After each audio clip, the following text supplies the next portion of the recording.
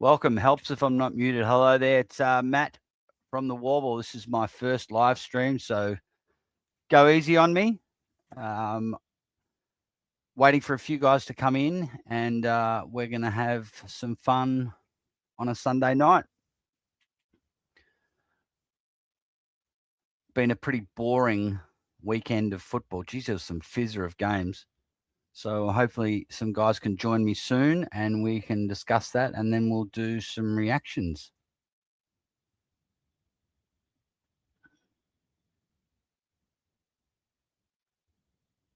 Anyone going to jump in and help me out? Okay, Mick.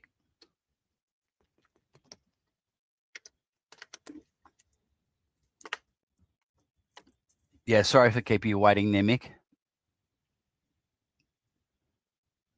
If Ultimate Greatness tunes in, you'll be going for days. Yeah, we're going to try and beat the record of 7 hours, Mick, that we set on your channel the other night. That'd be good.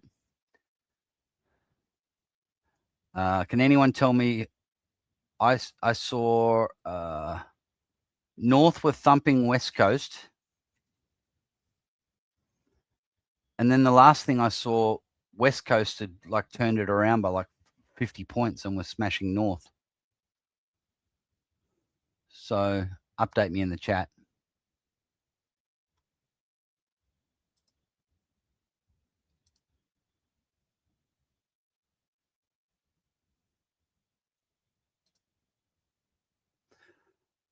So what we're going to do, guys, is we're going to do a reaction to Mick's live that he did the other night. I missed most of it. So there's about an hour he spent on reviewing and rating players. So we're going to spend time on that. And I wouldn't mind chiming in. I was dying to put my 2 bobs worth in the other night, but I was out and about and just heard bits and pieces. So we'll be doing that. If anyone has any suggestions of anything they want to watch or react to, whether it's mainly want to do reactions to Collingwood content. I really don't want to do any mainstream stuff if I can help it, because they just hate the Pies and they just hope that we are always in a downfall. So we want to really promote and help out other Collingwood content channels, and especially the ones I like, because there's some great channels out there. So I want to promote them and get them out to more people, and hopefully some of them can jump on as well. And we'll have 2 of them jumping on tonight, or maybe more. Ultimate Greatness, is this the pre-show for the GWS game? It can be. We can do that. We can talk about the GWS game. Have you got the link there, Sean? Are you jumping on? West Coast won by 17 points. Well, okay.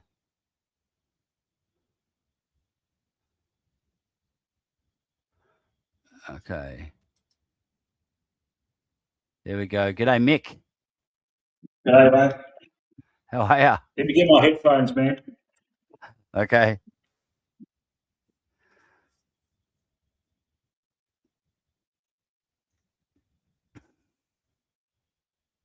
So, yeah, this is it. This is breaking the cherry, mate.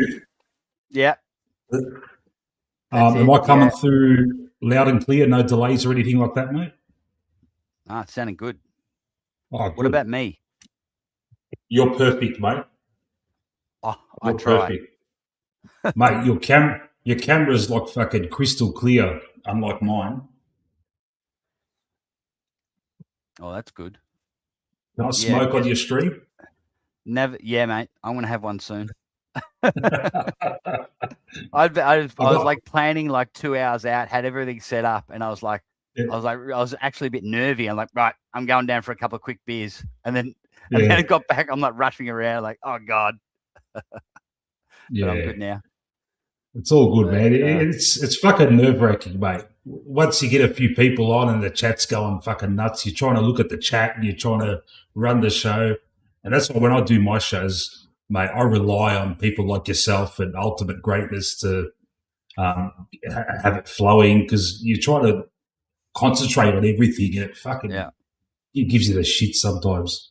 But no, it's all good, man. It's fucking grouse. I'm loving it. yeah. And I'm looking forward to what you bring to the table. I'm expecting a scathing analysis on my stream. So if you show my stream on your channel, if there's anything that's I don't like, mate, I can put a strike on this and cut you off, mate. So you be careful. No, I love your stream. I tell you, and I really appreciate it, because and having to start this up and do it myself, I do appreciate that you do. It's a lot easier just coming on as a guest panelist, you know, and getting my head around hosting. But no, what you do, it's fun. I only wish you'd do it more often, but that's kind of why I'm starting to do it now. Is that like, man, if you're on, I'm happy to be a panelist, or Anthony, or any other guys who want to do live streaming, whether it's Sean at Ultimate Greatness or whoever. I'm happy to jump on or even watch in the background. But no, it's a good format, and people really appreciate it. I really appreciate it, because I just can't stand the mainstream media. I've just quit them. And it's going downhill. The mainstream media is going downhill, mate. Some of the clickbait, the engagement bait, they just want people. They just want to rile people up so they can get their clicks, and that's what. Let's not mention his name. That's what's his name said about the other day. Get him, whatever, mate. No worries. You got like 18 other clubs to pick on, but you just went there. Fuck it. Yeah, and the other thing is that we all make mistakes, and we all get calls wrong. Some calls bigger than others, but a guy like that, like. He will never ever, like, how many times has he got it wrong for Collingwood?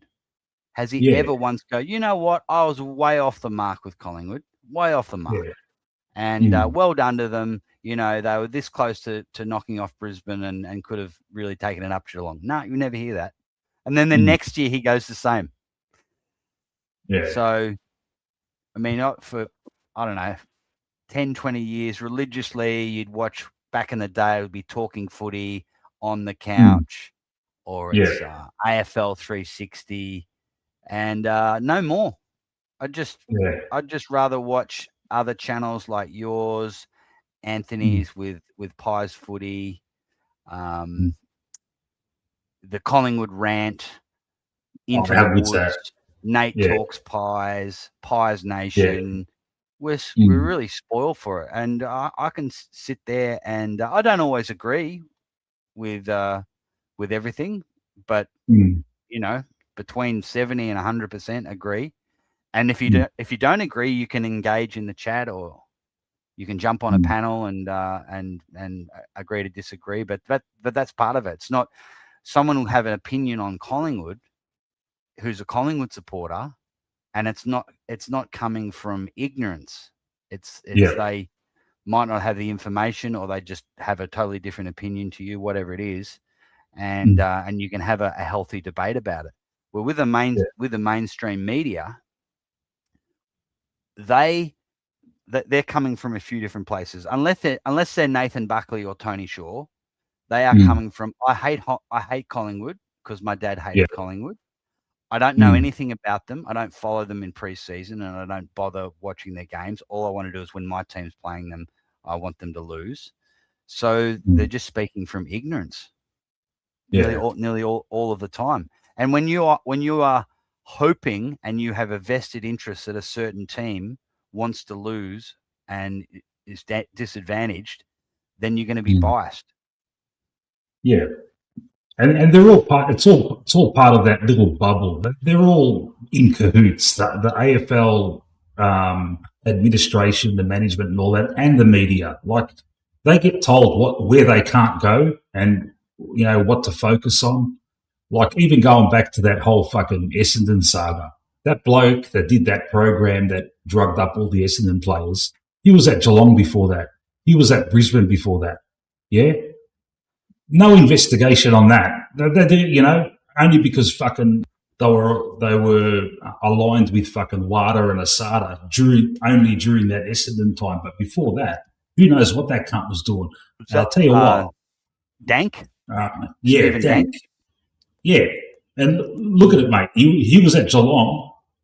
They were fucking a big fucking team that were fucking, beating us in flags. So if they investigated that, you got to add 3 more fucking premierships to our tally, mate. 1 more for Essendon.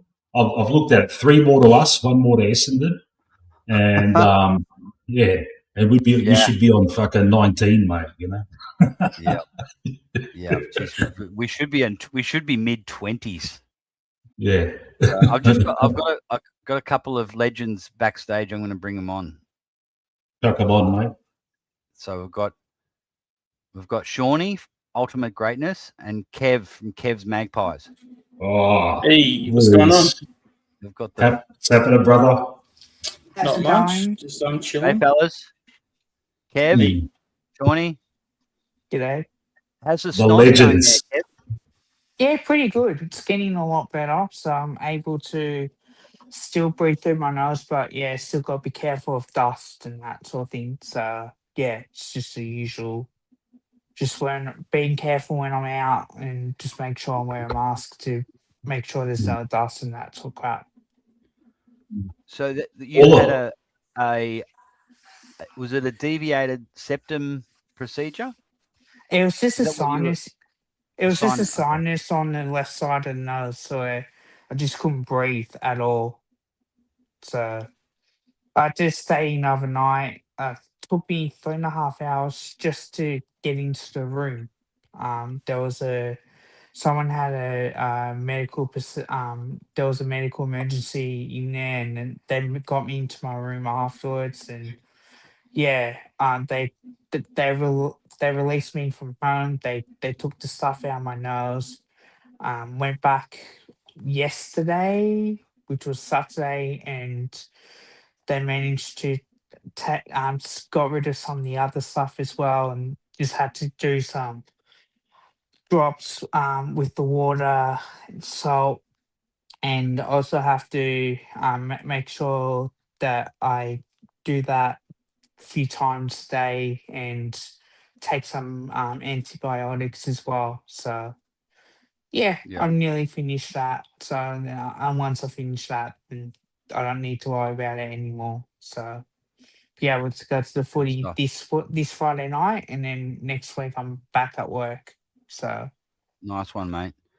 Have you noticed a difference is it becoming an improvement with the breathing? it has, yeah, 100%, compared to what it used to be, and it feels like I'm a lot more clearer in the way I'm talking as well, and it does help with when I'm breathing in through my nose and not through my mouth in particular. So Yep. yeah, it does make a huge difference. So It's much better can't for wait. you to be breathing through your nose than your mouth. Yeah, that's it. Yeah. Awesome. All right. Good to hear. It's good to hear you're coming good, mate. Yeah, thank you. No worries. So you're going on Friday night? Are you is that like a members ticket? Like, is that part of Members your ticket. Collingwood membership? Yeah, it's part of the Collingwood Legends member when you got to redeem the free ticket for the Marvel games. So whatever ticket seated is, then yeah, my sister will do that for me, and if she's going, great. If not, then I'll go by myself. So either way, it's not a big. It's not a huge problem with me. I can still get home regardless. Okay. Do you like going to Marvel? I don't mind going to Marvel. The only issue for me is there's only one way to get to the train station, and there's a queue going out. Where do you live, Kev? I live. I will message you off air with Oh, that. okay, yeah, that's fair enough, mate. No worries. Yeah, sorry. But Yeah. also to the MCG You're is doxing there, Mick. quicker. The at Richmond Station, it is a lot quicker because there is two ways that you can get onto the platform to get home. It's just that with Southern Cross Station, there's only one way to really get onto from the ground into the station, and then you have to wait in the queue, and that's where it gets bumper to bumper as well. So that's getting to the ground isn't too bad because you're going up there regardless and whatnot. But it's just on the way back when it's like 40,000 people, 45,000 people. It does get a very crowded when you're queuing up, and then all it takes is people just to bump into you. Yeah. In particular, then yeah, you're a bit hesitant on. Well, hey, hang on a minute. Can't you just be patient or wait behind me or something? So there Yeah. is a few safety incidents that have happened, but yeah, Mm. I don't mind Marvel myself, but MCG is a lot better when it comes with like in terms of going to the footy, where it is a lot quicker to get out, especially if there's 8,000 people, because there is two sides to go up, and you're not having to rush. Like to me, if you want to leave Marvel early, you have to leave like 5 minutes early just to get around, to get out, and then you got to go through like if you're on level 4 or something, you got to go out like going down and around so much. So yeah, it can be very annoying. But if you're on level 1, it's so easy to. But if you're like an away game or something, yeah, it's like level 4 is so annoying. But Yeah. then again, MCG you can't go wrong because at least you can go through go down the escalators. It's so much easier. Or down the stairs. Therefore, it's a lot wider, and the people can still get down and turn. So maybe Yeah. there's a few improvements there, but I doubt they would do that. So with Marvel, do you think Collingwood are so poor there? They're actually looking out for their supporters because it allows us to leave early to beat the rush. Yes, because you are. It feels like to me with Marvel, it is you are scrunched up as it is a lot smaller. Like the seats a lot smaller. Where the MCG, you've got more room in terms of to get in and get out, sort of type thing. Well, there's so many escapes. Like you can, once you walk out of the MCG, apart from that avenue that runs right next to the rail yards, the railway lines, you can Yep. go out Punt Road, you can go out, out towards Jollymont, you can go north towards Richmond. And people can that footbridge that goes back to the city. Yes. Anyway, I think that's something that they need to do at Falls Marvel Stadium, is to have somewhere where it connects towards for people to get to where they need to get to, so that therefore like you're not getting lost, and for people that could get to this train station as well, even because if you have to leave 5 minutes earlier, like you're not going to enjoy the game having to leave 5 minutes earlier and not enjoying the song, especially if you're winning as well. So yeah, that's what I mean. The Pies are doing the fans a favour by being so shit at Marvel. So it's like, oh, well, we're down by 30 points. We can leave halfway through the last quarter. Anyway, that joke didn't work the first time. I thought I'd give it another run, but that's all right. yeah, Johnny, how you doing, mate? Yeah, doing pretty good. Yeah, just obviously, I was just doing some. I was just making some food before, so just doing some meal prep for the week. That's basically what I do on a Sunday night. Just making sure that I'm ready to go, organised, prepared. Pretty boring stuff. I'm sure I've got everyone on the edge of their seat with what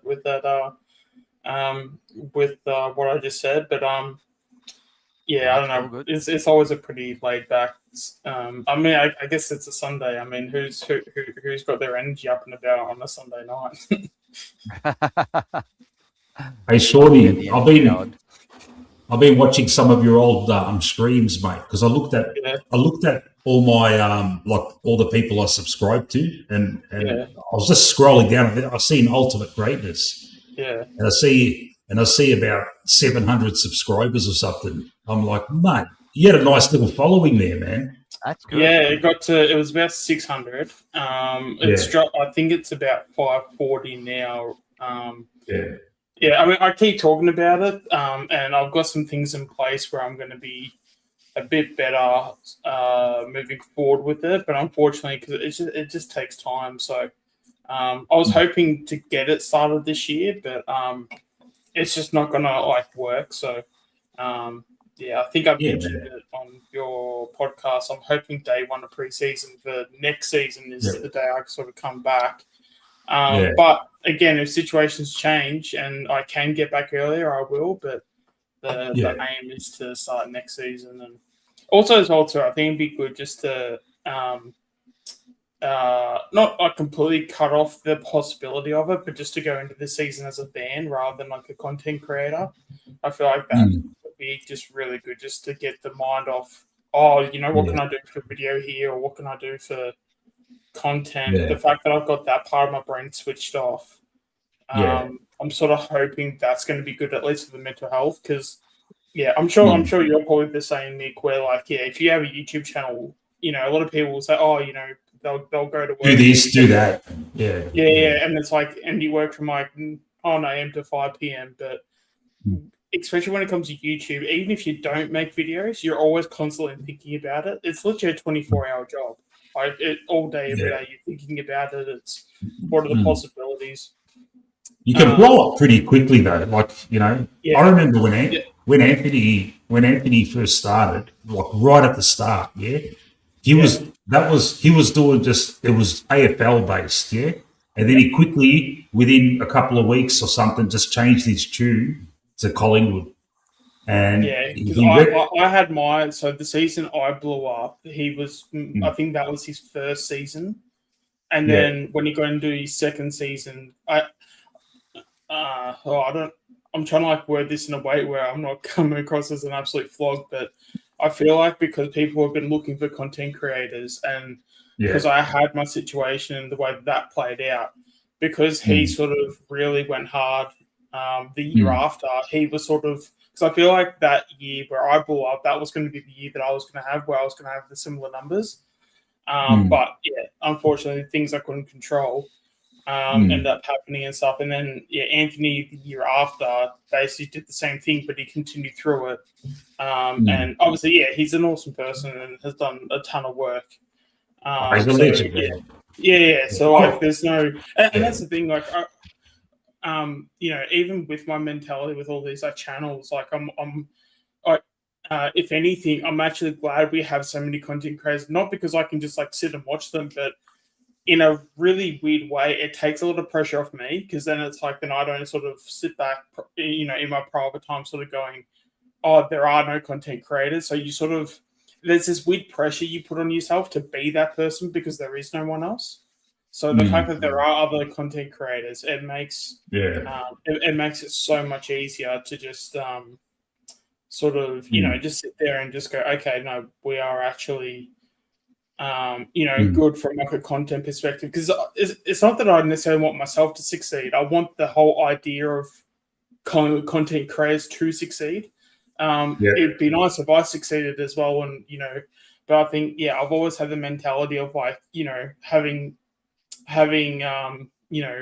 when you come home and you're sitting at the table for dinner for food and stuff, you want everybody to eat. You don't want just a few people to eat, sort of thing. So that's sort of the mentality I've always had is like, yeah, let's not just have 1 or 2 people sort of hog the market. Let's actually get, 20, 30, 40 content creators. Because at the end of the day, there's always going to be people that are going to, they'll go to your streams, Mick, and they'll go, okay, I like you, but then somebody else say, oh, okay, he's just not my thing. But then they'll go to say, Kev's channel or Matt's channel. And, it's like, at the end of the day, as long as there's the content as long as there's content around where there's a Collingwood supporter out there that can go, okay, this is my person, I think that's what matters at the end of the day.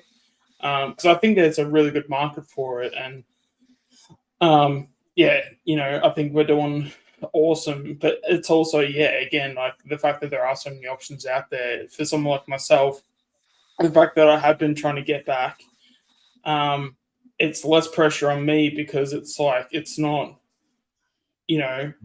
when you see so many happy faces and smiling faces in like the streams and like, and like all the chats everywhere, it's sort of, I'd much rather that, I'd much rather me not be around and everyone be happy because there's content to, satisfy all the, the Collingwood supporters than for there to be no content creators and I'm still trying to get back because at the end of the day, that would probably weigh on my mental health, I think, more than anything. So the fact that what's the word for it? Ecosystem of like Collingwood, content creators, the fact that it's as strong as ever, is like, I've been all for it since day one, and if anyone has if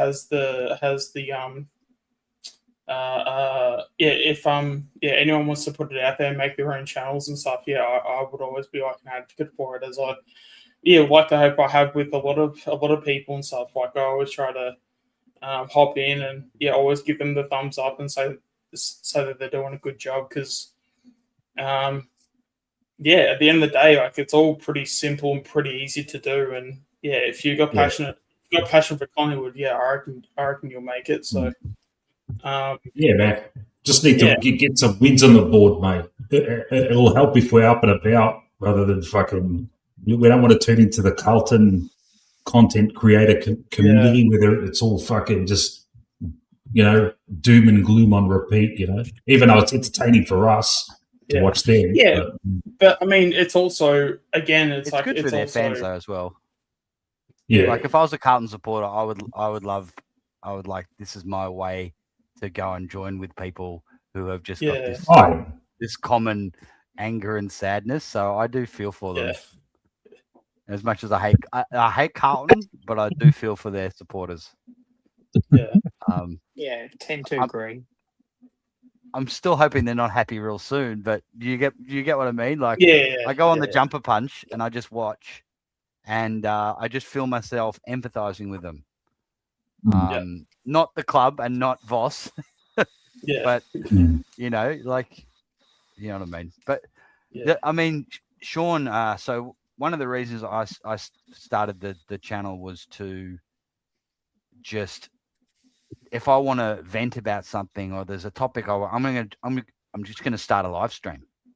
There could be 2 people watching it. I'm just going to get on there and just say my piece. So, and by all means, if especially during the week, or a Sunday like now, if you said, "Hey Matt, there's something I've got an idea I want to talk about," give me an hour, I can start a stream up, and we can just jump on just like random drop of the hat sort of streams, because especially as well, if you are like a person that's just starting off, I think the best part about it is that, and I personally, like, the one bit of advice I would have if I was to, especially when you're starting off, just make sure you just keep putting yourself out there. Like, I think obviously, like, the quality will come and stuff, but I think if you prioritize the quantity, because I think it's, it's trial and error, seeing what works, seeing what doesn't. But I think the more you just continue to actually I guess like, God, if I can speak English today, that'd be great. It's just about the like efforts and even if you plan to make like a video every day or something like that, like the videos don't have to be like this like amazing like editor or like anything like that. But if it's just, especially with like a fellow Collingwood supporter, if you're just pouring your heart out and just, or you're just giving an opinion, whether if it's something as simple as just a player review, or if it's, hey, this is just where I see, the Pies looking currently as it stands, was after round one, we're sitting one loss and a win. And just, it's like at the end of the day, just making sure you get your opinion out there. And it does take a bit of time to get confidence as well, and all these things. So, but yeah, it's just, that's probably like maybe the one thing I'd probably say when it comes to, trying to get the best out of it. Because there are, especially I guess when you're younger, like there's always the fear of putting out something that's bad, but like it's the bad content is what will make you make the good content in the future. So yeah, I don't even look at myself as a content creator. It's like the content's already there, mate. Collingwood's whatever Collingwood's doing, I'm just like kind of like talking about it. And content creator is someone like, what you did in the past, what you're probably going to do now, Matt, just actually, reacting, coming up with like, original kind of stuff. It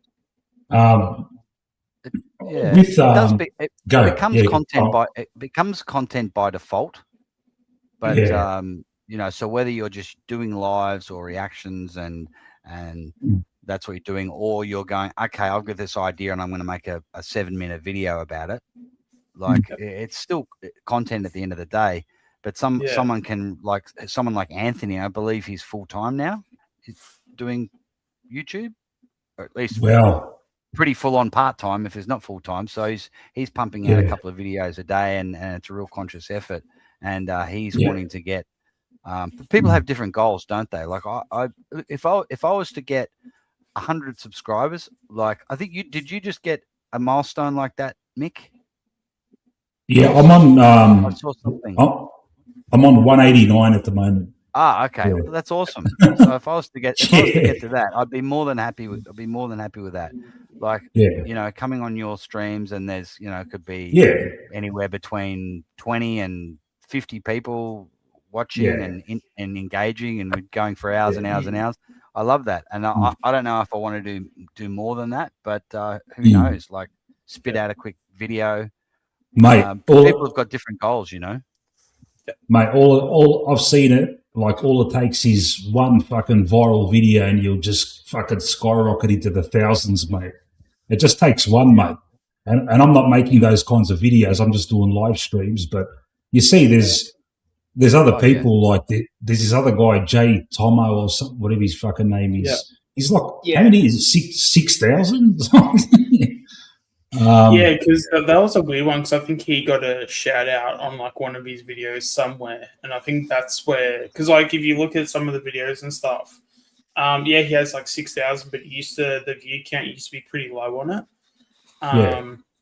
So, but yeah, I mean, he's been pretty consistent for about like 2 years now. So I think now, I think because he's maybe a bit older, maybe because he's, I don't want to obviously talk about his like private life or whatever, but when you're at that age, you probably got a little bit of time, you probably got a little bit of like money and stuff through like working or whatever.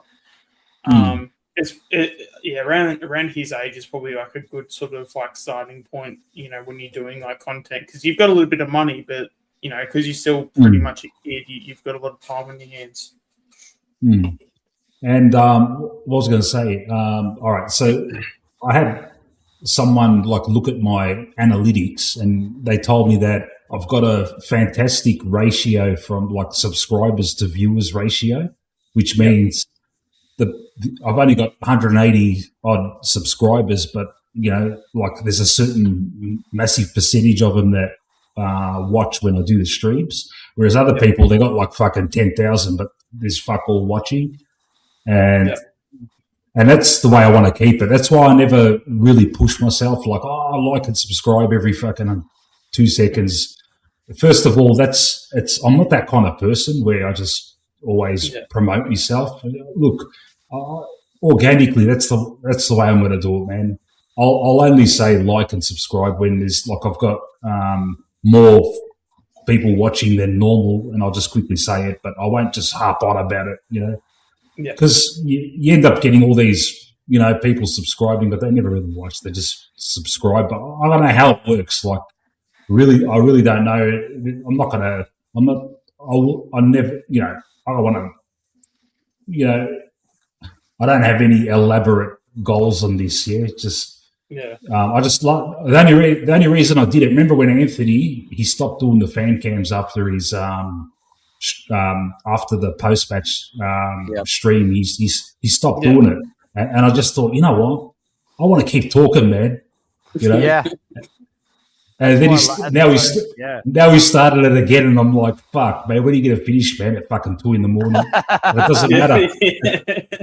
It doesn't matter because I'm a night owl anyway. So it doesn't, that doesn't bother me, yeah, pretty much. Hey, Mick, technical question. When I'm presenting, when I'm a guest, it's really easy to turn my camera on and off, and I just try to do it then, and I accidentally kick myself from the studio. Yeah. How do I turn the camera off if I want to do that? Okay. Let me get my StreamYard up and. I got it now. I think I got it. You got it.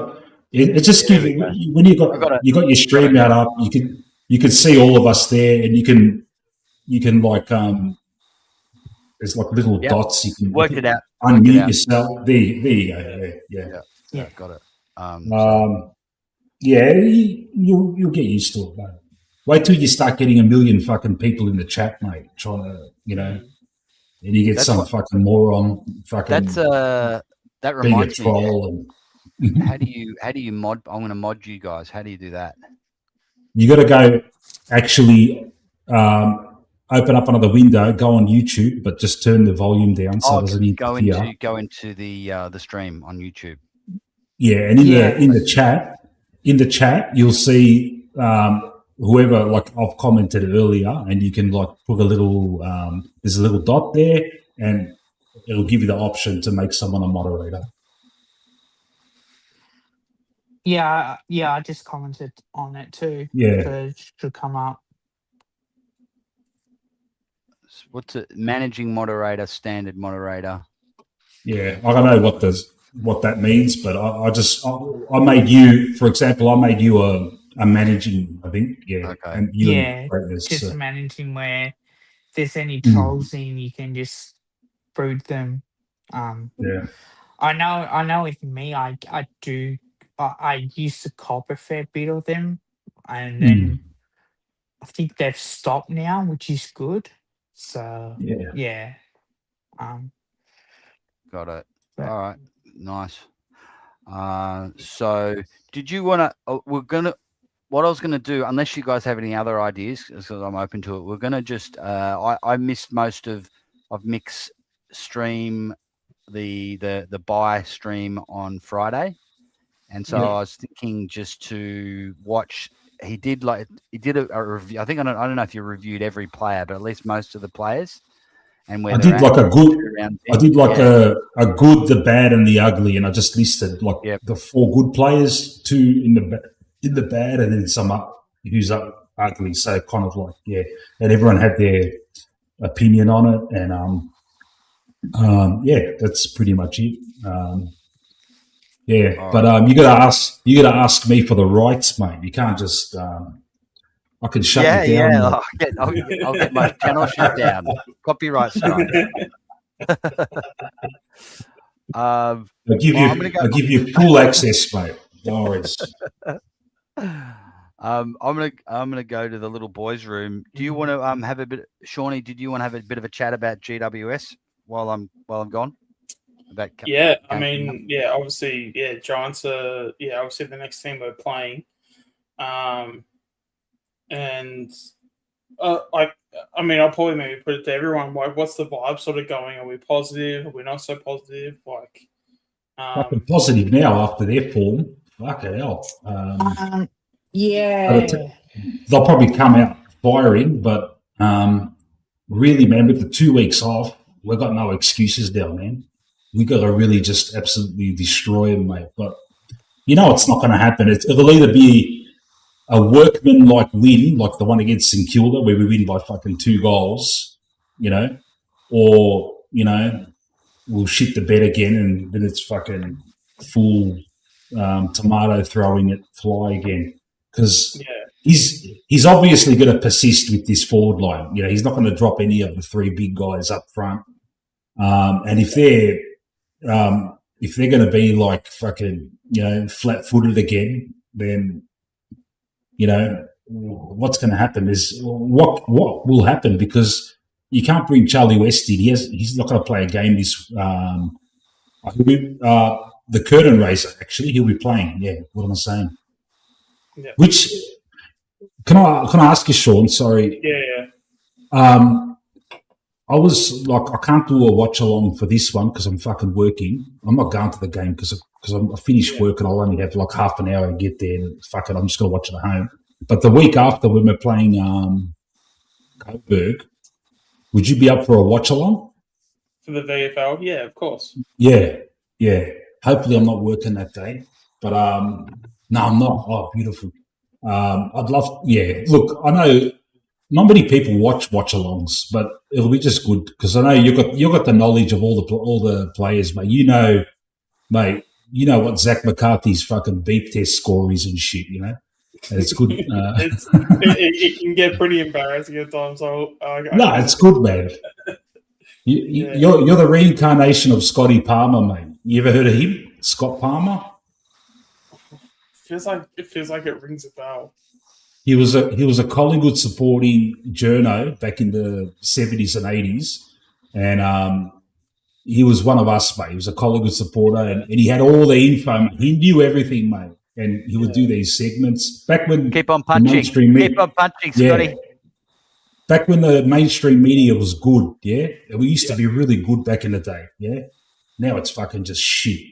But don't even, especially because I don't know about you guys, but I feel like it just feels like there's and again, I'm trying to figure out just like why, because it feels like there's a bit of a, I don't know if you guys get the same vibe, but it feels like that there's a bit of a shift, and it just feels like the AFL media, they're not really taking it that well, whether if it is like the YouTubers coming on and it's the AFL media that's sort of feeling the pressure, and it's there is you go on like Twitter and Instagram, there's always these like engagement sort of posts and stuff. I mean, and I feel like the fact that even just the AFL media themselves, I feel like sometimes they can be the worst ones out of the engagement farming. Like even bring up Nick Dacos in discussions when he's got 4 years to go with his contract, like it's just I mean, that's just like one topic, but there's like a few others. And like personally, I reckon even if it's just like across the board, like throughout all clubs,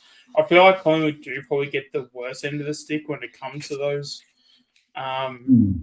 when they do speak. But then again, I only really listen to Collingwood stuff, so I'm probably not the best person to probably know how far they go with other clubs. But again, like, even with like Kane, like how Kane will like say something, I feel like 90% of the time he's actually pretty good, but it's the 10% you can just tell he's trying to reach. Like he's trying to reach for something. Like the Jack Ginnivan post that he had.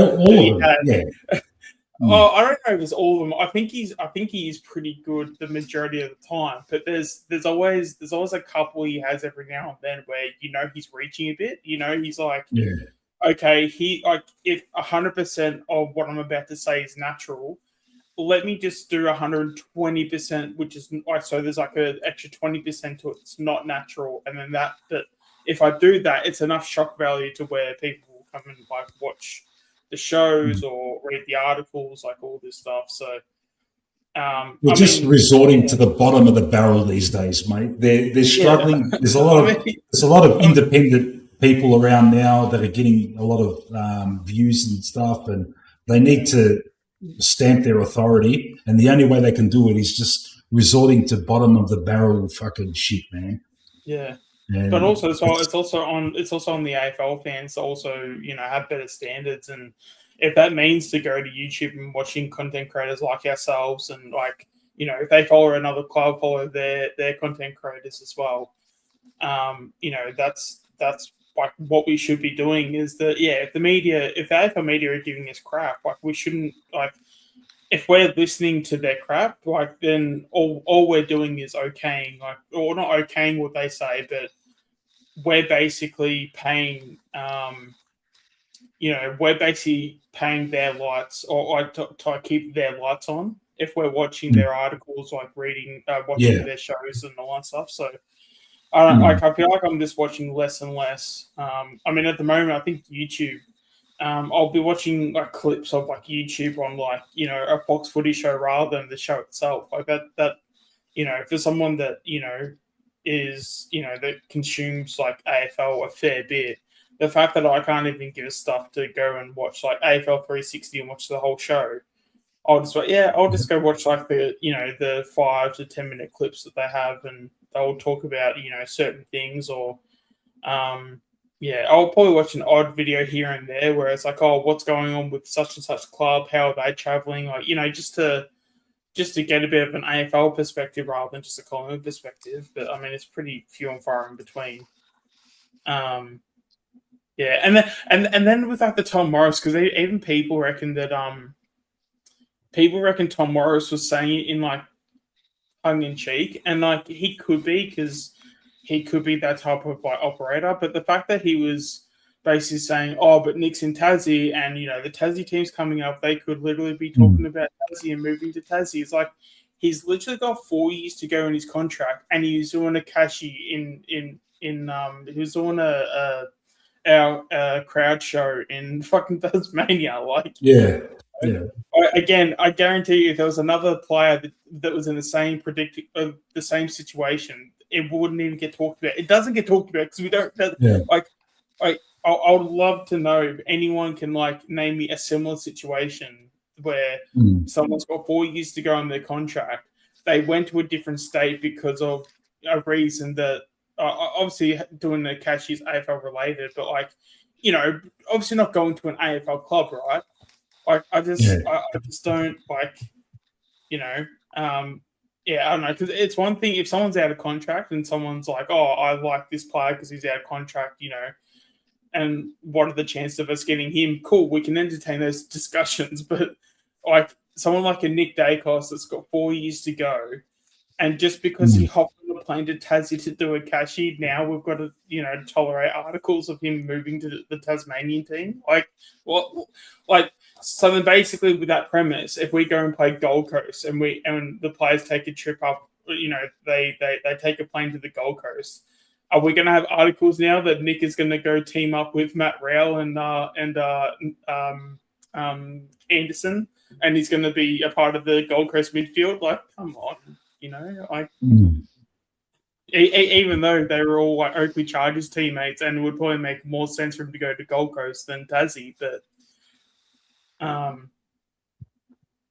it's just it's gaslighting at this point. Yeah, I feel like this season it's gotten so much worse this season, and it's been pretty bad for a while. But this year, I feel like it's been a whole different level, and it really didn't start to get worse. So I think Kane Corn started, because I know he started originally with like the Trinidad stuff, which was 22, because it was like the St Kilda game where he did the whole he got like the GoPro and like, oh, this is light work, blah blah. And then Kane Corns like roasted him for it. Because I remember specifically before that, I was watching, even shows like The Bounce. No, sorry, not The Bounce. After The Bounce with like Jason Dunstall. Frawley was a part of it. First Crack.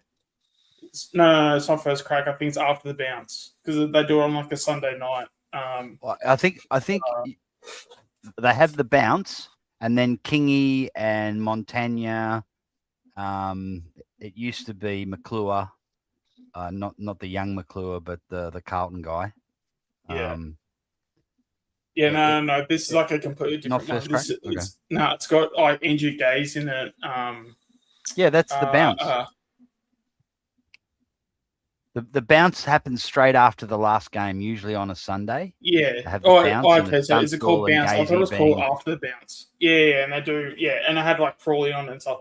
Anyway, there was at one point where they had like a segment like ages ago, and this was like before the whole Corns on Pendervin scenario, and one of the I don't think it was Dunstall, but it was one of the people in the panel. They were giving shit to a player because he like missed a target or he like missed a kick, and it's like, oh mate, you're obviously not going to get a contract at the end of the year. You know, see you later, off you go. And just the whole panel on the show was like, hey, like he hasn't even played 10 games yet. Can we like calm down a bit? Like, can we just give the kid a bit of a break? Like, he's trying to make his way.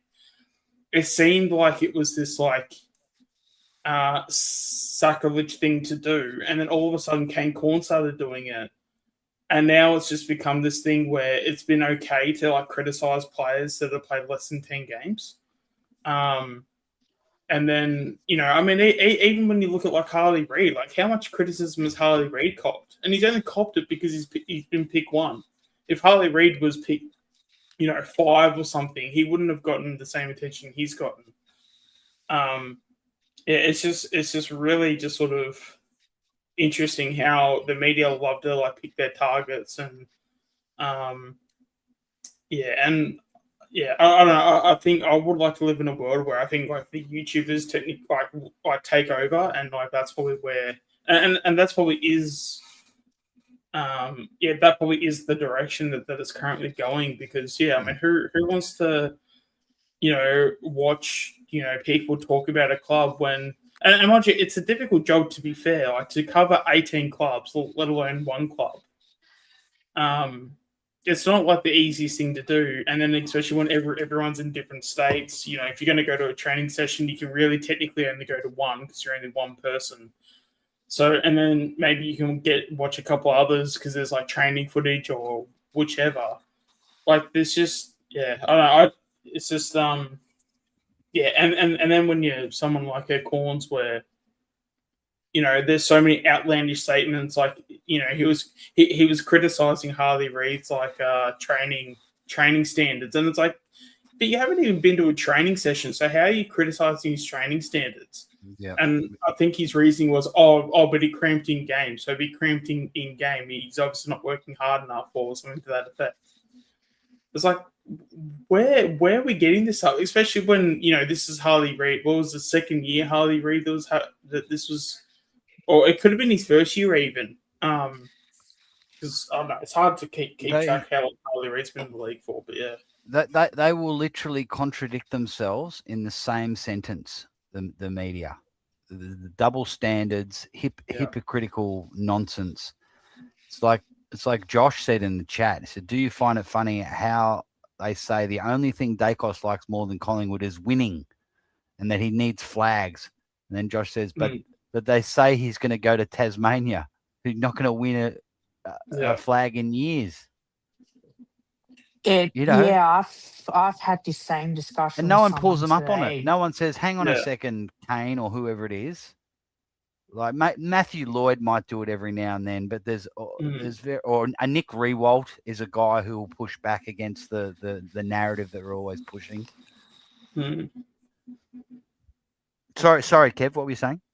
I had the same discussion with someone today online. I said, mate, Nick Dacos isn't going to go to Tasmania. Like, he's got 4 years left on the contract, and we can always up the offer if we really need to. And I got laughed at. And it's just like, well, you don't, like, Tasmania aren't going to win win a flag in the first couple of years. Look what Gold Coast and GWS did. In the first few years, they didn't even make finals. They were bottom 2 or bottom 4 in the first couple of years. And it took Gold Coast a while to get to where they're at now.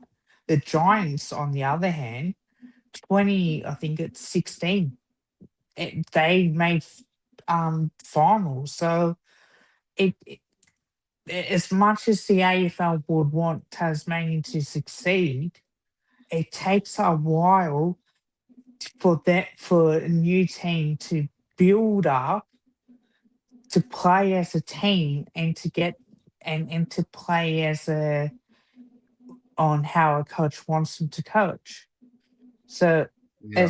as much as they played well in the VFL today, and they beat a more experienced team, but a VFL is totally different to what an AFL is in terms of how you play. So you can't just expect Tasmania to be as good in the next few years. And don't forget too, the stadium isn't ready yet. Why would Nick Dacos Oh, I didn't know leave? that. I didn't realize that Yeah. till recently that they're going to start. Yeah. When is it? Year after next they start, or is it? Yeah, next year? 2028 because I've got the 27 2028. draft. They're going to be playing at that place where Hawthorn plays. Yes, in, and the Lonnie? stadium's not even and the stadium's not even ready until about 2031 or something. Don't be surprised if it goes balls up. Yeah, because it's like it's at least 2 years. I know that. So the whole thing, Mick, like the club or the stadium. The club, because there's political shit involved too. Like, you know, and who knows what'll happen. Like, you talk to people on the ground in Tassie, a lot of them aren't even fans of it. You know, so I don't know. I wouldn't be surprised. That's what I find interesting. Like, I would like to ask. Be great to have one of these guys on, but the Into the Woods guys who are, I don't think they're Tasmanian, but they live in Tasmania. Yeah, they do. Yeah, like yeah. As if they're going to switch to Tasmania. Yeah. Like, I know a few people in Tasmania, a couple Collingwood, one guy, a good mate who backs for Melbourne. He might have Tasmania as his, we're happy to have footy games here every second week. But there's no way he's going to stop being a Melbourne supporter. That's it. Because that's an AFL state. Like, they love their footy, so they're going to go. But you know, it's only because they're only into it because we know we're going to get footy here every 2 weeks. You know. And personally, I think Tassie should have a side, but obviously it's got to make sense within how you do it. You can't just throw some cash at it and just like hope it works and all that stuff. Like, there's a lot of time and effort that goes into it. But I don't know. I feel like it's going to like work out eventually. Obviously, there's going to be some tension, and there's going to be some drama behind the scenes and all that stuff, like there is with probably everything. They'll probably turn it into a movie or something at like some stage, so that the AFL can take advantage of it. But because the problem is as well, like you're playing in front of 10,000 people at the moment, which is a sellout. So why would you, if you were Nick Dacos, why would you want to go to a Tasmania ground when you're playing in front of 10,000 people when you're playing for a big club? You're playing in front of 80,000 every single week. You know what I mean? Like, you're guaranteed that you're playing in front of big crowds. Like, it's a lot easier, Yeah, I mean, there are players out there that will take the money. Like, if there was a what was it? Apparently with Tassie, if they get a certain player through a sign on, they can get like a sign on bonus of like $2 million on top of the contract that they get. So if Nick Dacos goes to Tassie, say 5 years for $1.5 million per year, he also gets another $2 million on top of the contract that he already has. So, personally, I think the whole thing with the Dacos, to me, I don't think Now, I don't know, people might have an issue with this. I don't necessarily think it's a issue if he goes or not, because at the end of the day, if he's going to go, he's going to go for top dollar. It's on the club to make sure that if he does go, because there might be an Ablett thing where if he does go, he'll probably come back anyway at some stage. But as a club, the club has to make sure that Tassie pays top dollar. So whether that's 5 first-round picks over, say, like 3 years, and the majority of them are all, say, like top 5, top 10 picks, or whatever the scenario is, Collingwood have to just make sure that our future is like set up, because Nick Dacos has the currency. So I think with the club themselves, I think they have to be open either way, because at the end of the day, it's a business. Like, we have to, of course, be ready for it. Like, and the whole, like, when players leave, like, I just don't have the attachment to certain players anymore. Obviously, I love my players, and obviously there's a few that I have as, like, quote unquote favorites. But again, like, you got to look at the situation. You got to look at Nick Dacos being he's got 4 years to go in his contract. Obviously Tassie's not going to be playing until like 2028. So again, when the discussions happen, who the hell knows? Because I would highly doubt anything happens officially this year, because Dacos is not going to sit out a full season of football. So 2 seasons of football, because their draft's not till 2028, and they don't come into the comp till draft is 2027, and they don't come into the comp till 2028. So Nick's not going to sign anything this year, because he's not going to sit on the sidelines and not play football for 2 years of his career, which you could argue, yes, it's early, but you could argue he's basically in his prime right now. Like, he's just not going to do that. So, yeah, I mean, the media have obviously there's a reason why, and we all know why they've gone for all the Nick Dacos articles. But, yeah, for anyone to suggest that, he's we're going to get official confirmation, or he's going to be, say, a Tassie player next year, like, you're absolutely kidding yourself that a gun of the competition is going to be taking 12 months out of the game, let alone 24, just so that he could be on Tassie's list. But in saying that, if that means that, if Nick goes, hey, I want to go to Tassie, well, then, yeah, okay, they've got to pay up. He's obviously, Dacos is contracted. He's obviously one of the best players in the competition. You're not talking about some dude that's around in the top 50. You're talking about someone that's a genuine top 5, top 3 player in the game at worst case scenario. So, yeah, and again, that's where Collingwood need to sort of put it back on, Tassie, and be like, okay, you want him. We are expecting, so many picks in the top 5 or whatever. And especially as well, Tassie are going to get a shit ton of picks the next couple of years anyway, and some of them are going to be picks that they have to trade. It's actually within the rules.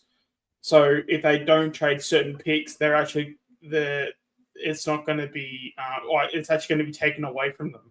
So there's actually tradable picks that they have to trade. So I don't know. I think it's it's going to be interesting, because I don't know. There's actually a part of me that sort of hopes he does go, because if he did go, yeah, I agree. If he did go, it's going to set us up for 5 to 10 years.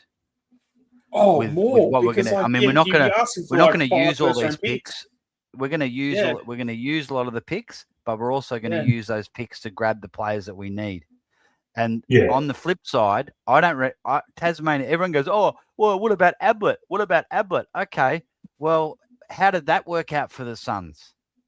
How many times did they play in finals because they got Gary Ablett Jr.? No. Do we also want to address the elephant in the room when it came to Ablett as well? His old man? Yeah. And how his old man was being financially supported by his own son. Yeah. That's the other thing. People want to People want to make the comparison with Ablett and Dacos. The difference is Gary Ablett and Peter Dacos, both fantastic footballers, but I can tell you which one would have got the better upbringing. Yeah, Nick Dacos, and also as well, Absolutely. not only the better upbringing, but also Peter and morals. Peter basically went through what Ablett went. The Ablett Senior went through. to some extent. But yeah, I mean, I don't want to put much disrespect to the Ablets or anything like that. But obviously with Peter, the way he turned out, he obviously came out for the better of it. And obviously the last thing he would want as a father is to put his son through that horrible experience that he had. So as long as, I mean, to me personally, as long as Peter's in Nick's corner, I don't see a world where he comes close to even leaving Tassie. But in saying that, if he does leave Tassie, then Tasmania's going to have to cough up a lot of picks. There's the and again with some of those tradable picks, a lot of those tradable picks that might be pick 10 or pick 8 or whatever it is, that the AFL are going to have to say, hey, you have to trade these picks, otherwise we're going to take these picks away from you. We can even go to Tassie, but hey, that pick 8 that you have to trade, we're getting picks 2, 4, 5 and 6 over the next 2 years. We know that pick 8's tradable. We want that pick as well, and you're going to give it to us because it's Nick Dacos. So there's different ways you can sort of work around it, and especially when you're talking about a name like Nick Dacos, you're going to have to pay out the arse, and not only are you getting Nick Dacos, just in general, but you're also getting Nick Dacos, who by the time he plays for Tassie, he'll be 24. So you're getting Nick Dacos, but you're also getting him for 10 plus years. So, because he'll probably retire at 36. So that's if he's 24, that's 12 years of Nick Dacos, which again plays into the trade value of, okay, we need to, there's going to be such a premium price on Nick's head that if he's wanted elsewhere. So again, as long as the club works on that and sort of, and we do. And that's the if we don't walk away from a Nick Dacos trade and we're set up for, I think it's more than 10 years. If we're not set up for the next 20 to 25 years, then something is seriously wrong. Because we need to have players coming in that are just genuine guns, especially if you're going to have O'Brien at the helm as well. O'Brien's going to pick the right people. That's the thing, mate. Yeah. Well, it's hopefully it doesn't cause any ripples, but you can see they'll be throwing the big bucks at fucking Dacos, and then there'll be O'Brien probably saying, you know what, this will fucking set us up for fucking 10 years. We could create a dynasty here. And then you got. It could set him up against Peter saying, I want him to stay, blah, blah, blah. And the media will be all over it. Oh, and you just see it from now. But again, it's I feel like we need to look at it in a sense where it's we win either way. We either get Nick Dacos for the next 12 to 10 years, or we don't, and whatever we get in terms of a trade package, it's better than Nick Dacos because we're going to be getting maybe obviously not players to Nick's sort of level. I mean, who knows? Maybe we do get a couple that are, because if you're getting high picks and stuff, because a Jagger Smith was I think pick 3 or pick 4. So if you get a couple of those types, if you get say 2 or 3 picks around that mark, then who knows? Maybe you do get that. That's why it's not going to happen. It's not going to happen because Tasmania are smart. They go, we don't just want a guy for marketing. Rather than get a Nick Dacos, we can get a Bailey Humphries, like you said, a Zach Bailey, 2 or 3 guns, and keep the a lot of your picks. Yeah. Do they want to show off? Do they want to show off and get publicity, or do they want to start getting into the finals as soon as they can? Because if they go the Nick Dacos route, that's just showing off. And look at us. We got Nick Dacos from Collingwood, and Collingwood thanks very much. Okay. All right.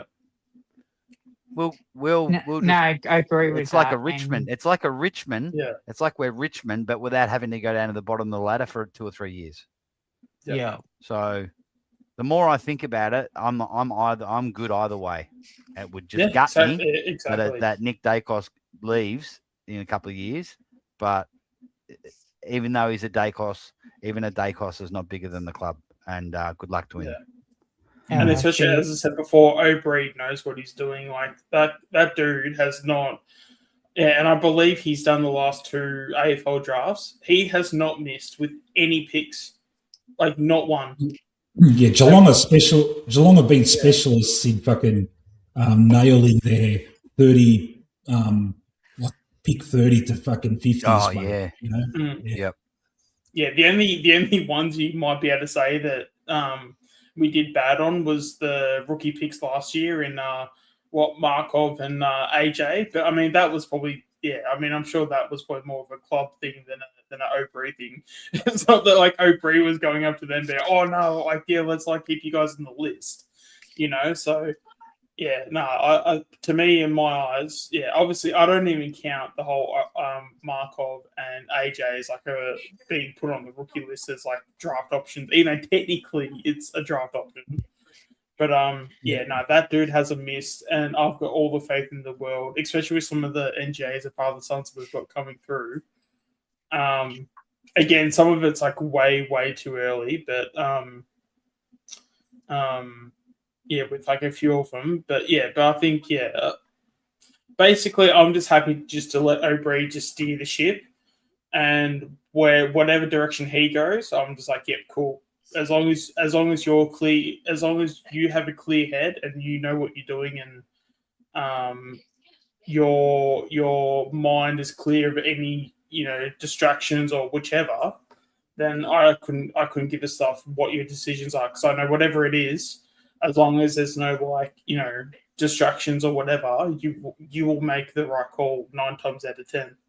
Because I mean, so far he's basically had 100% strike record in my personal opinion. Because even like a Jer, Saxene is looking incredible at the moment. He's going to get some games at some point, whether it's next year or sooner. Zach McCarthy's a really good long-term option. We can go down the list, but I don't think there's one player that I'm sitting there going, damn, I don't know about this player's future. Like, which I don't know if that's a difficult to say when like some of them haven't been here for a few months, and the last year's draftees have only been not here for that long either. But I mean, the fact that we have like a Joel Cochran that's like looking to potentially make an AFL debut, and it's only his second year. If that was under any like management previously, we just wouldn't have even gotten someone like a Cochran. So, 100%. I'm just going to make myself a cuppa, guys. I'll be back in a sec. Okay, mate.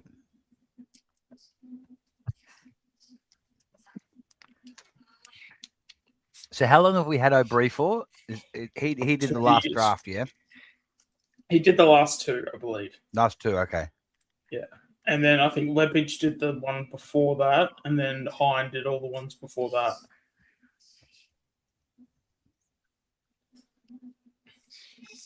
Yes, because Lepage. Yeah, because I think Hine was still.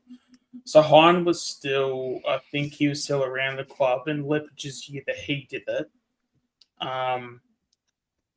But I think that was that the phasing out year? Maybe it was the year after he got phased out. But I know there was Lepage did it one of those years, or maybe it was like a combination of a few of them.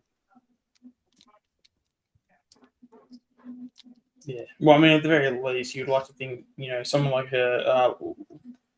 Lepage would be a part of the conversation when it comes to her we're drafting as well, because he seems pretty hands-on, which is good.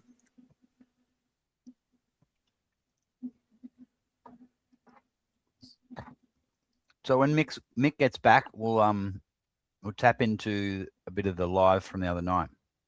Yep. Nice. Just player ratings.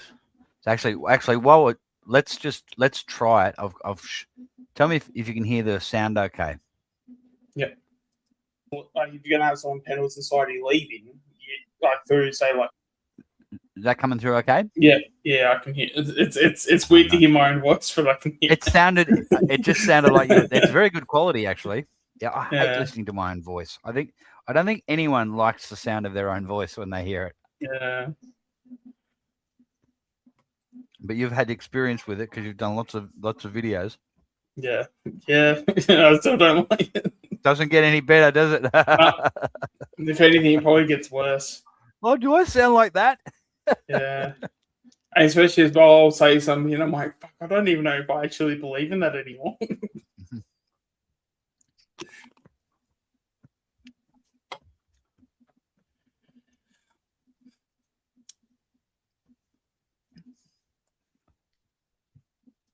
Well, let's go for it. Let's play it.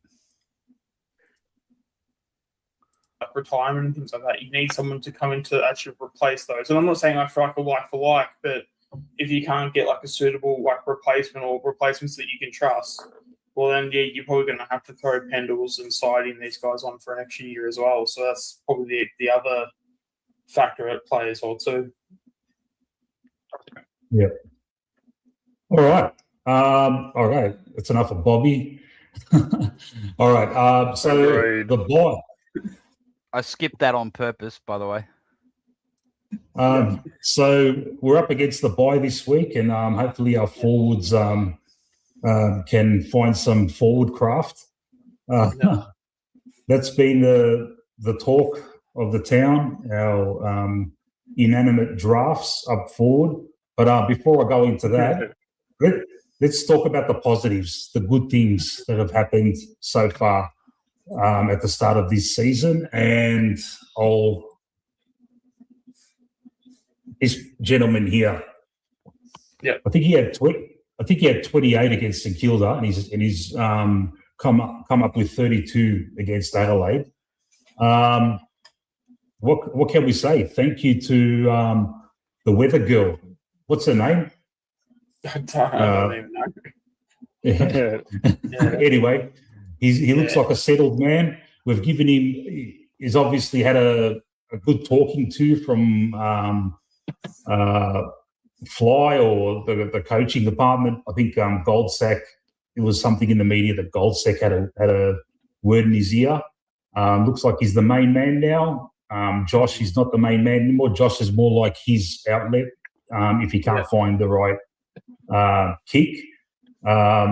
So yeah, good to see, man. Hopefully it continues on. And who would have thought that we'd be saying after round 2, he's the brightest of our shining lights. But there you go, Dan Houston. Yeah, I mean, like who would have thought the best kick the play.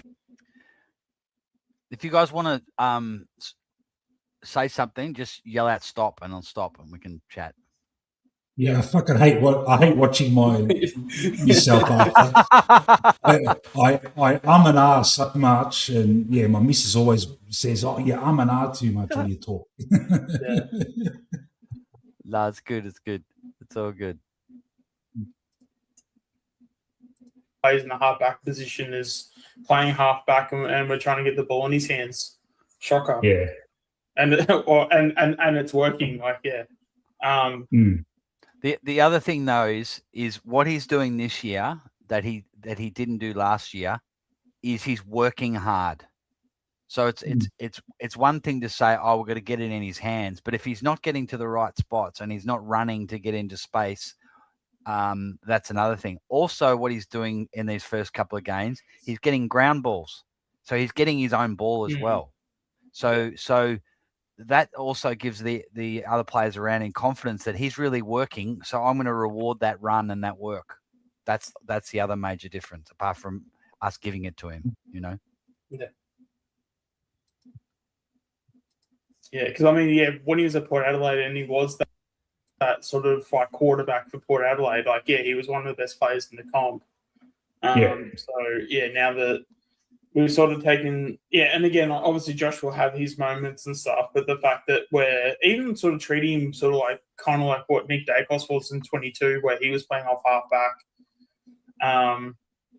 It's just if you have a guy that's elite in a certain area, like why not capitalize on that? Like it was a mystery last season, and to me, it's no surprise he's come good now that he's playing his main role.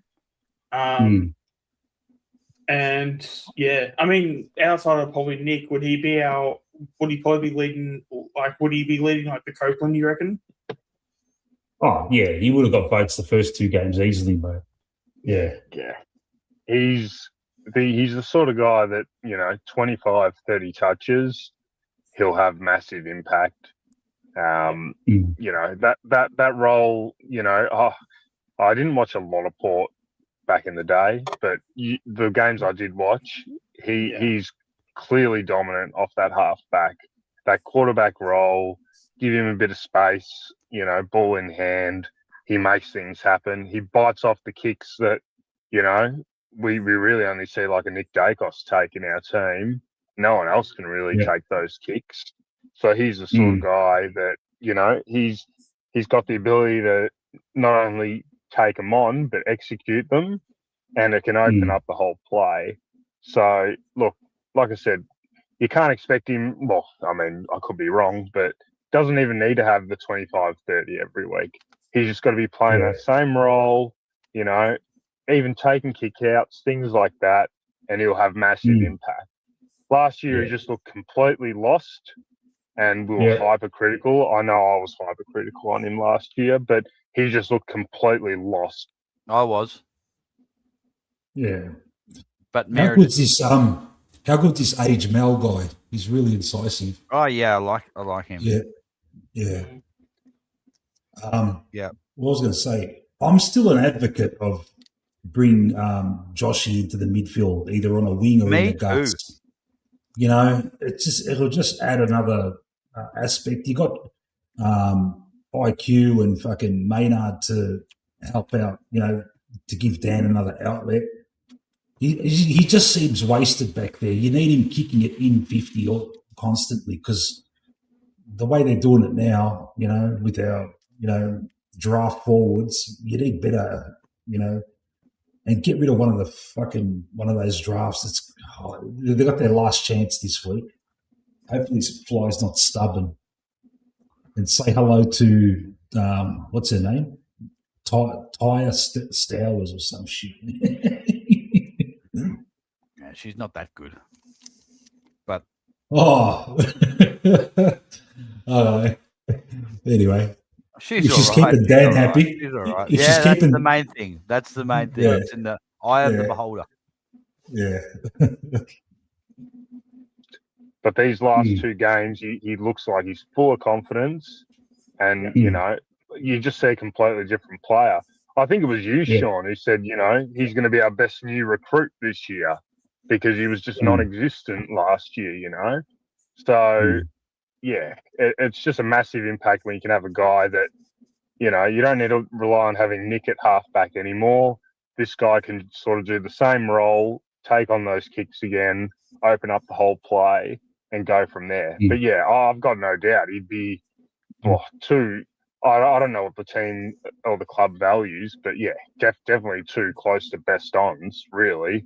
Nick obviously in the first game, but Dan was fantastic the other night. So he had 32 disposals against the Crows and 28 against St Kilda, and I think it was 75% efficiency with the 32 disposals.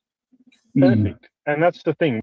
He was much better against the Crows, because against the Saints he was pretty quiet in the second half, and that happened a few times last year where he was okay, but he'd go quiet at half time. Against the Crows, he had 4-quarter performance, which was encouraging. Yeah, I think his efficiency was lower in the Saints game, but it wasn't much lower. It was like 70 or 72%.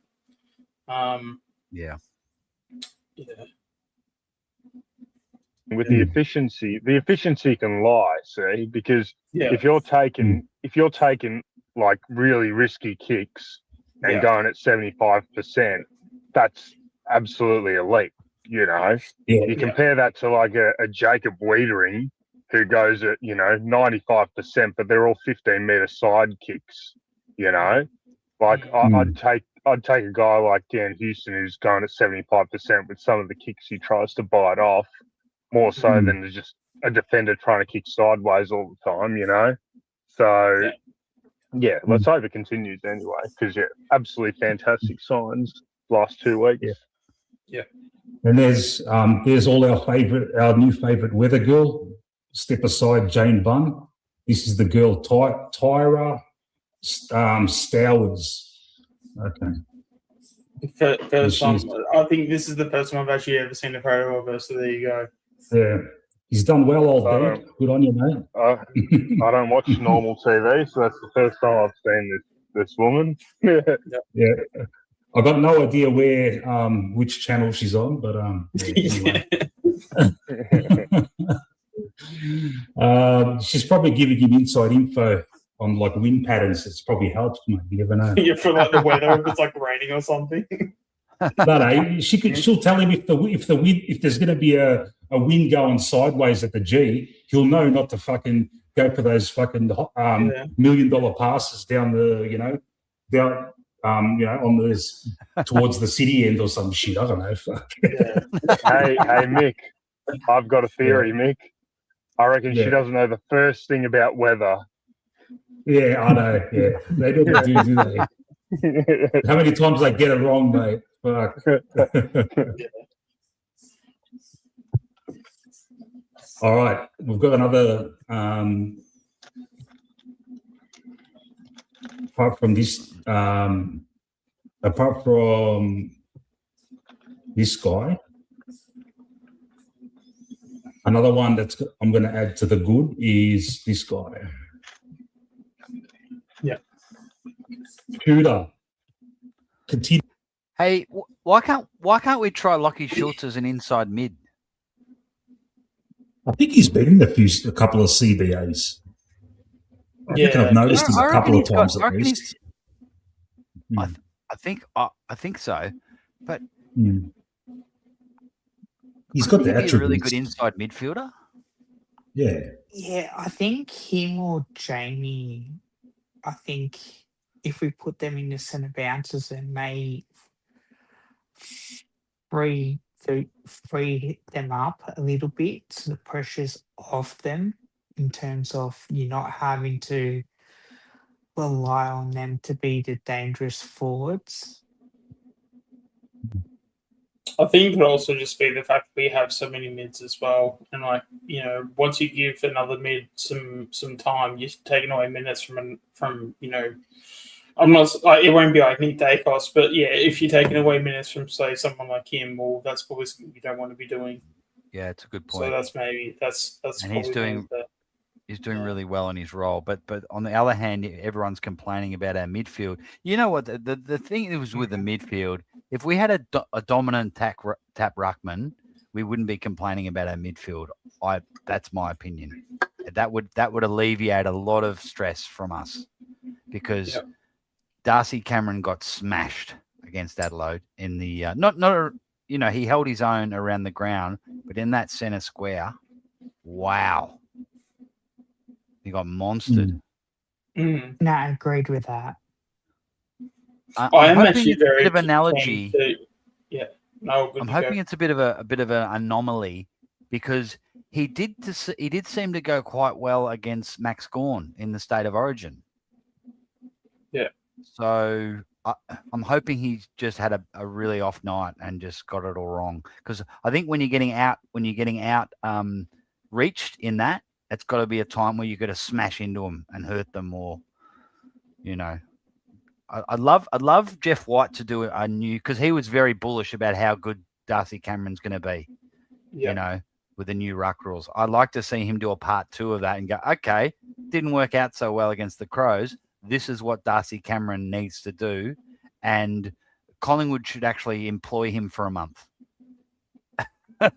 and just right. And just get Darcy. Okay, this is big for us. If you get this right, it could be the difference between 3 or 4 wins that could be losses this year. Yeah. Can I ask a question with that? Yep. Should we then bring Steen as a backup rock, or should we just let McStay do the second rock? You actually want to know what I reckon we should do?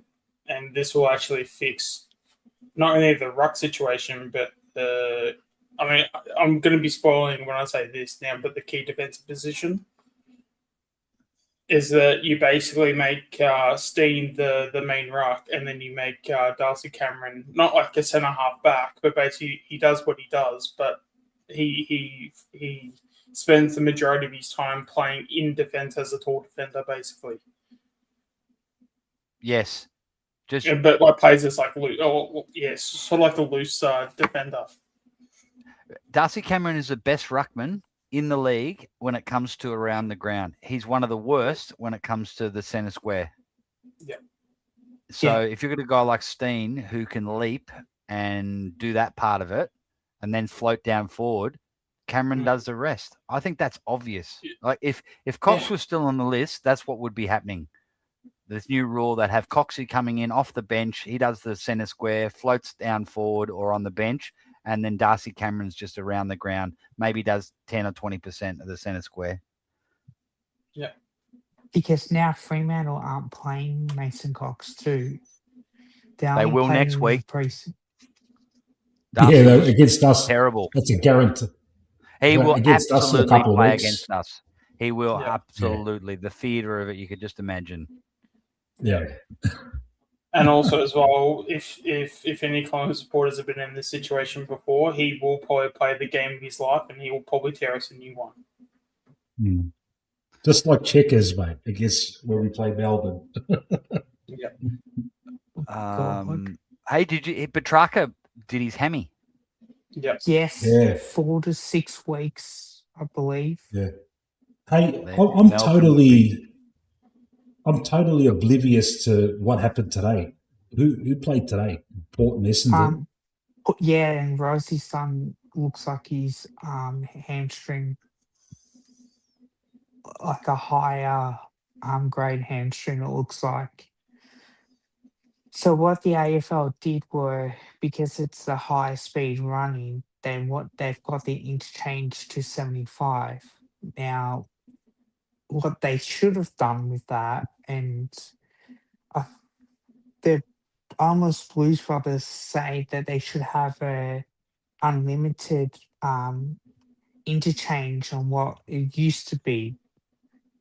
And because they used to crack down when we used to get 150 interchanges, that would have made a lot more sense.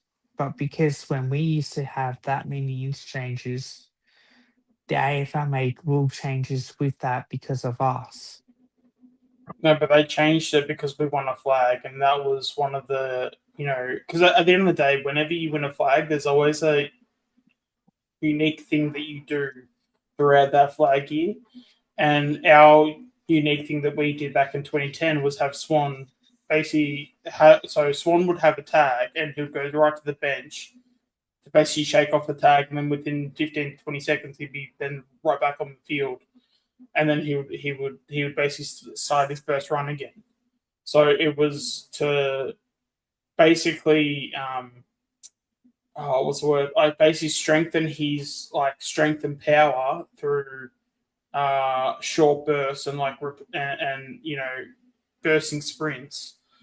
But also as well, it would also, because the tag would literally have to be on the bench, but he would also have to keep half an eye on him the whole time. So because taggers weren't keeping an eye on them, and Swan would just go straight back on the ground after 20 seconds because they weren't expecting it, that it would take 2 minutes for the tagger to technically go back on to then go back onto the ground.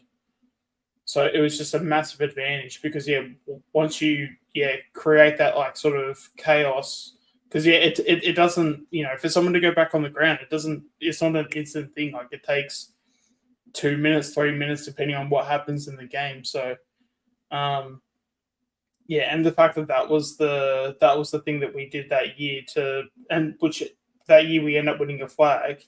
It was the AFL's way of trying to nerf us to make the competition more even.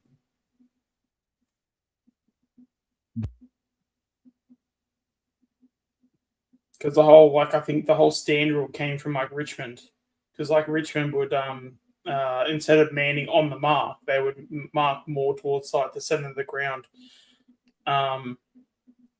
So they would take like say 5-6 steps to their left or to their right, depending on which way was like the center of the ground, so that you would the angle of where you were standing, it looked like it was like a harder kick, and it was like it was hard to sort of see, hard to see the play ahead.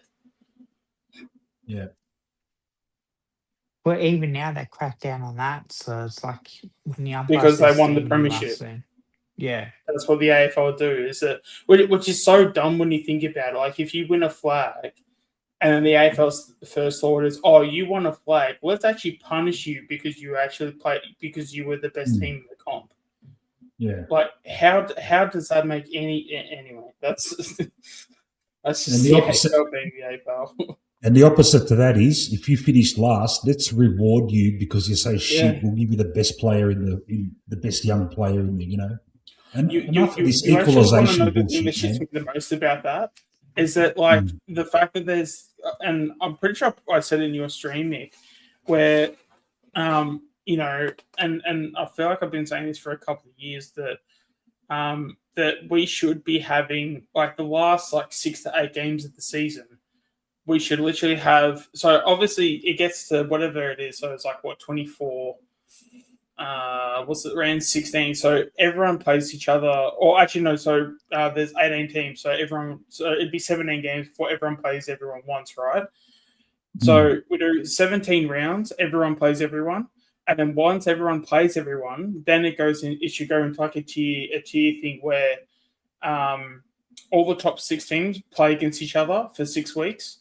The middle tier play each other for 6 weeks, and then the bottom tier play each other for 6 weeks. But the bottom tier play off a pick one, and then the top and the middle tiers, obviously they play off for like a final spots. And especially now that you've got like 10 spots, like it probably makes even more sense to do it now, because then it's not the middle 6, like they've still got something, they would have something to play for because there's those extra 2 spots. So instead of having just 2, you're playing off 4, you're playing off for 4. So it's I feel like that's like a far better format. And plus also, if you're rewarding the best team out of the bottom 6, then it takes out tanking. And it's so funny because like West Coast is one of the worst teams in the comp right now. But they actually have, I'm pretty sure, unless if it's like changed in the last like 12 months, they actually have the most money out of any other club in the AFL. Work that out. Yeah. So this whole tanking and like, oh, but if you don't treat them right, they'll just fold and they'll go away. No, they won't. They're all a business. There's like literally hundreds of people employed by these footy clubs. They're only doing it because they know they can get away with it. And there's more merit in a lowly team working their way back up rather than just giving them all these fucking free reign at all the best young players. It's come on, man. Yeah, especially as well, if you finish, let's just say you finish in the bottom 2. You finish in the bottom 2 for let's say 4 years. That's 4 years where you can get either pick 1 or pick 2. And if you were a list manager and you were smart, you could actually trade that pick 2 and get say picks like 6, 8, and like 14. And then you can sort of like work your way, and you can sort of like manipulate the draft in that sort of sense. So instead of getting one amazing player that's like a generational player, that's great. But you can also trade that and get 3 players. I think was it Richmond a couple of years ago. If you actually look at some of those picks, not the ones that they did recently, but there was maybe it's not Richmond, but there was a team where they had wasn't St Kilda, but yeah, they basically had like I think it was like 3 or 4 picks in the first round. And like if you actually look at all the players they actually got a lot of talent. Like they actually got a lot of talent. So it may not have been like a Harley Reid-esque sort of like player or this, generational player. But yeah, if you're smart enough and you're a good list manager and you're good at your job, you can actually get, say, because at the end of the day, like from a trade value perspective, if you get, say, say 4 players, but they're like a B plus, or but they're all consistently a B plus. That as a team game, that's better than having one A grader. Yeah. You know, at the end of the day, if that A grader is in the team, say it goes to whatever team, like North Melbourne or whatever, then what's the support around that A grader? Yeah, okay, cool. You've got an A grader, but like if you've got a D grader next to him, then you know what in the hell are we doing? You're better off to be having B graders around you as a team than one A grader, and then everyone else is just like shit house. I mean, look at Carlton.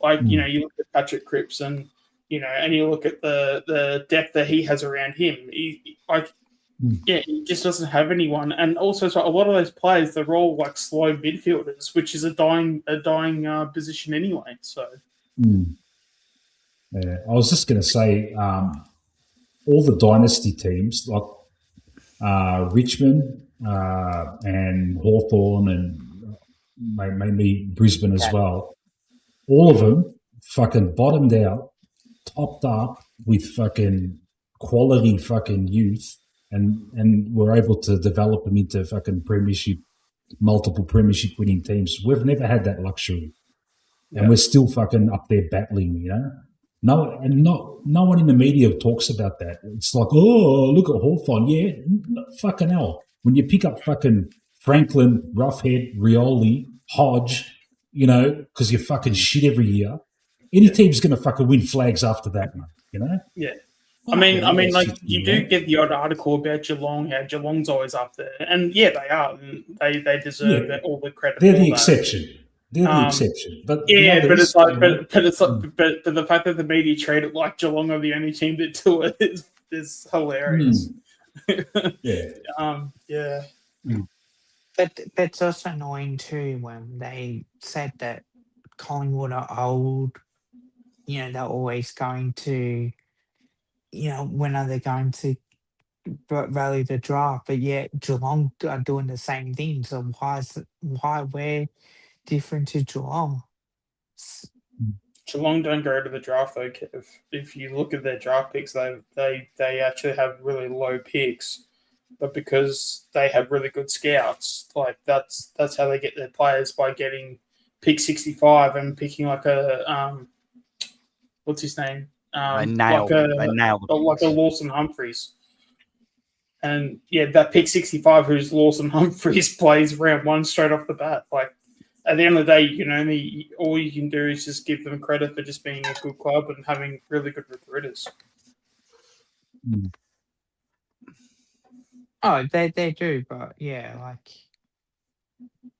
that's why we're trying to be like Geelong, because we don't want to bottom out. We want to contend every single year. We're trying to be like Geelong, but the difference is hopefully just not total fucking wankers. That would be a good if we're going to achieve that, that'd be a good result. Did any of you guys watch that Geelong YouTuber who did the Dacos video? No, but I heard about it. I put it in Anthony's Discord chat. Oh God, I have to react to that. A video coming soon. Have to react to that. Hoops crew, yeah. Well, and that's about what? Sorry. Basically, what he did was he was commenting on the possibility of Dacos going to Tasmania, but his thumbnail was Dacos is going to Geelong, and that's the name of the thing. Dacos. And you put Dacos in a Geelong. You put Dacos in a Geelong. With the headband. Yeah. With the white headband. And about about 2/3 of the way through it, he just segues into, this is how Dacos is going to get to Geelong. And just the smirking and the smiling he's doing, just knowing he's doing it to totally wind up Collingwood supporters. Yeah. I mean, to be honest, I kind of don't mind it really, but like again, it's like the only issue I have with it is the clickbait aspect. Like, if you're gonna do it, like at least do it. Like, at least be like, I don't know if it's like, just be honest with the video. But just if the video is about Dacos going to Geelong, make that video. But don't make it because it's a more of a topic to talk about him going to Tassie, but then you end up talking about him going to Geelong. I mean, I haven't seen the video and stuff, but again, I mean, as a football fan, I'm fine with with the discussion with all these things as long as it's within reason. I mean, there's plenty of people. It was the clickbaity aspect of it that was just I am going to use Collingwood supporters, the anger of Collingwood supporters. It has nothing to do, and I'm going to make up.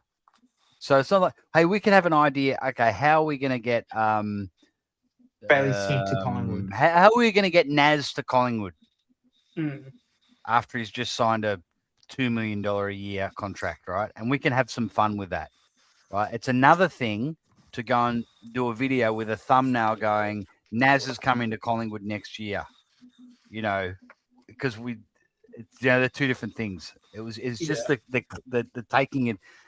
This is the whole thing with the media at the moment, is that it's like the left-right paradigm in politics. You've got the right side say this and the left say that. Collingwood is the left-right paradigm of the AFL and sports. You either are with Collingwood or you are against Collingwood. So the media's worked out all we have to do is make up a story about Collingwood or a headline, and it doesn't have to be true. All of the people who hate Collingwood are going to go, oh, that's great. And all the people who love Collingwood go, oh, what are you saying that for? Yeah. It's always been the way, as far as I can remember. And I'm 51 years old. But now they've just ramped it up. And they've just, this is our business model. Just make a Collingwood headline. Yeah.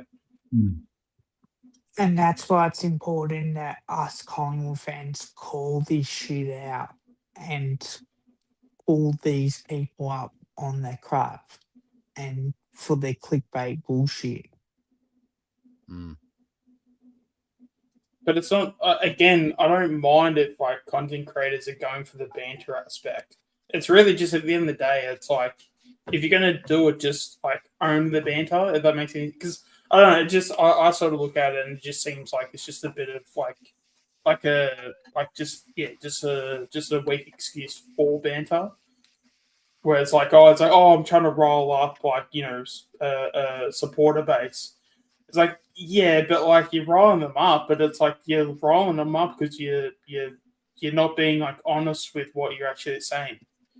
It's one of the reasons why I don't talk on social media that much anymore, because the amount of people that are just trying to throw out just bait sort of comments and all this stuff, and you go in there to you go in there to give them the context and how wrong they were and all this stuff, and it's oh, gotcha, you end up responding to my comments. But, oh, okay, so you obviously weren't making a point, and you just wanted to throw any version of bait out there, and because people just commented, it's apparently taking the bait when you would say, oh, Josh Dacos, Nick Dacos wouldn't be in the top 500 players in the AFL league or whatever, or some shit, or just something that's really wild, and it's it could be under opinion, but it's more the fact that it's so wrong that it's just not true, if that makes any sense. Yeah. But then you put a comment towards it, and they're oh, gotcha, you end up falling for the bait on the hook. So, okay, sure. Yeah, whatever. The rest of the AFL community, it's like a sport. It's a hobby to make fun of Collingwood. That's this is what my dad did. This is what we did at school. You're it's like picking on the retarded kid. Yeah. It's do you know what I mean? You don't pick on someone just because they're a victim or a supposed victim. Pick on someone because of their merits. My dad didn't like Collingwood, so I don't like Collingwood is a not good reason. You know what I mean? Yeah, but it's also, I think it's also more, I think it just shows like when people are on social media, obviously there's going to be people out there that are great people, right? But I think when you are going to be on social media, I feel like there's a lot of people that are just really deeply just insecure, and and whether if they're trying to, I don't know, improve their lives in some way, and that's the way that they decide to improve it. I mean, it's not, but I mean, there's been plenty of times that people will go through these like scenarios thinking that, oh, this is just how I'm going to live my life, only to realize 10, 15 years down the track thinking, geez, what an absolute idiot I was. Could have used other words, but I'll leave that. And yeah, it's just that's the thing. Like at the end of the day, it's like, it's gotten so. Is it trashy? Like it's just the amount of trashy sort of content and just like language that's like spoken in the AFL ecosystem as it is. It's not even worth like engaging anymore, which is ironic because that's the whole point. Is that when you're on like Twitter and Instagram and all these places, the whole point is to engage with people and. Actually, that's not a bad idea. Like of a way to sort of troll these people back. There was a Facebook post about, something to do with Collingwood, but this guy comes on and goes, "Oh, Collingwood are playing 5 games in a row at the MCG. Oh, the AFL is just a rort." Rah. And what I always do, I clicked into his profile and have a guess who he followed. You'd be like, oh, probably. Yeah. St Kilda. Yeah. Oh, okay, there you go. Because this is just like this was just after the Saints game. And so I schooled him why Geelong want to play Collingwood at the MCG. Well, Anzac Day, Essendon's home game, they also, because of money, and it's Anzac Day, they want to play at the MCG. Boom, boom, boom, boom. Oh, yeah, and that's right. Your club, St Kilda, those losers, they wanted to play Collingwood so they would make more money. So it's your fault that Collingwood's playing at the MCG. I didn't even go into the fact that it's not an advantage for us. It's a neutral game. In fact, if anything, if the Bulldogs or the Saints are playing a sort of one-off game, it's a final for them. Yeah. It's like, this is our grand final. We are on show now.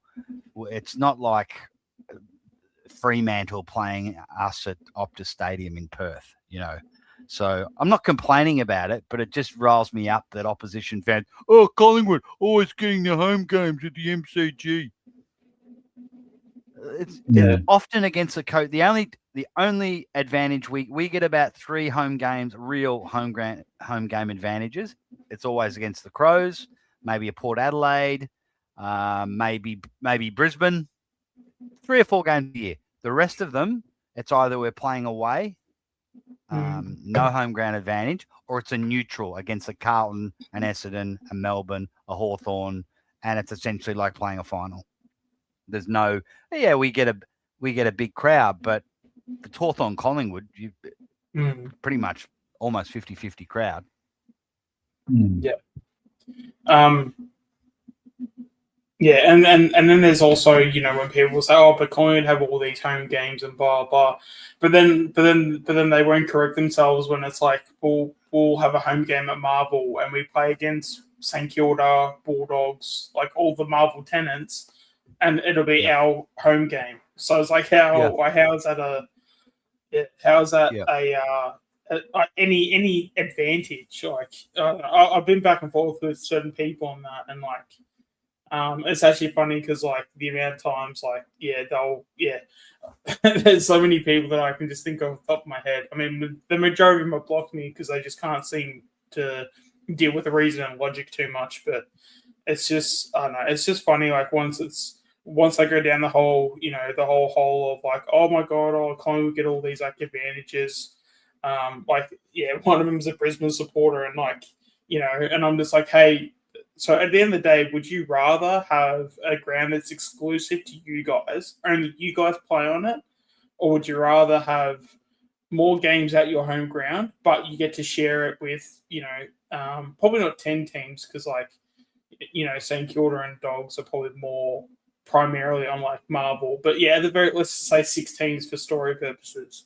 Would you rather share a home ground with 6 teams, or would you rather have a ground exclusive? And every time I ask this person that question, I never get a response back. Because obviously they know that, having a home ground that's exclusive is far better. But it's just hilarious how it's like they'll go sook and whinge, but then you flip it back on them, and they just don't have anything to say, and it's hilarious. It was never going to happen. Let's just say we developed Vic Park into a 40,000 or 50,000 seat stadium, and we got to play as many games there as Geelong get to play at Cardinia Park.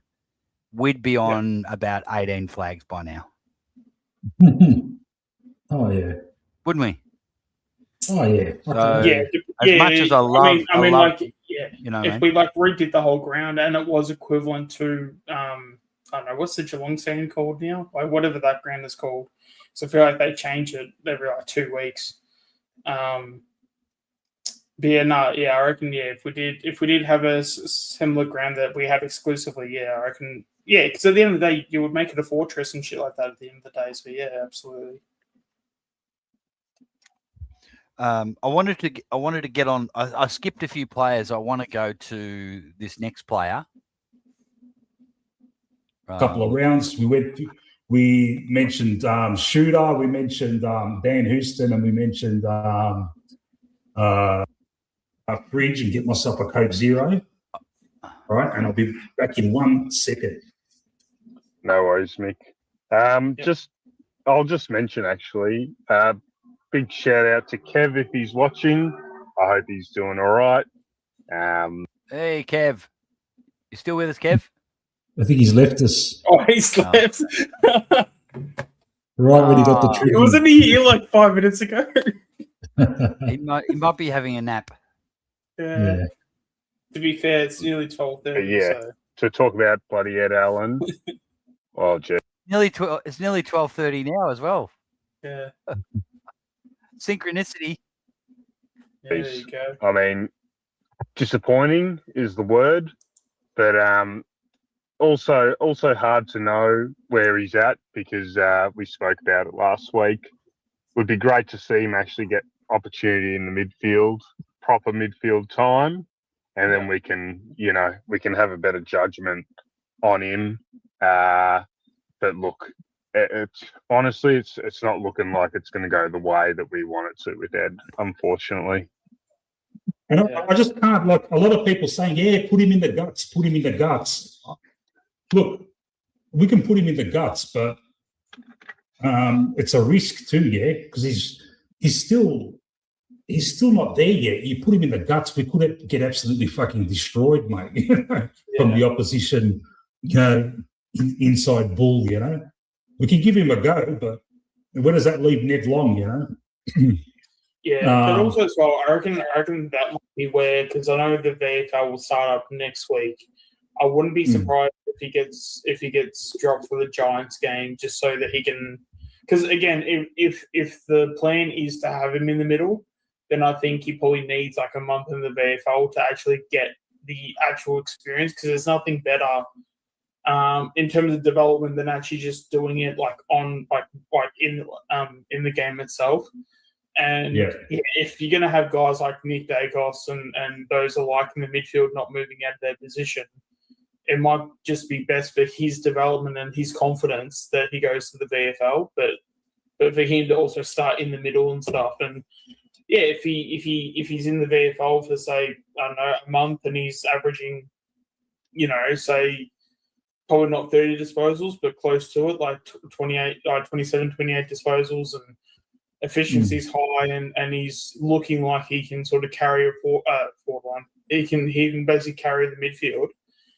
Maybe that's sort of where you do then go, okay, let's put him up in the senior squad, see how he goes. Actually give him the opportunity to play midfield to see how he goes, not just put him on a wing or chuck him on the bench and he can just sort of be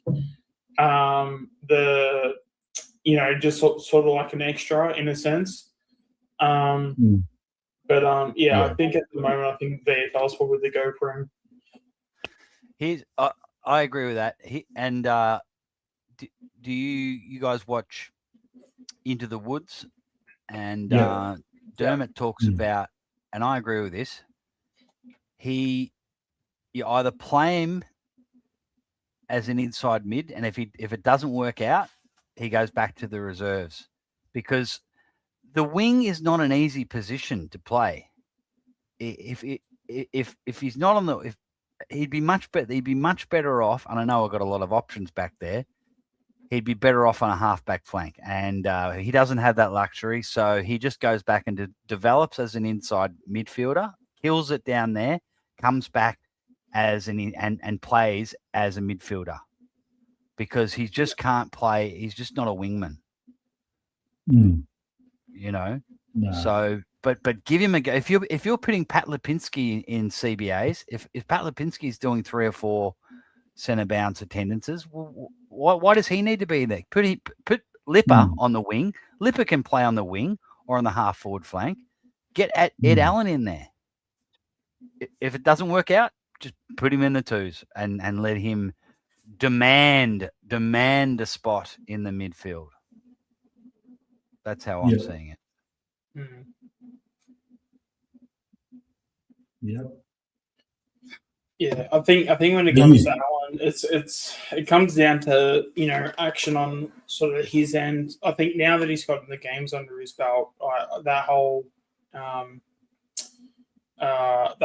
argument is pretty much dead now, because I think he's had enough games. He probably whether if he gets dropped for the Giants game, we'll obviously wait and see, but. Yeah, it honestly wouldn't surprise me, because if he does get the minutes in the midfield, it's probably more likely he probably goes to the VFL to do it. But it's just a matter of what Fly wants, and sometimes that's pretty hard to sort of know. But yeah, with all the midfielders we have, I just don't really see us going out of our way, putting him in the middle, especially when he hasn't shown anything in terms of any proven sort of commodity when it comes to playing midfield. He was good in that practice game, though. Yeah. The GWS. Matt, yeah. I always hear you say if we get rid of Ed Allen, he'll probably go to another club and fucking become an absolute gun.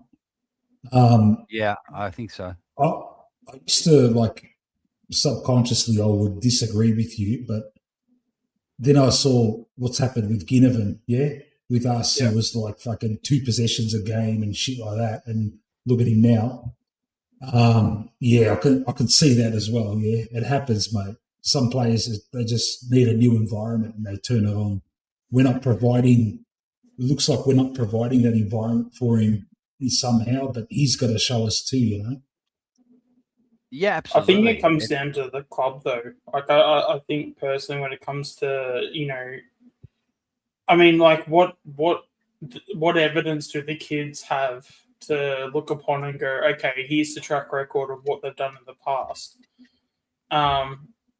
Fly's always been a win now coach, which is sort of fine, but I feel like he sort of goes too far down that route where, again, playing people like Markov and playing fringe players. I mean, we gave Jack Bytel how many games in his last year? 6 games or something.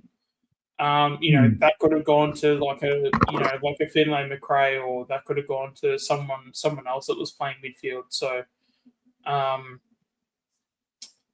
I think being a bit more loose with the win now in terms of we'll play Markov because he's a better player now, but it's but you still need to have those guys that are not technically in your best 23 talent wise, but you still need a few. I don't know what maybe term for it, but maybe You got to put some plants in your team. So, and these plants are going to turn into flowers. The more you water them. So yes, they're not going to be a full blown flower, but it's the time and effort you put into these guys that eventually they'll be the flower. But it's sort of you're basically taking this risk because yes, you're getting a worse player from jump, but in 2-3 years' time, the gamble when it pays off is that they'll be twice as good as someone like a Markov because you've given them the time of day, or they're twice as good as like a Jack Bytel, or they're twice as good as a insert fringe player in a certain position. So and it's just strange to. I don't know if it's strange to me actually, but yeah, it's just something that we should be doing like every year. Like, yeah, especially with Moldhouse, he used to do it where round one, where he would play 3-4 players, but yeah, they either hadn't played a game at all, period, and it's like, yeah, just throw him in there just to see how it goes. If he doesn't play well, oh well, it's not going to be the difference between us winning and losing. But yeah, I don't know, I just feel like Fly's just way too. I feel like he kicks that whole like win now sort of philosophy into overdrive, where it's yes, he's technically right in the sense. What's that? Sorry. Or the way I look at it is, don't lose now. Like he's too worried about losing. Like I'd be happy to drop the game against St Kilda, and a couple of young guys played, and we battled it out and just lost. Yeah, but we know, I look, guess either we've got way, this it's basically guy the same Cochrane. thing. He can do a job. Do you know what I mean? He's too scared of losing rather than taking risks to try and win. Maybe not now, but set us up for the longer term. Yeah. Yeah, because it's really the gamble. Like at the end of the day, you've got to gamble to some extent, and sometimes it's going to pay off, sometimes it's not. But that's how you get your. They will be those players where, and that's the thing. Like, there's always a player that just pops up from out of nowhere, and you go, "Oh, holy shit! We thought this guy was like player 38 on our list, and holy shit, we've given him a game, and now he's like player 17, 16 or something, just off one game, let alone like, where he'll be throughout the season. I mean, I know I put the prediction on him for this year, but I can see like a Roan Steele being a top 15 player at the end of this season. Within like our club where, yeah, he's not going to be in the conversations of like who gets dropped because he's just going to be that damn good. But again, if you don't sort of give these guys sort of opportunities, then how are they supposed to? And again, it's also like playing it smart. I'm not saying, oh, let's just put Iluru Smith in the seniors and see how he goes. Like, because he obviously needs a bit more time. He needs VFL, all this stuff.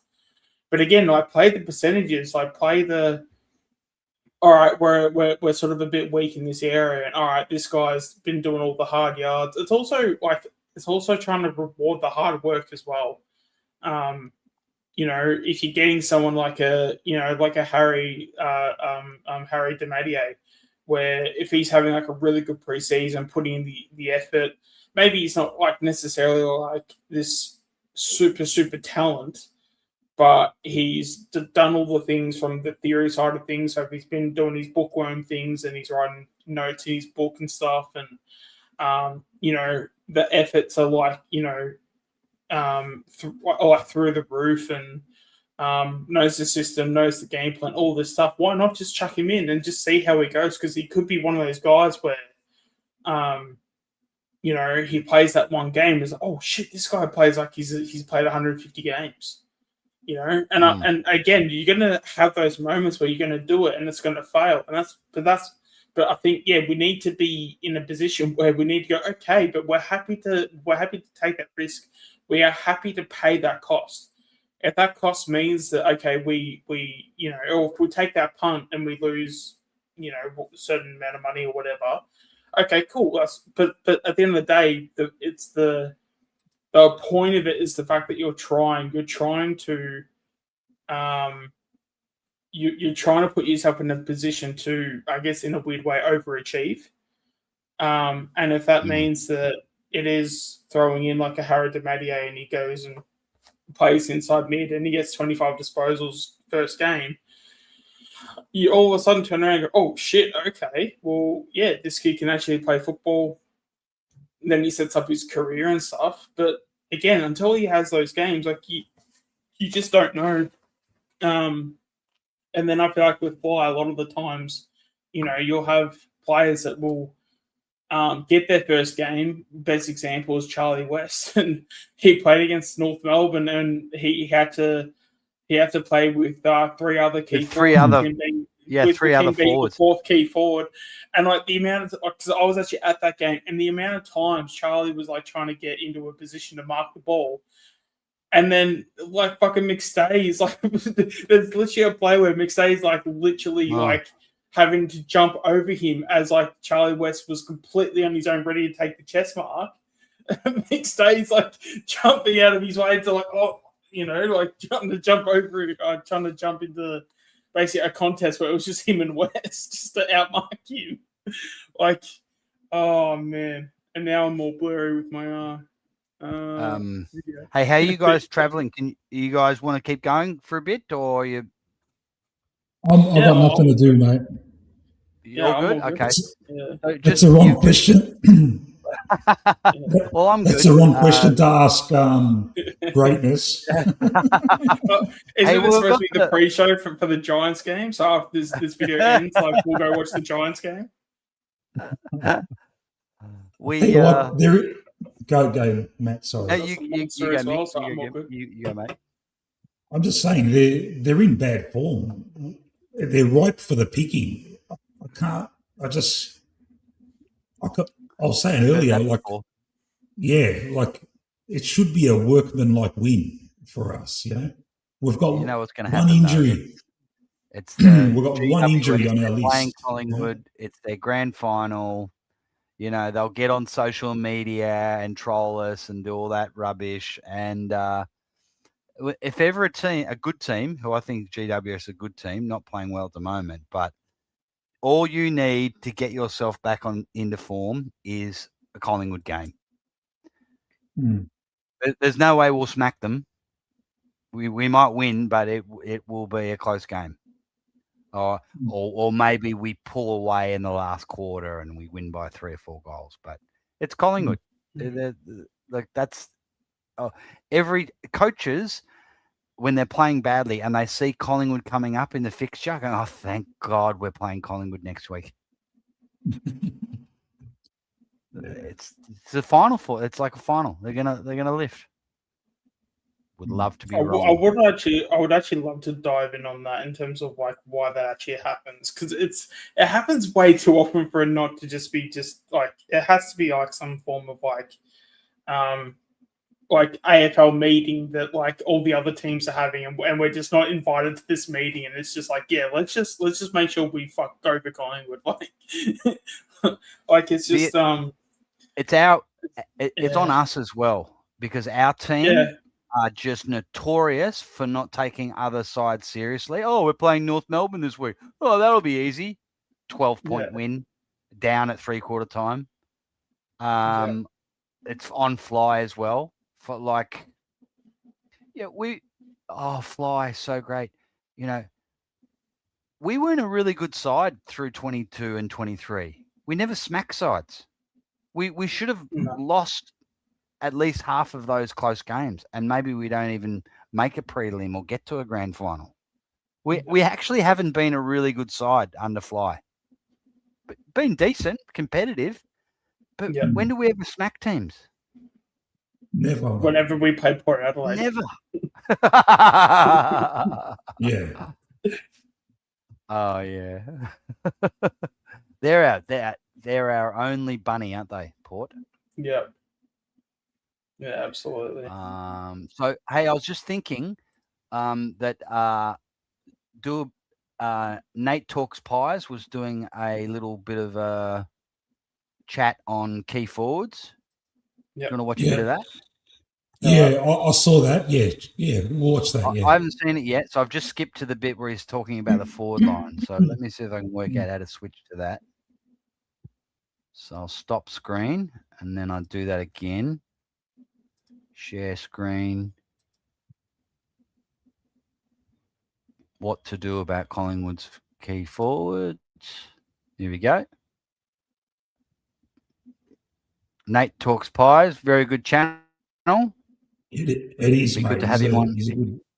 Good to have him on a stream one night. Yeah. Let's see what he's got to say. Oh, hang on. Need to played in round 2, Thursday night and Friday night. So the Dogs, Adelaide, Sydney, Hawthorn, their stats are included. I get it. The calculations aren't going to be fair. I get it. But it's more about the eye test and the vibe test and just something I need to point out. So I've mentioned the key forwards for each club so far. So the top 9, you can see it's Hawthorn, Sydney, Bulldogs, Adelaide. They've already played their games so far in round 2. But you can notice the key 4 trios: Gunston, Scholl, Lewis, Armadi, Charlie Curnow, McDonald for Sydney, Phil Thorpe, Fogarty, Tex Walker for Adelaide, and Bulldogs have Norton and Sam Darcy. Sam Darcy's 2 key forwards in 1, but they've kicked 18 goals so far. Even teams like Melbourne and North Melbourne, their key forwards are firing so far. Van Rooyen kicked 6 goals. Mychek, baby, come back. Mychek has unlocked Jacob Van Rooyen so far. North Melbourne, Trent Barth has come on and looking good so far for them. Larky's going to do Nick. see. Checkers was always our number 1 man. He didn't have a Van Rooyen at Collingwood. He was our Van Rooyen. So Checkers is a great 2 or 3 stringer, and good on him. He's going to get that at Melbourne. All the best to him. But he wanted more than 1 year. That was more than what we're offering. So both parties are happy, in my opinion. What do you reckon? Yeah. Oh, probably the one question I'd want to ask is that I wonder if because especially with Checkers, like for me, I mean, obviously, like there will be times throughout the season where you're gonna not be 100%, and that's obviously like a given. Given how stressful the AFL season is, probably more on the realms of especially with like Fly and stuff, and picking him and stuff. I'm just sort of wondering if that was more on the club, which I guess personally I'd probably put it more on the club in terms of playing Checkers. The fact that he wasn't 100%, and the fact that they would always return to the excuse of but he got through training all right. Like he got through, like all the tests he had, he passed. But then he would play games, and it would be so clear and obvious. You're sitting there and you're looking at him like, how in the fuck did you pass our fitness test? You know what I mean? So he was cooked last year. Yeah, but also in saying that, I mean, I don't know. I can't speak to Melbourne's like sort of injury department and the people they have. But yeah, I think regardless, it probably was best for Checkers to go. But I'm not entirely sure if it's because of Checkers. Like I'm probably leaning more towards the club because I think I think Matt, you even said about with like Cox and stuff how like Fly needs to be saved from himself when it comes to picking guys like Cox every week. I wonder if like Mychek's under the same sort of under the same thing, I guess, where Fly needs to be safe from himself because we keep playing a injured Checkers nearly every week. So as much as Checkers can be a good player and he can impact and he can do all these things, I think it's more of a bad thing for him to be on our list just because of how we look after him, because I don't think we looked after him that well. So it's not, and that's not on Checkers. Again, that's on the club, if that makes any sense. Yeah, like other clubs, Checkers wouldn't have played in that prelim. Yeah, but Fly just going, no, we need you in the side. You can do it, and I do appreciate the sentiment there. Aside from the fact that you say you only pick fit players, so like. Fair enough. I get why they played Howe. He was obviously underdone, but that was unforgivable playing Checkers. in that game because we were a man down. Pendles was unlucky. Howie, maybe that was something he just was underdone, but there's no way Checkers should have played that game. Not a way absolutely. That was just so. We were just. He was lame. I don't mean in the not very good sense. Just he couldn't walk. Yeah. Poor guy. But Checkers is a type of guy. He's a warrior. Yeah. You know, he probably put his hand up and said, "Did the Prestigia Como? I'm not right, boss. No, you'll be fine. You'll be fine. Okay, you're the boss." There's a good chance that could have happened too. I think so. Yeah. I wouldn't doubt it. The thing is, he's probably sorted himself out over the preseason. Excuse me. He did have some injuries. So in his preseason with Melbourne, he actually did have some injuries, but I'm pretty sure Melbourne actually made him rest. So, I don't know. We will obviously see. I believe he signed a 3-year deal at Melbourne. So if he lasts all the way through to the 3 years, 3 years, I'm pretty sure he got 3. Yeah, because that was the whole issue. Good on him. Yeah. So if he lasts, get it. Oh yeah, of course. Like that's where. Yeah, I mean, I'm pretty sure it was 3. I might need to look it up to do the research on it, but and the jury's the jury's still out, mate. You know, he had he had a good game last week. He was quiet yesterday. Everyone jumped on last week. Oh, Collingwood fucked up. Mate, he could break down and then not play the rest of the year. Then what are they going to say? You think the pundits are going to take that back? No, they'll just be on to the next clickbait bullshit, you know? Yeah, especially with the media. Like, if I can guarantee the first thing that'll be coming out of Kane Corns' mouth is, "Oh my God, you signed this guy to a contract and he broke down. Oh, and he's also over 30. Like, he's playing for Collingwood and he's over 30. And you guys thought he was gonna last the season when he's already had multiple injuries the year before. Like, oh, come on, like." But then, he then goes to Melbourne and basically plays every single game. Like, you just know someone like a Kane Corns would have roasted us if Checkers got any injury throughout the year. Just, Yeah, that could be right, actually, Josh. Yeah, I think maybe it's 2 with the trigger. That's probably what it is. Oh, good on you, Josh. Yeah. Josh is he's always around. Good on you, man. It's good to see you, mate. Yeah, I knew the conversation was around 3 because I think we gave him a 1-year contract originally, and then Melbourne did I think that makes sense. I think it was 2 with the trigger, and then we gave him 2 years. And then we came back with the offer of a 2-year contract, and then that's where Checkers went, all right, well, I'm just going to go with the better deal, like 2 years and a potential trigger for a third. And I mean, at that point, like, you can't be begrudging any player, especially someone like Checkers. We've already won a flag with him, like. I think this is where we've got to take the human element into it and being like, if you're in his shoes, are you really not taking this deal? Like, you know what I mean? Especially in his position. 100%. And especially as well with the way that we've sort of like treated him going into games as well, like how because again, like the fact that you even brought up the possibility, like what if it was the club being like, hey mate, you've actually been all right, like, you know, how about we'll just play, you kind of saw, but everyone plays sore this time of year, right? You know? If that's the case, and he's just sort of going, well, no, like I'm going to go to Melbourne. They're going to maybe treat me a bit better from a health point of view. Like, who the hell knows? But I mean, at the end of the day, the fact that he's happy is really what matters. You're so on the money, and what will be evidence of this about Checkers is when we play in the King's birthday game, the Collingwood supporters are going to cheer him. Like, obviously, we don't want him to have a bag of 5 or 6 goals, but when he runs down to full forward, Nick put this in the vault. Checkers is kicking 5 against us.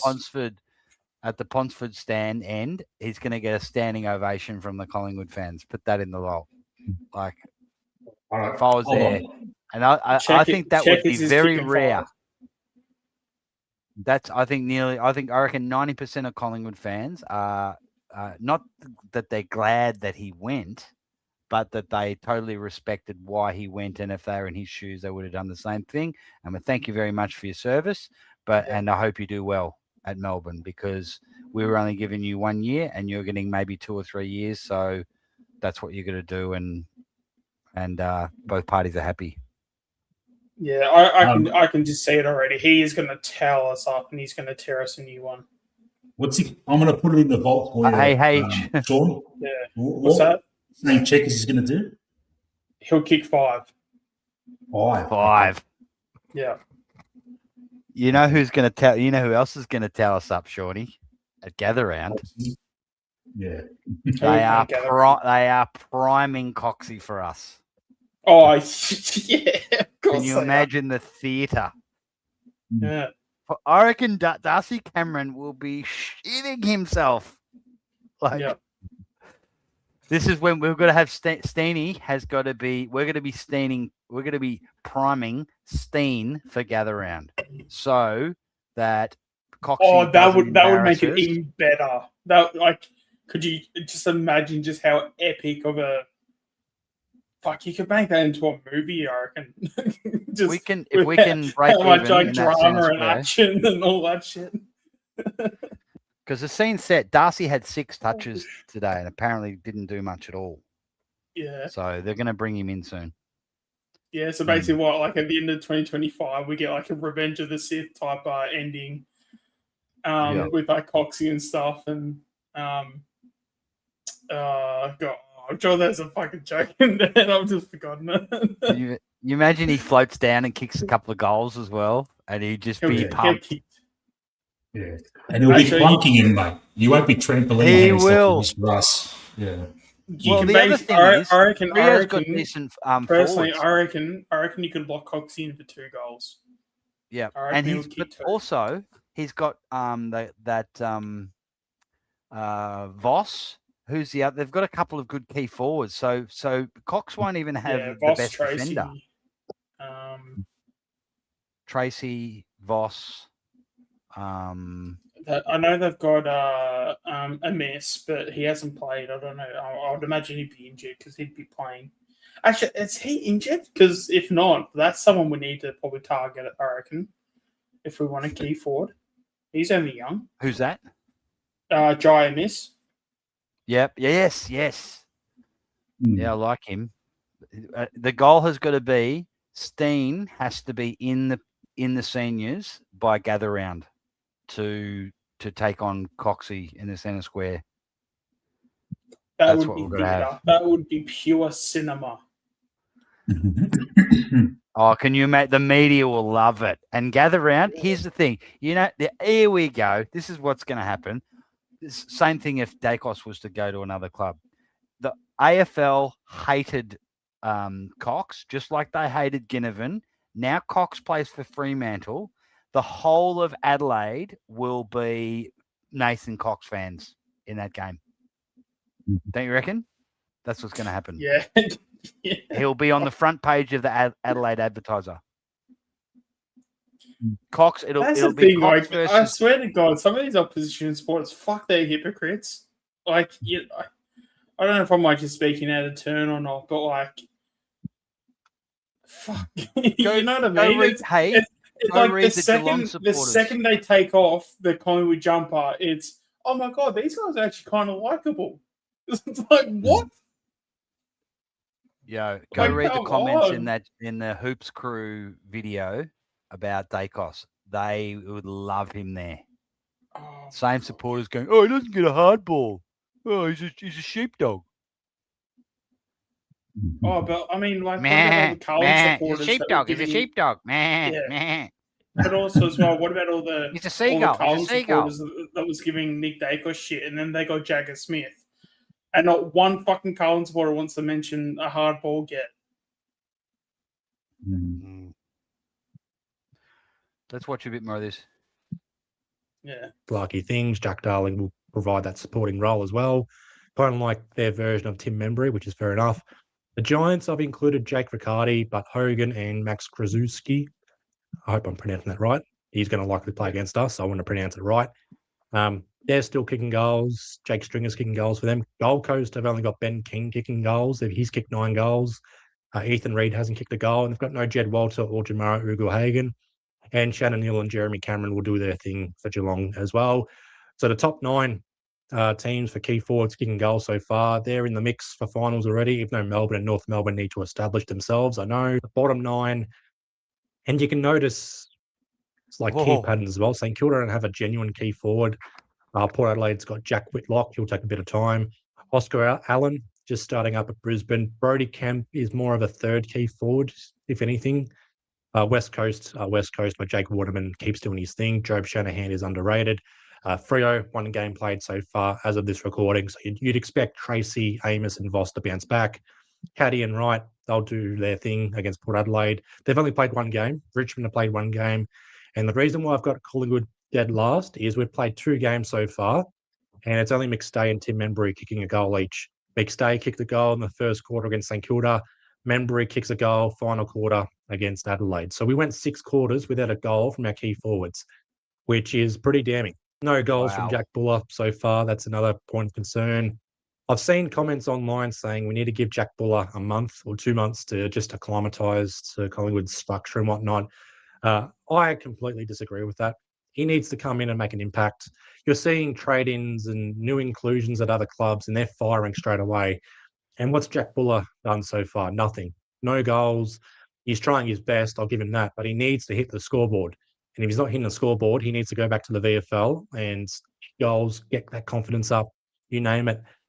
We just need goals from our key forwards. Just 2 goals so far. Elliott's got 4 goals. Rowan Steele has 3. DeGoey's got 3. Schultz is kicking goals. Nick Dacos kicked 2 goals. The thing about that is that that's all very well to say, but Membry and McStay aren't performing. They've kicked a goal each. So they're not performing either. Yeah, I'd be putting more onus on those 2. And also, the most onus I'd actually be putting on is actually the midfield.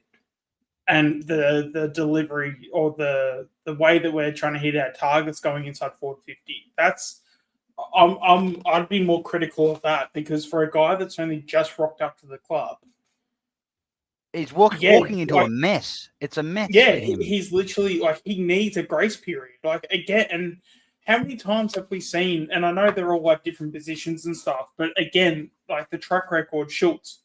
He was very average in his first year. Houston, average in his first year and stuff. Regardless of what the reasons are or how it's all played out, at the end of the day, the first 12 months of any recruit we've had just hasn't done that well. So, and again, when you have, as what Matt just said before, when Tim Membry isn't performing, when a McStay isn't performing, those are the first 2 you go to, because what the fuck is their excuse? You can look at McStay and go, okay, maybe the injuries. So, the players literally put him in the leadership group 12 months ago. And I know he doesn't have it now, but I'm saying that 12 months ago, he was in the leadership group. And you look at other injury-riddled key forwards in the league. You see the Hawthorn guy, Mitch Lewis. He's never playing, but when he does, he always looks dangerous. Same with the St Kilda King guy. He hardly ever plays, but his first game back, he's always dangerous. It's like, what's your excuse, McStay? I think, yeah. So guys like Membry and McStay, they should be able to get themselves into the game. With Buller, he does get a pass, I believe, because the delivery and the cohesion going to the forward line is terrible at the moment. So if we're doing really well up the ground and he's still not having an impact, go back to the 2s, mate. So I'm definitely more on the fact of let's actually critique the midfield and McStay and Membry more than Buller, because again, it's the dude's only been here for 5 minutes. Let's not act he's been here for 10 and we have this this amazing track record or whatever. Yes, he had a really good finish to the last season with Sydney, But also as well, He's Sydney had a also- lot of really good ball users, out of that midfield as well. So if we can tighten up our ball use out of the midfield and get our half forwards hitting targets as well when they get the ball, say 80 from goal and they're running to hit a target, and again, like sometimes even with like a Buller, sometimes you just need a team, like you just need to play like a North Melbourne or a West Coast or a Richmond. Just play a shit team and kick 4 or 5 goals and then go, okay, cool, I've got my footing. That's all I needed. Yeah. Even if it is a bit of false confidence, but false confidence is still confidence, So, yeah, well, it was a practice game, but I thought he looked quite good against North. Yeah. He straightened him up. He didn't seem to have people getting in his way all the time. And you don't always, like Charlie Curnow hasn't had much of an impact at Sydney. And Checkers has done okay in a couple of games. So everyone's different. So, it's just unfortunate that McStay and Membry are third stringers as well. We've got, I think Dermot at Into the Woods said that we've got 3 third talls. Yeah. As well. So I have no issues with our small forwards or even our midfielders kicking goals. I expect more goals from our midfielders this year, and that needs to occur still and keep continuing, to be exact. But the key forwards, man, so far, the way it's going, you can see where we're ranked compared to other clubs like West Coast, Essendon, Richmond. Yeah, they don't have much firepower, and it looks like we don't have much firepower so far in 2026. McStay, got to be honest, yes, he's on a 5-year contract. He hasn't delivered the goods. He's been injured for half of it, for the majority of it, sorry, just to readjust. But he is not the guy up forward. He's not the key forward. He's a second or third supporting key forward. He was like that at Richmond, Brisbane, sorry. He was like that at Brisbane. But we're trying to use him as 1A or 1B or 1C and also pinch hitting in the ruck. And it's just not working. And it's starting to affect his confidence. Tim Membry had a solid season last year, 30-plus goals. Maybe he kicks another 30 goals this year, but he's out of contract this year. And I'd expect this will be his final year at Collingwood. Maybe final year in the AFL. And Jack Buller's on a 2-year contract. Hasn't kicked a goal so far. He averaged a goal a game last year playing for Sydney when guys like Logan McDonald was out, Joel Amati was out, and Hayden McLean was swapping between ruck and forward line. So, yeah, it doesn't paint good numbers so far for our key forwards, and I don't think Ben King coming in next year will be the solution. I think it depends on our entries inside 50. Again, these numbers, small.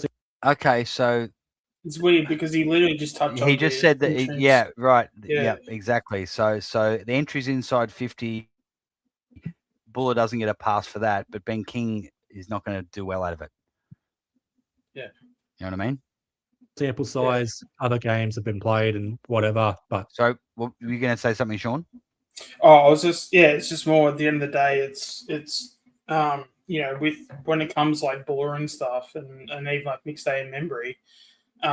If the quality going inside forward 50 isn't great, and I think it shows the fact that all 3 of them are not really performing. I think that probably shows because if you had maybe one of them, even like 2, then you go well at least there's like some entrance.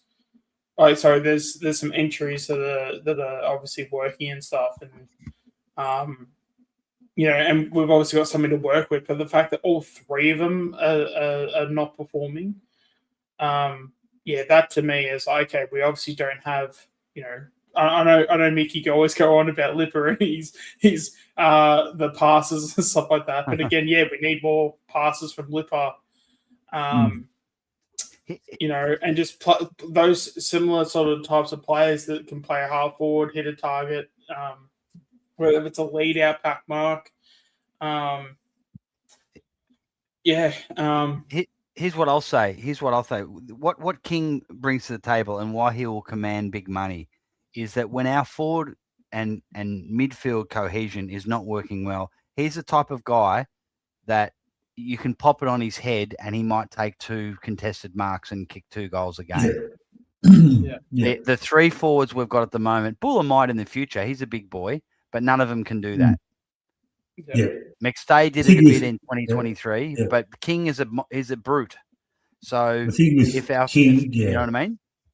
Yeah. With King, so King can take a pack mark and all that, can separate himself from his opposition dink, but he doesn't do anything else. Whereas our forwards at the moment, they can't do anything. They can't separate.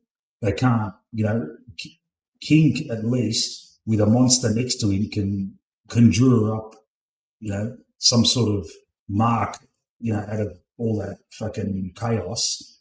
And right now we haven't got any of it, mate. And my only thing is, like, you don't want to give. We're going to have to throw top dollar at him, aren't we? Like, Yeah, because he's going to probably win the Coleman this year, and we're going to have to throw pretty money. Yeah. Oh, but I think it'll be because money he's well kicked spent. 16 goals in 3 games. Yeah. Okay.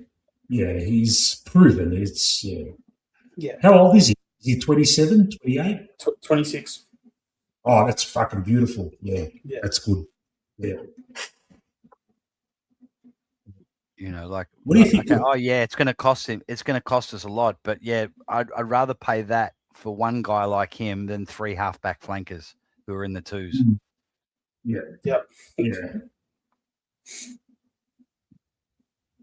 I was going to say. yeah. Heine. What were you going to say, Mick? There's a player, I think he's at Sydney Butts. He's available next year as well, full defender. Have you seen much of him?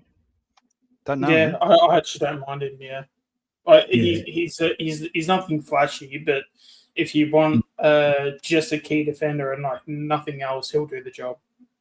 Yeah. He's kind of like a Frampton in that sense. Like, you don't get him to do anything else, but he can be your key defender. Yeah. So he's not an A-lister, or a potential A-lister. Is Jed Walters, whatever his name is, at Gold Coast, the one that's not getting the game, is he a potential A-lister? Yeah, I mean, he was picked 3 in his draft. Wow. Yeah. Yeah, so it's hard to tell because he was like pick 3. I mean, every time I look at him, I always think Charlie Curnow, and I've been trying to think for years. Is that a good thing or a bad thing? Like, are we getting the good Charlie Curnow version or the bad Charlie Curnow version? Obviously, like, it's going to take a bit for him to, get into his frame and everything. He does whenever he is in a contest, though, he does look very, very strong.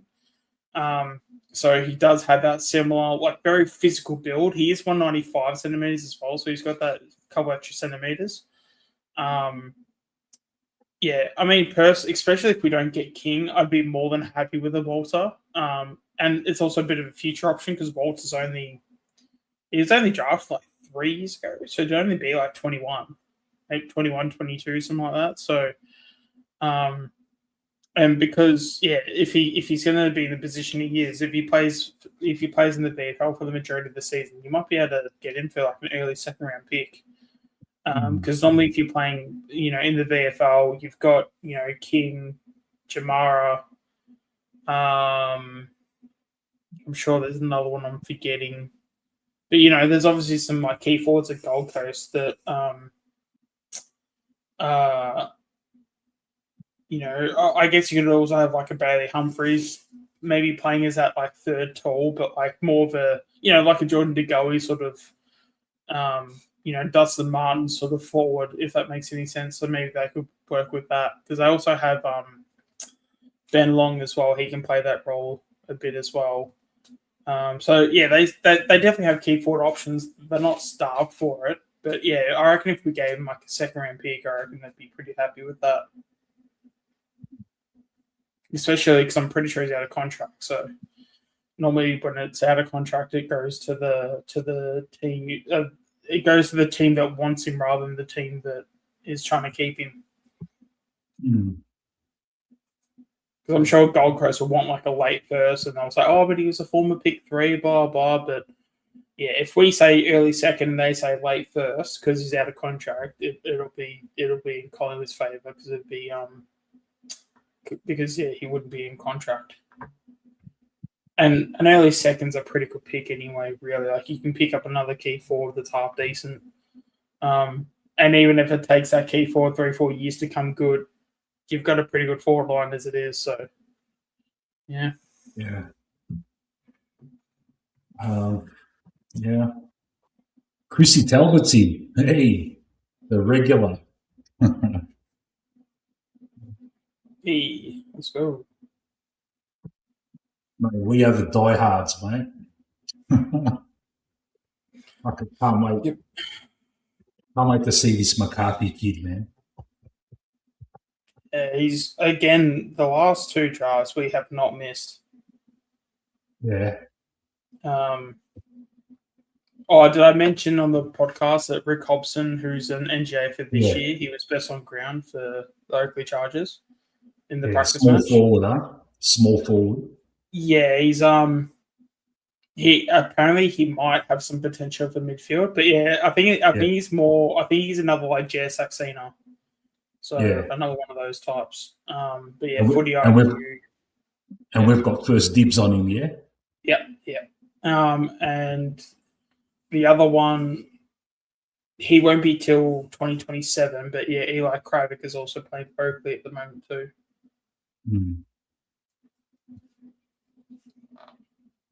Oh. What else, man?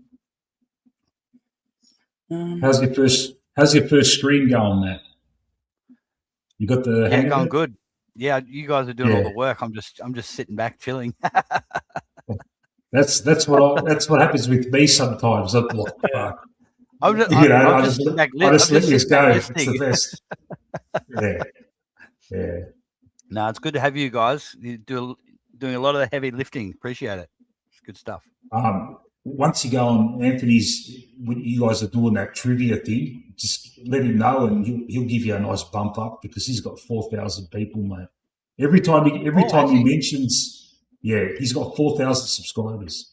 Every time he mentions me, I always get a slight little bump. Yeah. So I'm always busting his chops about it. Yeah.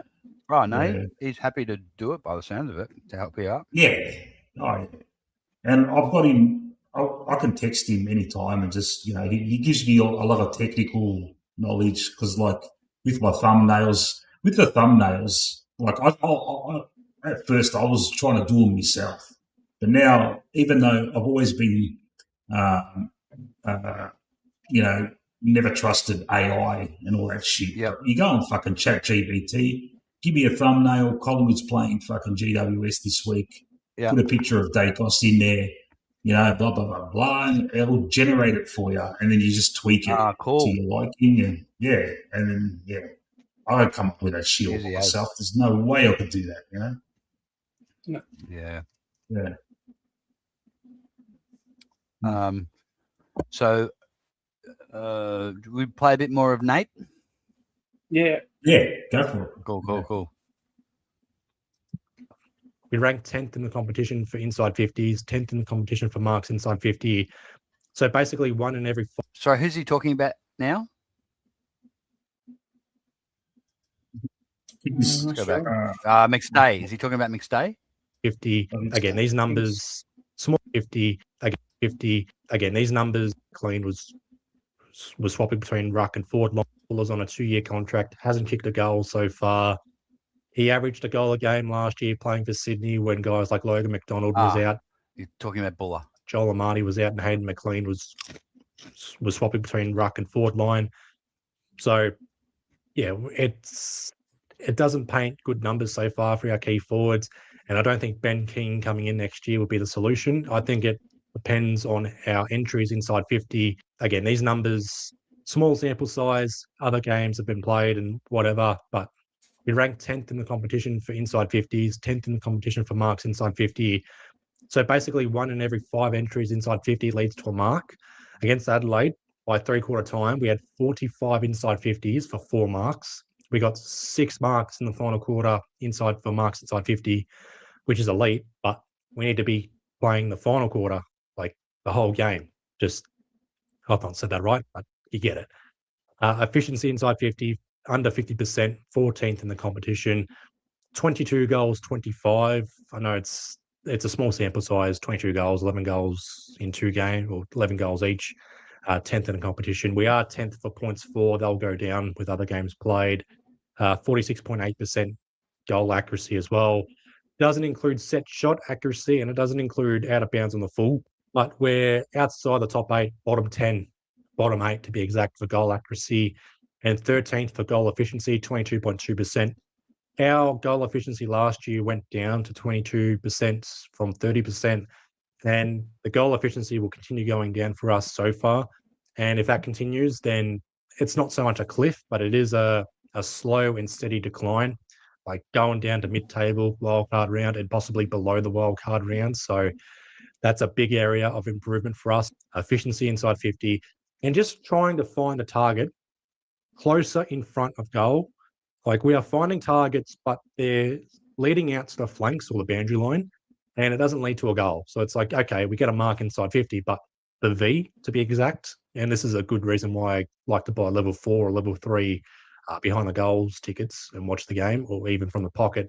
You see the leading patterns, and there, again, no chemistry, no cohesion, no synergy with our key forwards. Everyone's leading to the same spot, like bowling pins. Once the ball comes in, everyone crashes, and the opposition's got the first, like, crumb, or they get the ball get, and we can apply the pressure. That's all right. We zone well defensively so far, but we just can't execute so far. And again, it's a big area of improvement. It's a point of concern so far.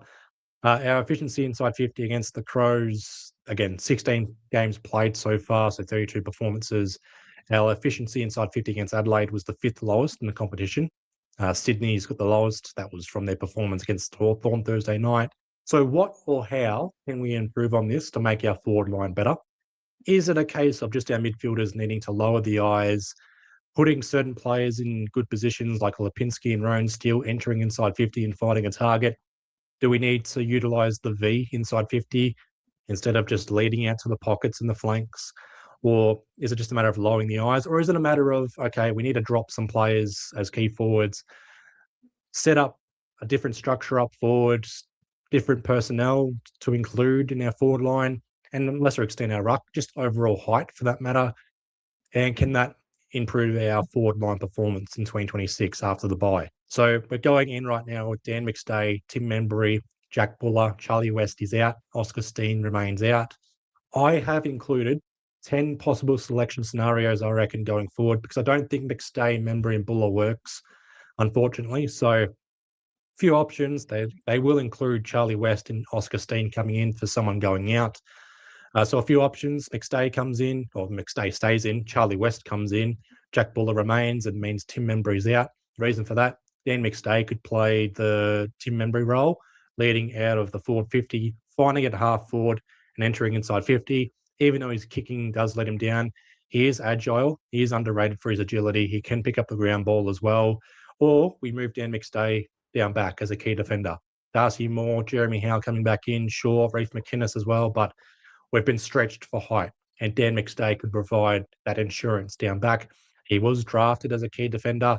He has played as a key defender, more so compared to Brody Mychek, who we drafted as a key defender, but we used him as a key forward straight away. Unreal. Other options, McStay, Membry, West comes in for Jack Buller. Buller, Membry, Charlie West comes in for Dan McStay as well. I'm not a fan of Jack Buller or Dan McStay pinch hitting in the ruck, which is why I've got a few options where we include Oscar Steen coming in. And we just go with 2 key forwards, McStay, Membry and Oscar Steen, second ruck or third key forward option. Oscar Steen can kick a goal or 2 as a key forward in the VFL. And he's...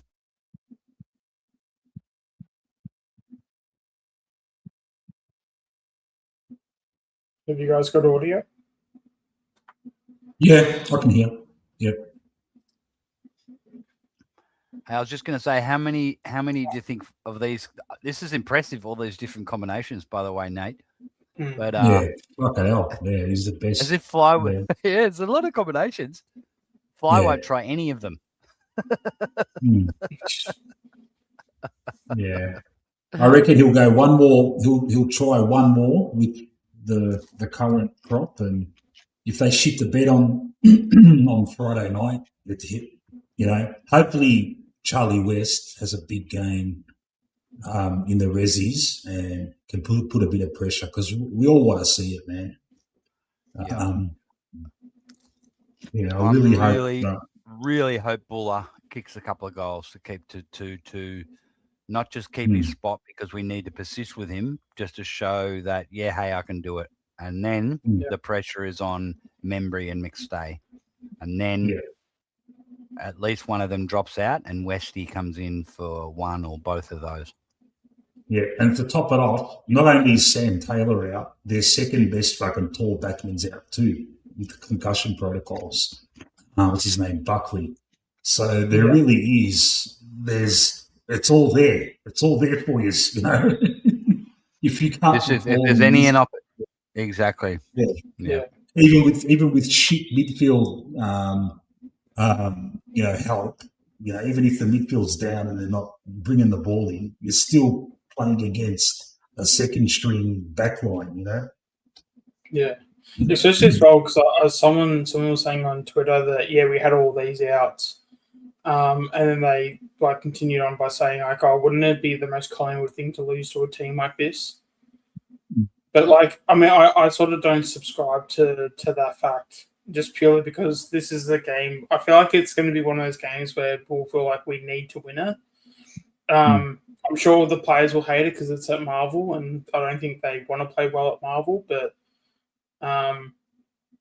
It's just the only thing I'll say about the Adelaide game though is that we were just so out of it. We didn't seem like we wanted to be there. Which is a shame when you're at the G in front of 70,000. Yeah, but that's the thing. You watch the game. I don't know if it had to do with the fact that because in round 0, St Kilda were talking a lot of shit. They were trying to pump their chest up. I was like, oh, we're going to beat you, Collingwood, at the MCG. How embarrassing is it going to be for you? And we sort of just sat there and we were just quiet about, okay, all right. And you just knew that we were confident, but we weren't arrogant, where I feel like we took that confidence into Adelaide and it became then arrogance. Because if you just look at the way that we were playing and stuff, it just felt like we were sort of just going through the emotions, whether if it was we just mentally and emotionally just exhausted ourselves from the week before because we just wanted to make sure that we bet St Kilda is just something I'm just trying to understand because it's just, I feel like the answers aren't necessarily that easy to see. But yeah, when you have... Steen definitely needs to be playing as soon as possible. But yeah, anyway, that's another topic. But yeah, it was just such the whole Adelaide game sort of threw me off, which is why, and the fact that we now have a bye like this, ever since the Adelaide game finished, it's been such a weird feeling because it's just going into it being we're going to make top 4 and we're going to have a really good season. But it's just this Adelaide game is really throwing me off in terms of damn, is this going to be something we're going to be doing moving forward? Because that just, but it was so out of character. It was so we just did things that we wouldn't have done if things were if we were on top of our game, there were things that we did in the Adelaide game that we would never do. And it's just the whole game just felt so off. That third quarter felt like the prelim was it the second quarter where we just went to sleep? Yeah. In front of a big crowd, everyone's fucking humming in the crowd and it's just what the fuck, man? You're making us all fucking quiet. You just hear this big collective moan in the crowd. Yeah. But that's the thing. It's so weird because I know there's like massive talks around like, you know, our age and, you know, how we're a really old list and all this stuff. But it's like we say that when it's like an Adelaide game, but then when it comes to, you know, playing, you know, the Giants, if we go and say, we probably won't smash the Giants, but if we beat the Giants, then everything gets kind of thrown into chaos again because it's like, damn, so what was the truth? Was St Kilda the truth? Was Adelaide the truth? Or is, you know, is the Giants game the truth? Because at the end of the day, like, I think, yeah, at least like for me, I'm just trying to get like a gauge of like where we are at, because we've had like both like polar opposites of like, you had the St Kilda game up here and then the Crows games down here, and it's like, well, there's like so much gap in between a good game and bad game, which we've had them in 2 games. So now that there's like the third, it's like, you know, because obviously as fans, you hope that like you sort of hope that the St Kilda game wasn't not red herring, but like the, you know, the exception to the rule, because if that is, then we're obviously screwed. But but yeah, I don't know. I do have faith. Like, we do have way too much experience. We do have. We also have a few guys that I feel like even come back. Like, I know people talk about Moore and Howe and all those guys, but I'm even talking more about guys like, you know, even like a Harvey Harrison to come back in. You know, because, you know, we talk about like a lack of leg speed. That dude has it. And again, once we get these VFL games starting, finally, we can also see guys like Printable, Swaddling, what's his name from Sandford, Anderson. You know, we can get these guys in the midfield. If they're all averaging 25 disposals, that'd be sick. You know, and we can just see them build like each week, like more and more. Sean, again, Hey, Sean, do you have like this recurring wet dream where you like wake up in a cold sweat after Steenie has gone up in the ruck and just tapped it down Swaddling's throat, and he just steams through the midfield and kicks a goal from outside 50? I can confirm that's never happened, actually, which I don't know if that's a good thing or bad thing. Yes, it has. No, actually hasn't. Out of one of the things you would think would happen, that's not one of them. I think give it. I would like to see that. I would love to see that. I would love to see absolutely. That. Sean would be absolutely distraught if Steen puts up a fucking stinker in the reserves this Friday, mate. Who are we playing? GWS. Ah, right. Their reserves are probably full of top 10 picks too. You know? Oh, yeah. That's always the case with the VFL. If you play a shit AFL team, their VFL team's like the best. But then if you play a good VFL, if you play a good AFL team, then the VFL team's normally shit. But it's really only, I think, Brisbane and Gold Coast. Which it's weird that it's the Queensland teams that have good teams. But everyone else, like Geelong's always been pretty average in the VFL.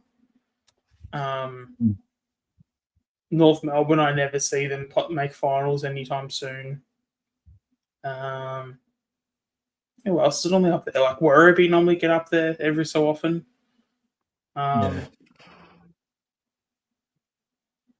Yeah, actually, I don't know about Giants normally fit. I think they're sort of like fringe sort of like a fringe finals team, I guess. They're sort of like around there, like they might make finals, but if they don't, they're only a spot or two away. Hey, on that, I've seen, because I've got my Watch AFL app that you get outside of Australia, and it looks as though they're showing the VFL on Fox this year. They are. They're actually showing it on KO. Yeah. Oh, yeah, it's the same thing. Yeah. They're showing the Giants game on KO. I actually saw it advertised on, or not advertised. You know how when you see all the games that come up and stuff, it was like on one of the home pages, so that was good. fucking, I would love to do some watch-alongs for the VFL. Absolutely. We'll do it. But if someone like Anthony or Andreas do it, forget about it. No. That's the thing, because because I mean, the other thing for me is that I wouldn't mind going to some games this year, especially because I don't think I went to any games last year. Actually, you actually want to know the last game I think I went to? Because if this is true, I guess it's like kind of sad because it's actually been a fair while. It was actually the flag unfurling game was the last game I went to. Oh. Which was against Sydney in round 2, I think. That was a disaster, wasn't that? Didn't they botch that whole unfurling business? It was like I don't know about the flag, but goddamn, we didn't turn up. And I remember walking away from the ground, just being like, "Holy shit!" Like Buckley's back as coach, or I don't know, something to that effect. Because the way we played, it reminded me so much of Buckley's game style, and like no one had any confidence. Anytime a Swans player got somewhat near the ball, we just shat bricks. Like, and that's the thing. That whole game plan, I feel like the Buckley game style, like game on game, is just seeped through into the game style that we have now. Because before, like 22 and 23, we took the game on, and since we won that flag, we just haven't played the same. Safe football. Yeah. Obviously, we have moments where we actually attack, and when we do attack is when we look great. But yeah, there would be times in like 22 and 23 where there would be no reason or logic to take the game on, but we did anyway. And obviously, like we learned throughout those times when we got caught with the ball and didn't get caught with the ball, and like what we would do. Yeah, I mean that's it's just strange how you know when we play 22-23 style, when we're 4 goals down in the last quarter. Why can't we do it at the start of the game? No, but we definitely had it definitely wasn't consistent across 4 quarters, but we definitely had. I reckon in 22 and 23, I reckon we played about 2.5 quarters of Fast and Furious game style. But then I would agree that we had about at least a quarter and a half where we went into the Buckley game style. Or probably not. I don't know if it was even as far as Buckley's game style, but we certainly weren't. It was like okay, let's pick our moments. Let's because what's the code word? I think it's rocker. Any time that they put up rocker, that's like, yep, it's time. It's. But I mean, again, it's like, why can't and I don't think you can do it for 4 quarters. But again, like, why can't even if you just did it for the first quarter and halfway through the second quarter, just go flat out. Like, surely we're fit enough to at least do that, and then sort of see where the game's at. You know. It's just weird how we're just so content and happy with like, it's like, oh well, as long as we're not down by more than 5 goals at 3/4 time.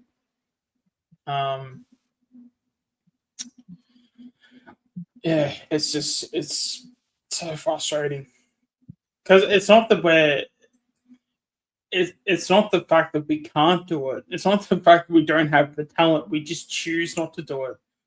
Like, imagine having all that talent and then you just choose to like not be good. You know what I mean? Like, man. Do you reckon sometimes Pendles just takes the reins and says, "Guys, do this on the field"? Oh, he has to. Yeah. I mean, even was it the Crows, the qualifying final where he did that? Where he played a halfback and he's like, dude, guys, like, I'm just going to be the quarterback. Fucking just follow my lead and just, and we'll just sort of go from there. I think that was the game where he played quarterback. Yeah. I mean, the fact that we don't even have, because I know Pendle's played forward. forward in the St Kilda game. That was actually a good move because he actually impacted a fair bit. But I mean, even as we were saying before about Josh Dacos, like, I mean, personally, if it ain't broke, don't fix it. I'd rather him just go back to the wing personally. And then if that means that the penalty goes to half back and then he plays the quarterback role again, because we've seen someone like a Dane Sorko do it well at Brisbane. So I don't see what for what Dane Sorko was doing, I can't see, Pendle's struggling to do a role with whatever that requires, because it seems like he'd have the same skill set as what Zorko would have. So this a comment from Josh. I just learned how to display a comment.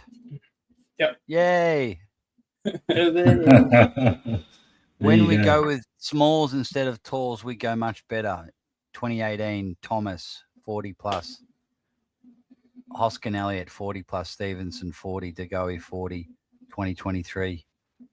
Based on smalls, we need to abandon 3 talls. Yeah, that's like we in 2023 we just had we had Checkers and then McStay got injured, so that's all we could do. Same in 2018. So we've just got. I think we've just got it in our mind that we need talls. We need tall forwards. Well, we don't. If you've got good tall forwards, okay. Because in that last quarter against the Crows, apart from those 50 those 2 50-meter penalties, we're winning that game. Like, they were out in their feet. Yeah. But I mean, also as well, like, we, even like last year, we literally went into games where we had 2-3 talls. We had like Checkers playing and stuff, and we just kept doing, like, kicking it into the forward 50 with like bombs. Like, we weren't really like kicking it into like any direction. And because we had no one that was really taking a contested mark consistently, it just wasn't really like working. But if you go small and you're, having the forwards lead out and, you're sort of playing it in that sense, then yeah, we probably could get some success out of it. Because in 2018, I mean, I dubbed it as the pick your poison forward line, where if you weren't, getting outmarked by, say, a prime Checkers, you would get outbodied by like a DeGoey, or you would get, you'd have Josh Thomas that would crumb a goal and would snap it over his head. You get Jaden Stevenson that would pop up randomly for a goal. We had so many players willing to kick goals, but it was also the way we kicked them. Set shots on the run. Just like overusing the handball. Like, a key forward would lead out and we would hit them up on a lead. Like, it wasn't just. I don't know if dumb football is the right term for it, but the fact that we would just hack kick it into our forward line, into our forward 50, and kick it somewhat near a marking contest and hope for the best. That's, especially when you don't really have, like, if we had a Tom Lynch in his prime, okay, cool, that makes sense because you've got someone that's a pretty good contested mark. But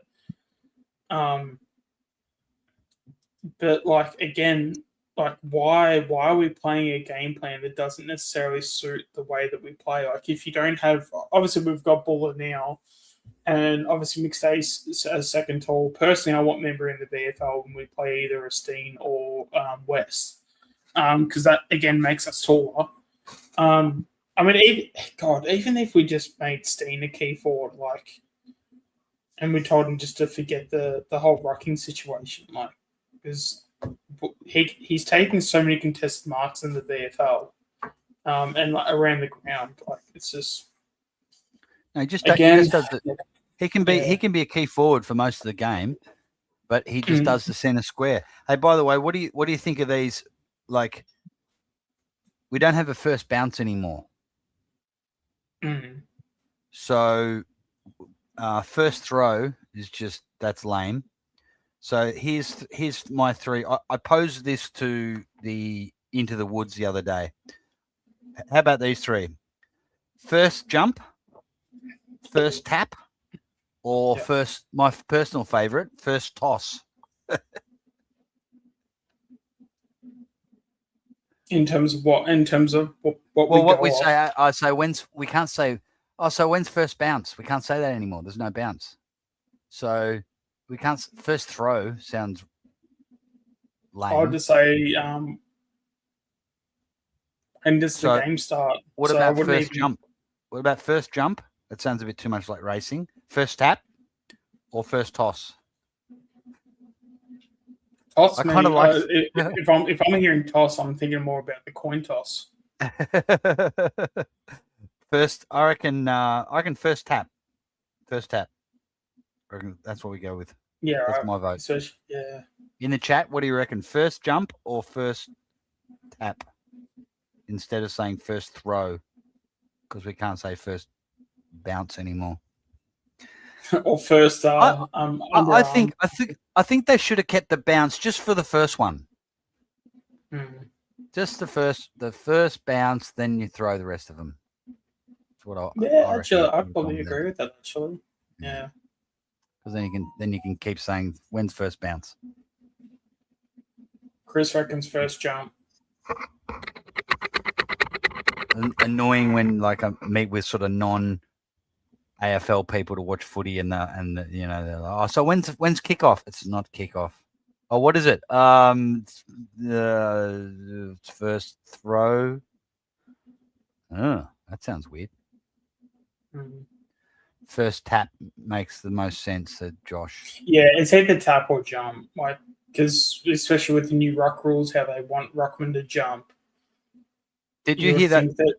Took a break.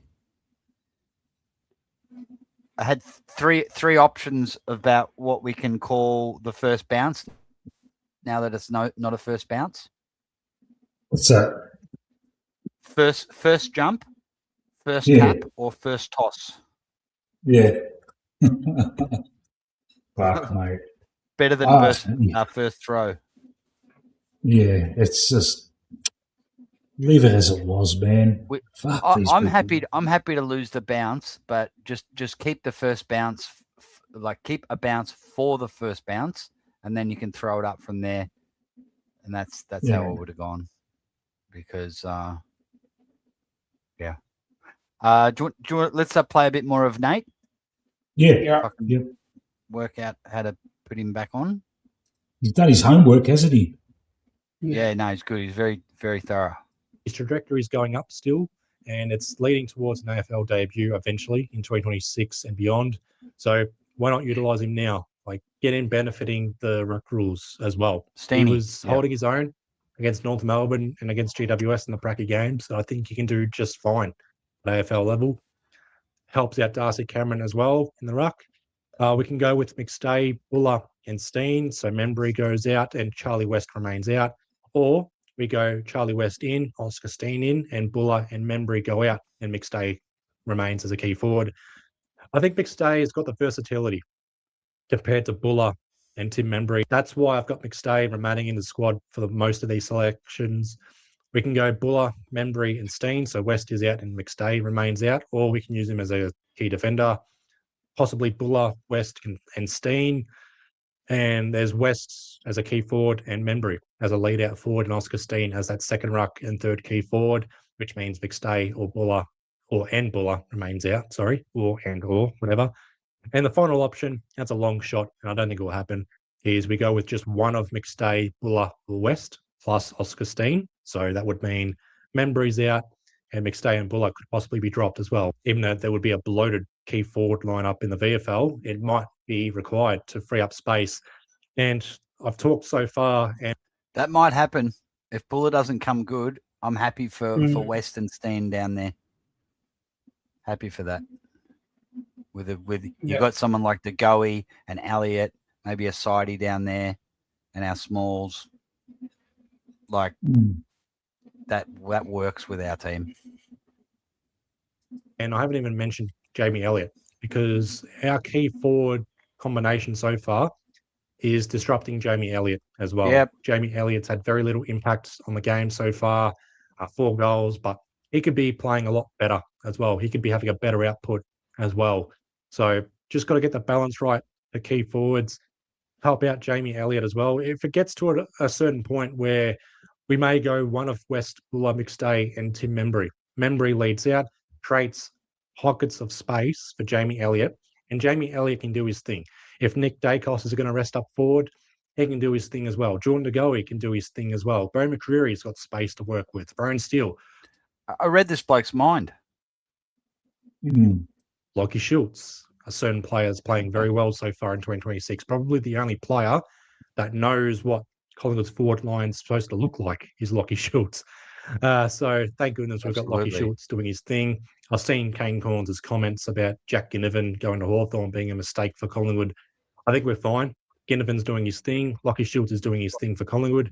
And Freo's got Shea Bolton using our pick, and they've got Murphy Reid as well. So it's a win-win-win. But I digress. I expect Craig McRae to make adjustments early on. He does that. This does remind me of 2024, where we went with Ash Johnson as our key forward when Dan McStay injured his knee in pre-season. And we realised Ash Johnson wasn't the guy for us. Brody Mychek and Ash Johnson just couldn't work. This forward line combination for us doesn't work. I expect it to be, I guess, tinkered with, whether McStay goes down back, whether Jack Buller remains inside 50 only. Membry to do his thing. He remains solid, but he's out of contract, so that could change with his selection status. And it's a good chance as well to play the kids. West, Oscar Steen. Zach McCarthy will do his thing in the VFL. He needs time, but he looks the good Zach McCarthy. Just needs to put on size. He's a ruck forward. I expect him to improve in his career. And obviously we're linked to Ben King in 2027. But I did say in my review against Adelaide that if Ben King was watching Collingwood's attacking game or watching that game overall, he might be deterred from joining Collingwood because the delivery was shocking. And I don't think Ben King would have done any impact for us if he was playing against Adelaide. So inside 50 entry. Disagree. He would have kicked 2 goals. Just need a lift. I expect that to occur. Leading patterns, accuracy in front of goals, efficiency, conversions, accuracy, set shots, everything up forward needs to improve, and I expect it to improve. Need to bump up those numbers. They're rookie numbers. It's a long season. We will adjust. We will respond. We will bounce back. Hopefully it's against the Giants. Otherwise, it could be a long season. But besides that, that's all for this video. What are your thoughts on our key forwards so far? Who needs the lift? What would you do as a coach? I've displayed the numbers. I don't think it matters in that sense. The vibes are off. The eye check is off. The stats are off as well, for that matter.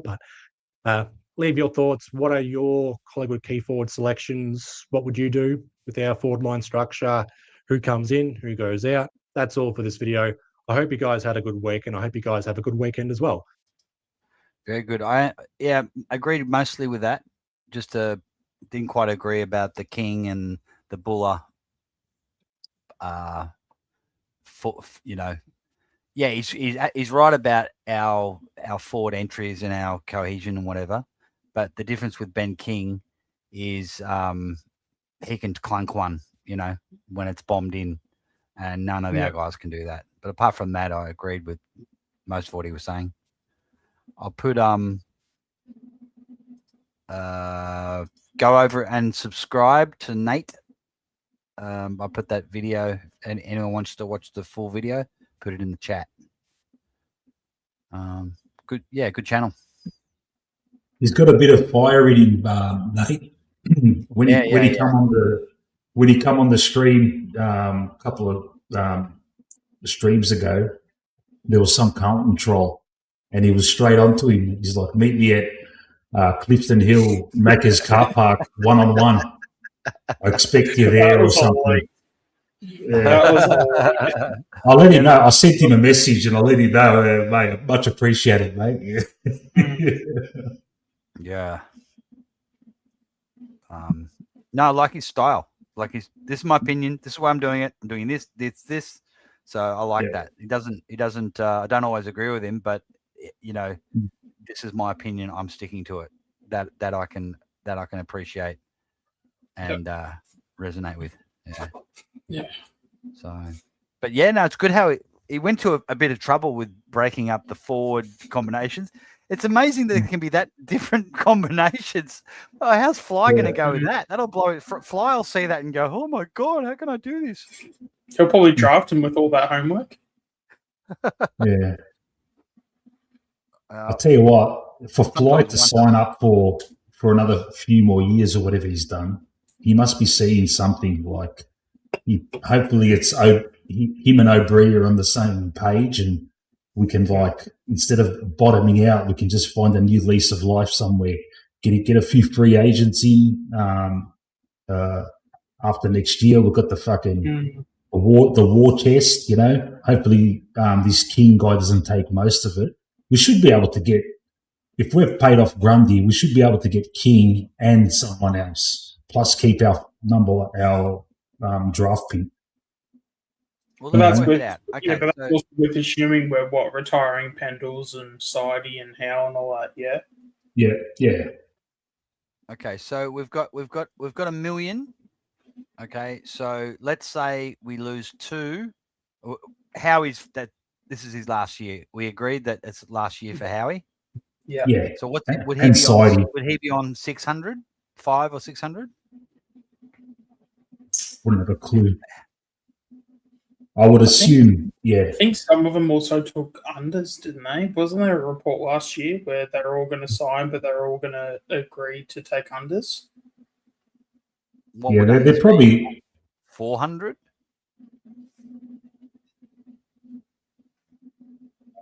I really wouldn't be able to. Let's guess 400.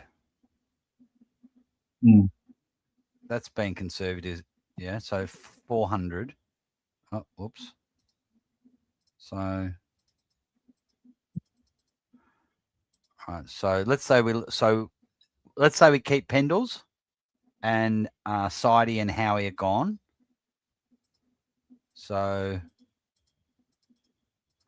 that's 1.8 million.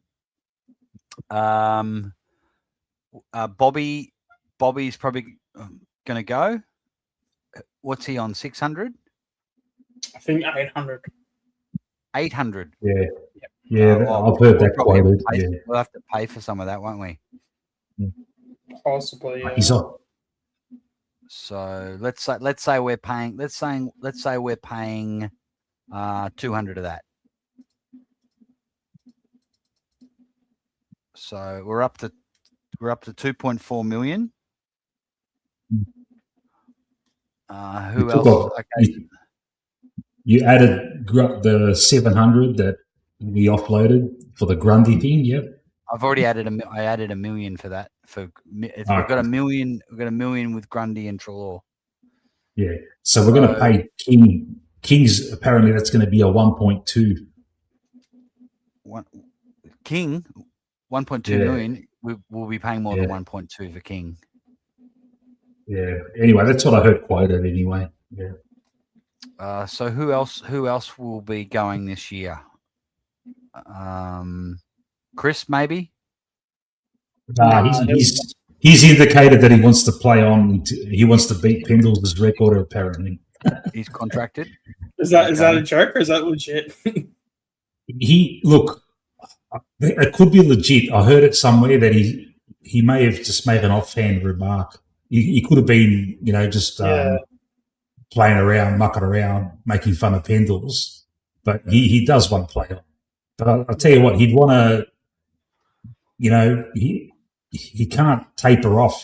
He's kind of like he's nowhere near what we remember him to be. Yeah, like 3-4 years ago when he was fucking winning Copeland's. He's nowhere near that. No. And we can't ask for him to get that back. I've got in my stream, I put up this graphic, our 27 and under team, and a list of all our 30, all our oldies and who would come out and that. If I can get it up.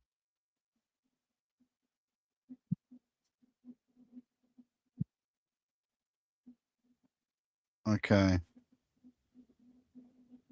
Right. What would Membry be getting paid? Not much. Not much. He He wouldn't be on much. 300? 300. Yeah. Yeah. Okay. Yeah, I mean, because it's a senior player, and Fly would have probably looked after him. Yeah, maybe 3. Yeah. And McStay is contracted, so we've got to keep him, don't we? Yeah. Yep. Okay, Even for the Okay. year after. So Membry's Mhm. gone this year, I think. No, I think Membry might have another year on him.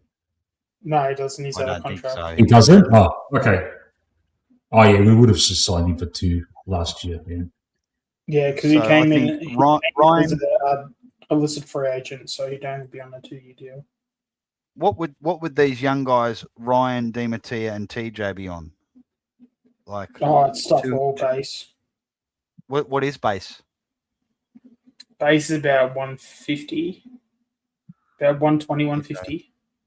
So we don't really, you wouldn't count those because if they go Not out, really. then we're just replacing them with the same wage. Yeah. Yeah, with a draftee, basically. Yeah.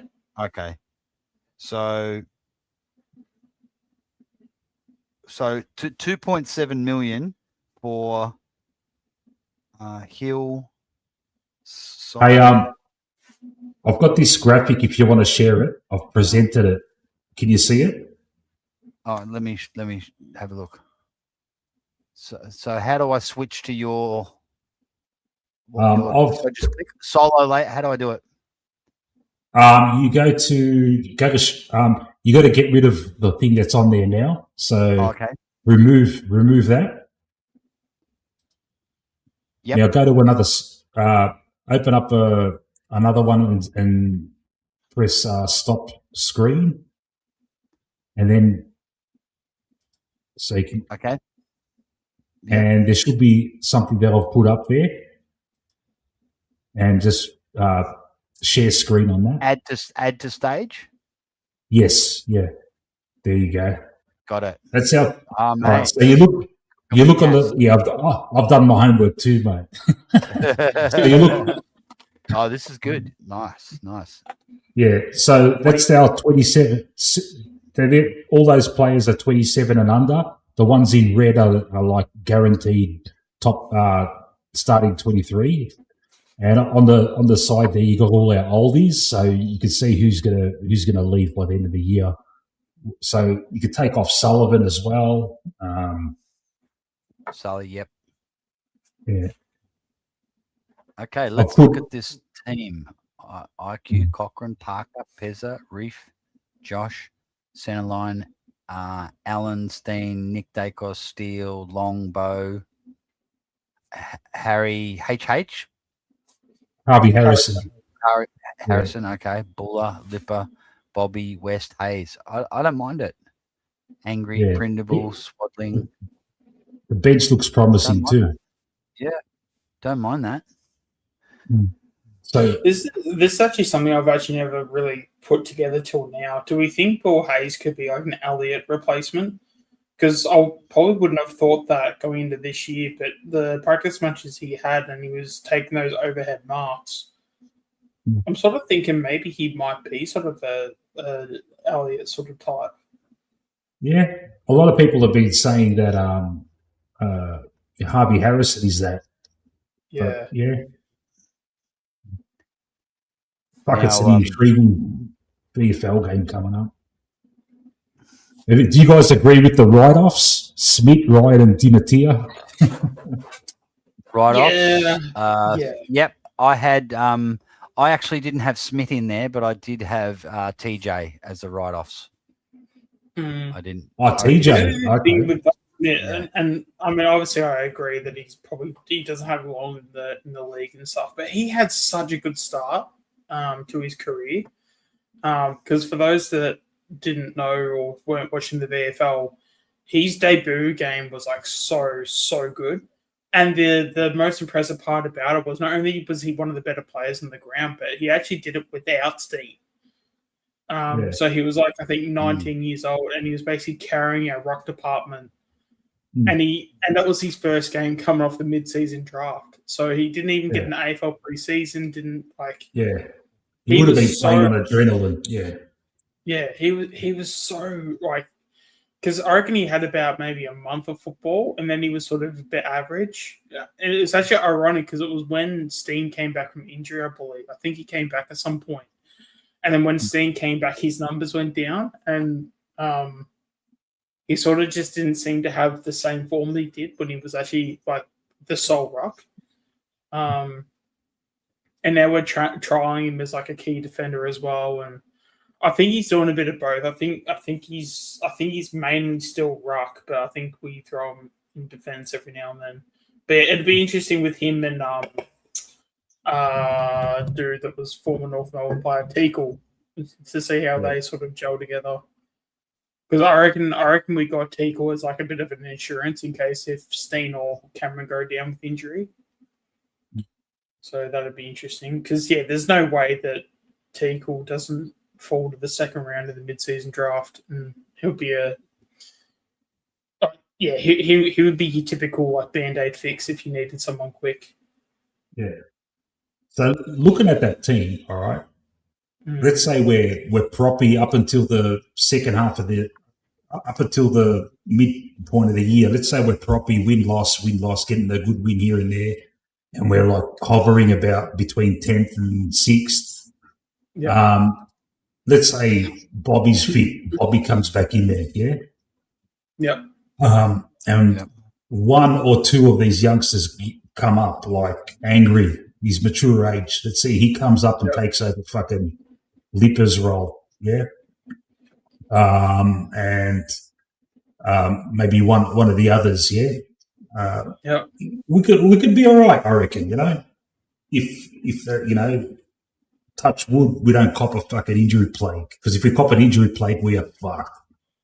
That is silver lining on an injury plague is we get to play all these promising kids. We get to chuck them into the deep end. That's the only thing with that. But I reckon if we're not injury plagued and we get Bobby back, fit and firing, and one of these kids fucking come up, like a West or something, show something, you know? Yeah. Yeah, I'm surprised. Hey, guys. Sorry. Yeah. I want to just go have a bit of a feed. You guys want to just keep it rolling? No worries, man. All right, cool. Cool. Vaughan, so Reef played the like match sim in the training last week. Now they're saying 3 to 6 weeks away. He's playing match sims. He should be, I reckon. Yeah, they're playing it cautious, obviously. Yeah. Yeah, because I think I can't remember who said it, but there was somebody that came back because someone did their ACL literally 12 months ago. Charlie Ballard, I think it was. He made his return. I think it was Ballard. Anyway, someone made their return because they did their ACL about 12 months ago. And obviously Reef hasn't returned yet or even gone back to training. So, the popular thought at the moment is that, we're taking more the caution route and the long-term game rather than getting him back ASAP, which is probably the best way to do it. Because if you can get Reef, ready to go when he's ready, and there's no stress to get him back in like round 2, round 3, or whichever round it is. So, I mean, as long, and if we get to, I don't know, what's midway through round 13, 14, something like that. So if we get to round 13, 14, and he's also got maybe say a handful of games in the VFL, and I don't think that's going to be, I think being in a position like that'd be something we'd probably take. And I'd rather be too long in his recovery than too short. So mate.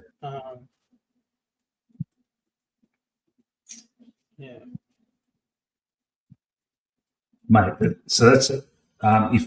If Moore and Howe get up, that's one injury. We only got one injury in the whole fucking squad. That's unbelievable. I mean, I want to believe in that positivity. I just don't. I know. I mean, obviously, It's, there's going to be guys that are going to be carrying like niggles and stuff, and you know, and then obviously there's the discussion of, but if you've got this injury niggle on like a calf or something, does that get on the injury list or not? And and then there's the whole thing of like, I don't think they want to. Let the opposition know, hey, this guy's hurt or this guy's injured as well. So I'm sure there's like tactics around it in terms of what it's okay and what's not. Because I'm pretty sure, hasn't there been complaints to the AFL about that or something? I'm pretty sure it's been a topic before. Unless if it's just media just stirring up shit. Which, oh, God, they've never done that, have they?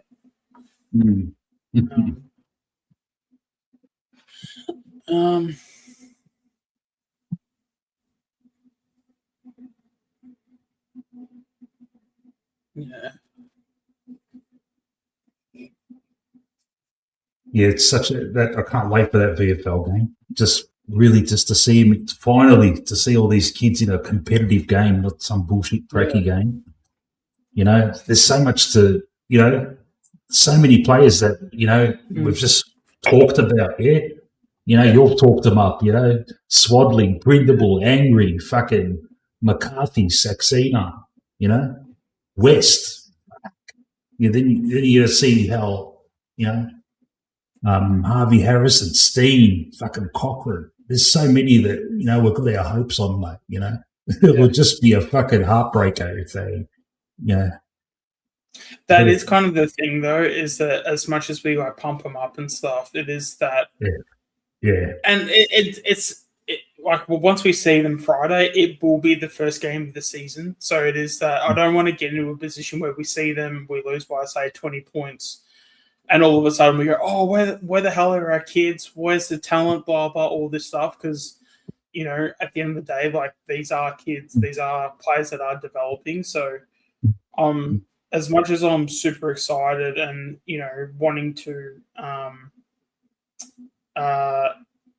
wanting to understand where the future is at, both good and bad, it is also only one game. We talk about with the AFL how we've had the one win, one loss, but both the wins and losses have been on polar opposites of the spectrum when it comes to, the results, and especially when our loss was really due to us being bad rather than Adelaide being good. And then our win, it wasn't even a win where we sort of outplayed them. We just did enough just so that we could beat them, because it was like a, because I don't know if you agree with this and stuff, but it really felt like we sort of played with our food a little bit when it comes to St Kilda, and because they spoke so much shit, it's like, no, we are not leaving this ground under any terms or circumstances with a loss. Like, it's just not happening. There is a 0% chance we walk off the field today with a loss, because probably due to St Kilda with all their shit talk and all that stuff. So it's just, I don't know. It's I feel like out of those 2 weeks, I think I'll probably come out more positive than not. But that's, but again, we're only going off 2 games, so we don't really know where the gauge is, because, 1 week we're here, next week we're here, and it's like, because there's like so much difference between, it's like, where's the consistency? So where are we actually at? You know what I mean? I'd love to see Di Mattia just come out and have an absolute fucking belter of a game, because I think he needs it, mate. Even fucking Ryan, forgotten man Ryan, he must know. I actually saw him against Adelaide. He was, when you see the players walking around, the ones that aren't playing, he's fucking huge, man. And I'm thinking, mate, I'm looking at him and thinking, look at this fucking human specimen here, mate, Apart from the ridiculous mullet. Have you seen the photos of him where he's like showed his abs and stuff? It was around pre-season last year. Like, fucking, it's unreal. Yeah. I'm trying to look through the VFL team for just to get a gauge. They made the wild card round, so kind of similar to us.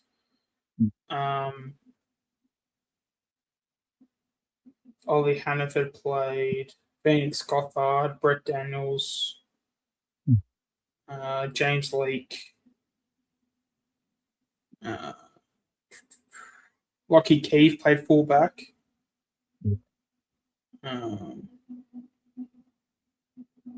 Nick Baden, everyone else I don't even know who they are. But yeah, so they made a wild card, so it's about on par. So we finished roughly the same. So, so we end up making the wild card round. So basically, we were interchanged from 9th to 10th, with Giants being one of them, and we're obviously the other. So depending on, you would think that if we're on the improve because of all the the new kids we got, the better quality of VFL players we've got on our list as well, you would think we get the win. That's if Giants, stagnated their list, but you just never know at the end of the day. Also, home game too, that should also help. It's a big park. Yeah. I mean, I'll probably go in there expecting a win, but again, it's just when you got kids playing and stuff, it's I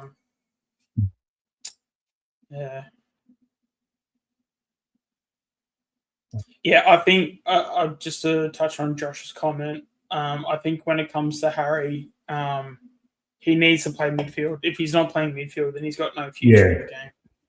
Yeah, he's not a winger or a halfback. He's not, mate. He's inside. He will prove us all wrong if he gets a shitload of the ball, gets it out, and just does the old Tom Mitchell type of thing, Yeah, like literally the first game Tom Mitchell played the VFL, they chucked Harry in the middle as well, and Harry had 20 disposals off the bat. Didn't even need to take any time to adjust. He had something like 25 disposals off the bat. So, and players players have made careers out of that. Like that, they've been shit kicks, but because they're in and under, they get the ball out. It's fucking priceless, mate. And he was an elite junior. He had to be for him to go up. So it could be just a matter of time with him, Hopefully we're not, because everyone's fucking writing him off, Yeah, but it's going to come to the end of the year. Someone's got to go. And, but that's the thing. I reckon so I'm just, trying to think, because I don't think, in terms of, quality throughout the list, from 1 to 45, and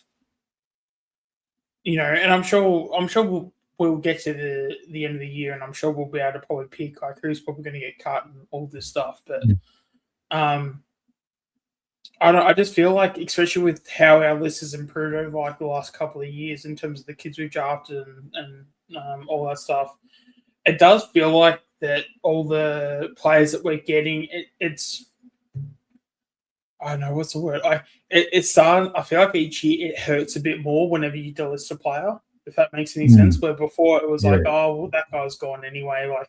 As much as I hated it, but I knew Finn was probably gone, even though I didn't officially know. But if you weren't going into Finn being delisted at the end of last season, then you weren't paying attention.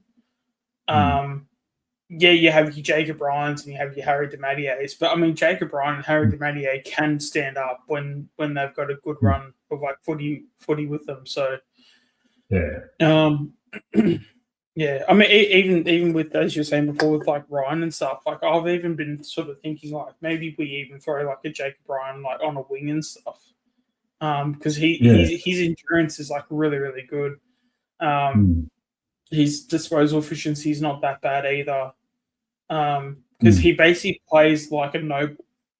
It's just the only difference between him and Noble is that he's 189 centimeters. Yeah. So, and he can take a intercepting mark every now and then. So, if you play him as instead of playing that half back, and you take because I mean I don't think he's even though he can take the intercept mark, but he's not like a, he's not elite at it. But one of the things he does do really well is the endurance. I'd just like throw him on the wing for a month and just see how he goes. But then again, when you got guys, even I feel like Swaddling's probably going to play on the wing. I'm sure there's like another one because there's a few VFL players that are injured, like Will Phillips is out for a couple of weeks. So I'm not sure who would be on the other wing, but yeah, I mean they've all got to find a spot somewhere. And it wouldn't surprise me if we see Ed Allen play in the VFL as well. Yeah, as they develop his midfield game.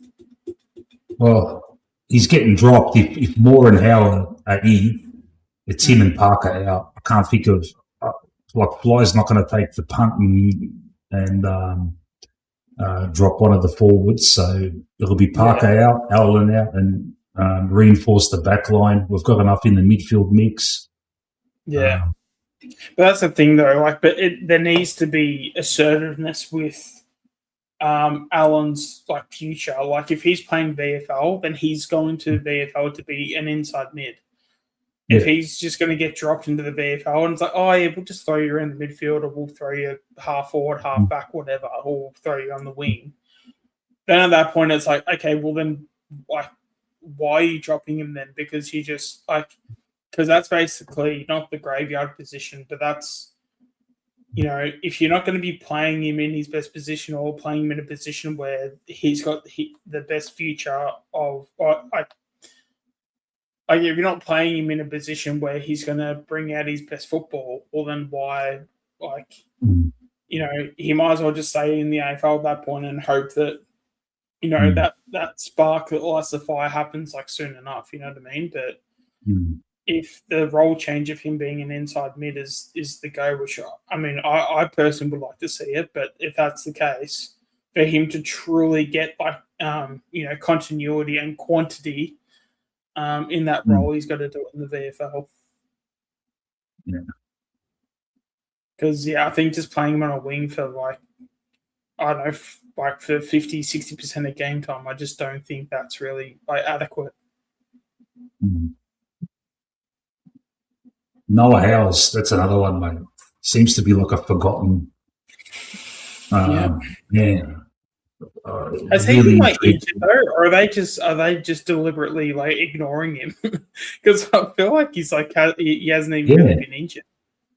Yeah, that's just a weird one. Because I know a few weeks ago we joked about how not like him because he need him in the back of the head or some shit. So he's that guy can't get any more opportunities. That guy can't get any more games. Just give me a sec. I've got to feed Boris before he rips the fucking box open for him. Yeah. All good. Yeah. All right, guys, if you have any questions in the chat, feel free to put them in. God, we've gone past 2 o'clock, so we've definitely been going for a while.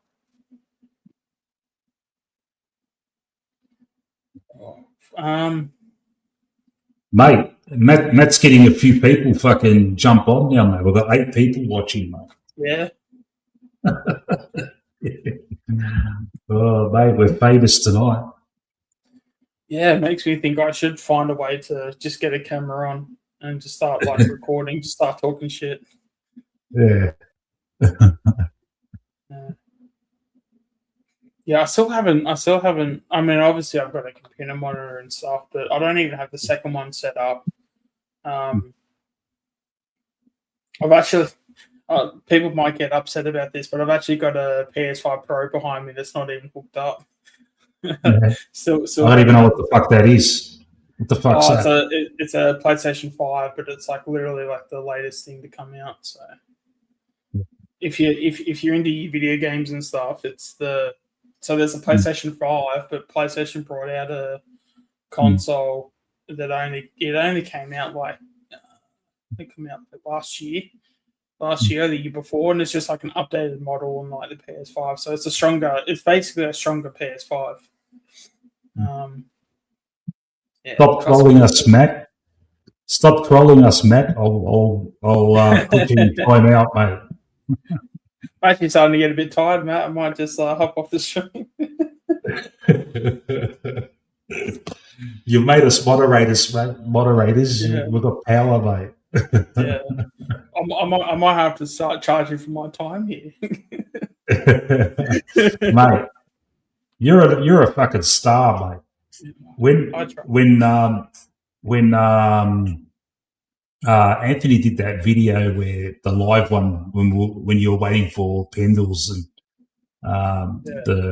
the result of the tribunal, you and Benny, it was fantastic, mate. That was the standard of mainstream media. Even that's not a fucking high standard anyway, but the way, it just sounded great because I was listening to it. I was driving my car and just listening, and I'm thinking, this is grouse, man. Fuck, it's great. Actually, it's so funny because it feels so natural. Like it feels like it sounds so cheesy, but it feels like I was like born to do this.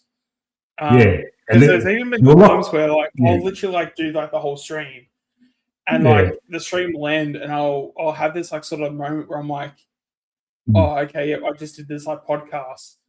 And then it's not till the next day or the day after, and you go, damn, I was just on a podcast for 5 hours, 6 hours, and and then you get all the comments and all the feedback, and it's like, oh, you did so well, and agree with these points and all this stuff, and but it's it's weird because obviously you can think in the moment and all that stuff.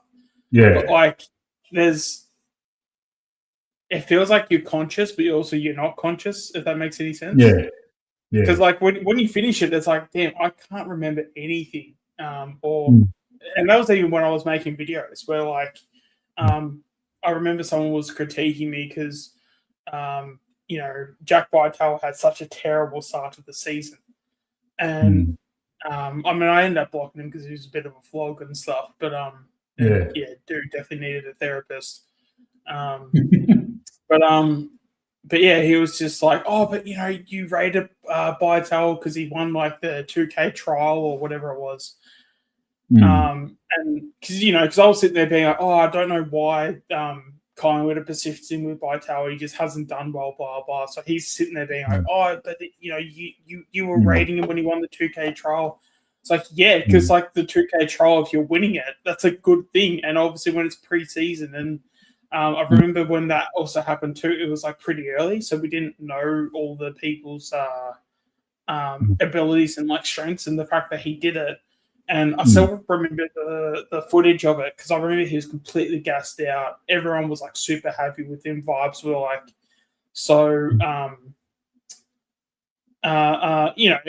it was as if he ran a race and he got gold for the race. You know what I mean? So everyone was sort of giving him his flowers and all the credit and stuff. I bought into the hype and thought, damn, okay, if he's winning the 2K trial, it wasn't a overall. I think it was only just for the under 23s, or it was basically the junior one or the kids one. But he still won it, and I was just sort of like, okay, that's actually a really good thing. Maybe he's got a good season ahead of him. And so obviously gave him a bit of praise, and all that stuff, and and whatever it was during the season, I'm like, oh, why did Collingwood pick him up and blah blah. It's like, oh, the guy was like, oh, but you rated him in pre-season, blah blah. It's like, I remember the comments eventually, but it was but it's again, it's when you're halfway through the season, form, waivers, good and bad, and obviously, opinion, I can say a certain player is bad, but then if they have a good, say, 6 weeks of football, well, then obviously I'm then going to say they're a good player because they've put in the hard work and they've played well, right? So, But, that player you were talking about, who was it again? The one that you were just talking about, Vitale. Yeah, he's the one that. He was every game he was playing in the VFL before he got picked in the ones was pretty good. Yeah, he played in the back half and played about 8 games.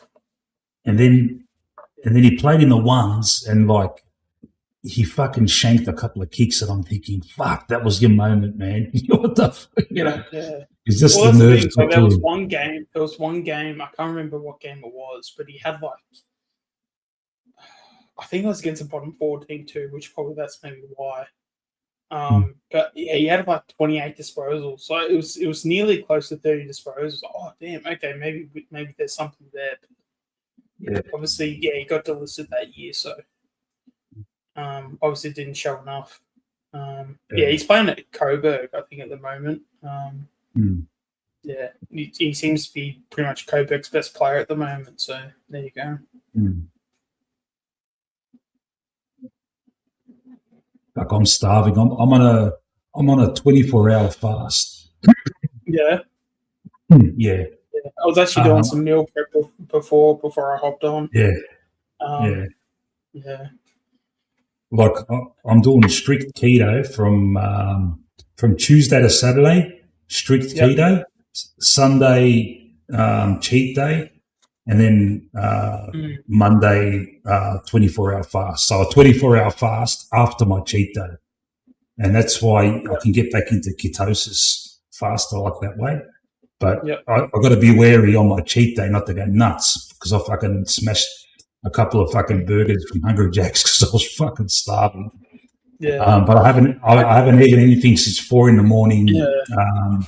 Yesterday. So I'm like 2 more hours, and then because I sent you the photo because it's so funny the fact I call it like healthy ice cream, but like obviously I sent you the photo of the cookies and cream Oreos. Yeah, I call it the McFlurry, like Oreos McFlurry, but obviously it was just made from home and stuff. But fuck, so good. Is it nice? Does it taste nice? Yeah.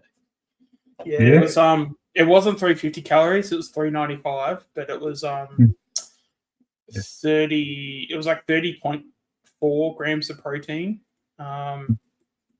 So yeah, macros aren't exactly at 10%, but I mean, you have an ice cream and it's still 30 grams of protein. Like a protein shake, but in like ice cream form. Pretty much. Yeah. It's so good. And just swirl is what the product's called. It'll turn ingredients into ice cream. It's so good. Also been learning how to use an air fryer as well. Been doing that for about 6 months now, which is they're useful. But I don't know how to make. We tried to make fucking French fries in there, but I don't know. It's not as good as fucking in the pan. But but there's other stuff you can do. You can reheat fucking chicken and stuff. It comes up good. Yeah.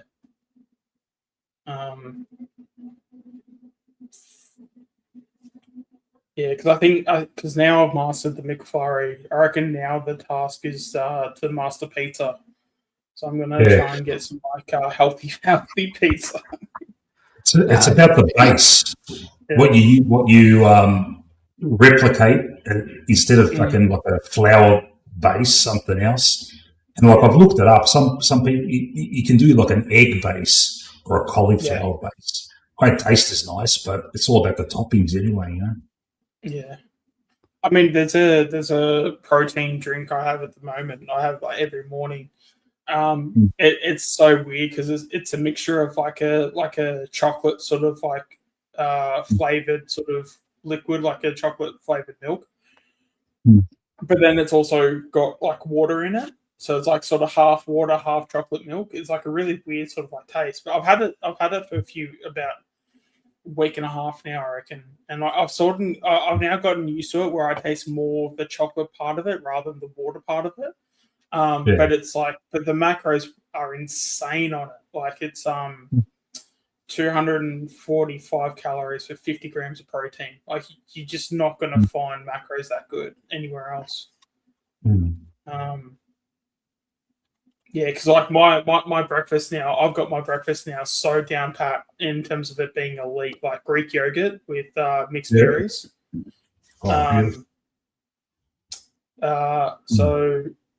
What was it? It was 700 grams of Greek yogurt, which turned out to be about 400 calories. Then 300 grams of mixed berries, which was about 120 calories.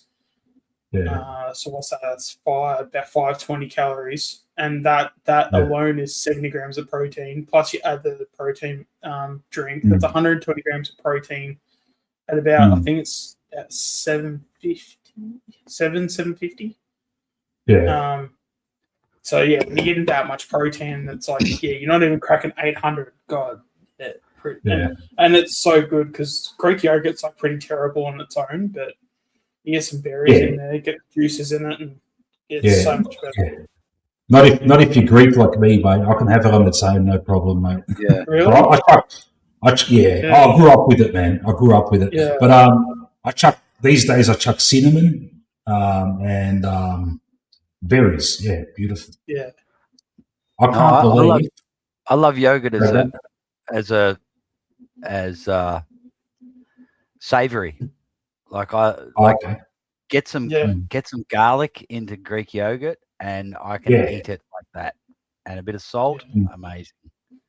Yeah, I can't believe for years and years I fucking ate for breakfast fucking Cocoa Pops or fucking cornflakes. I used to fucking sprinkle sugar on top of the fucking cornflakes, man, for fucking years up until my late 20s. And you just think back and think, how the fuck haven't I got diabetes, man? You know.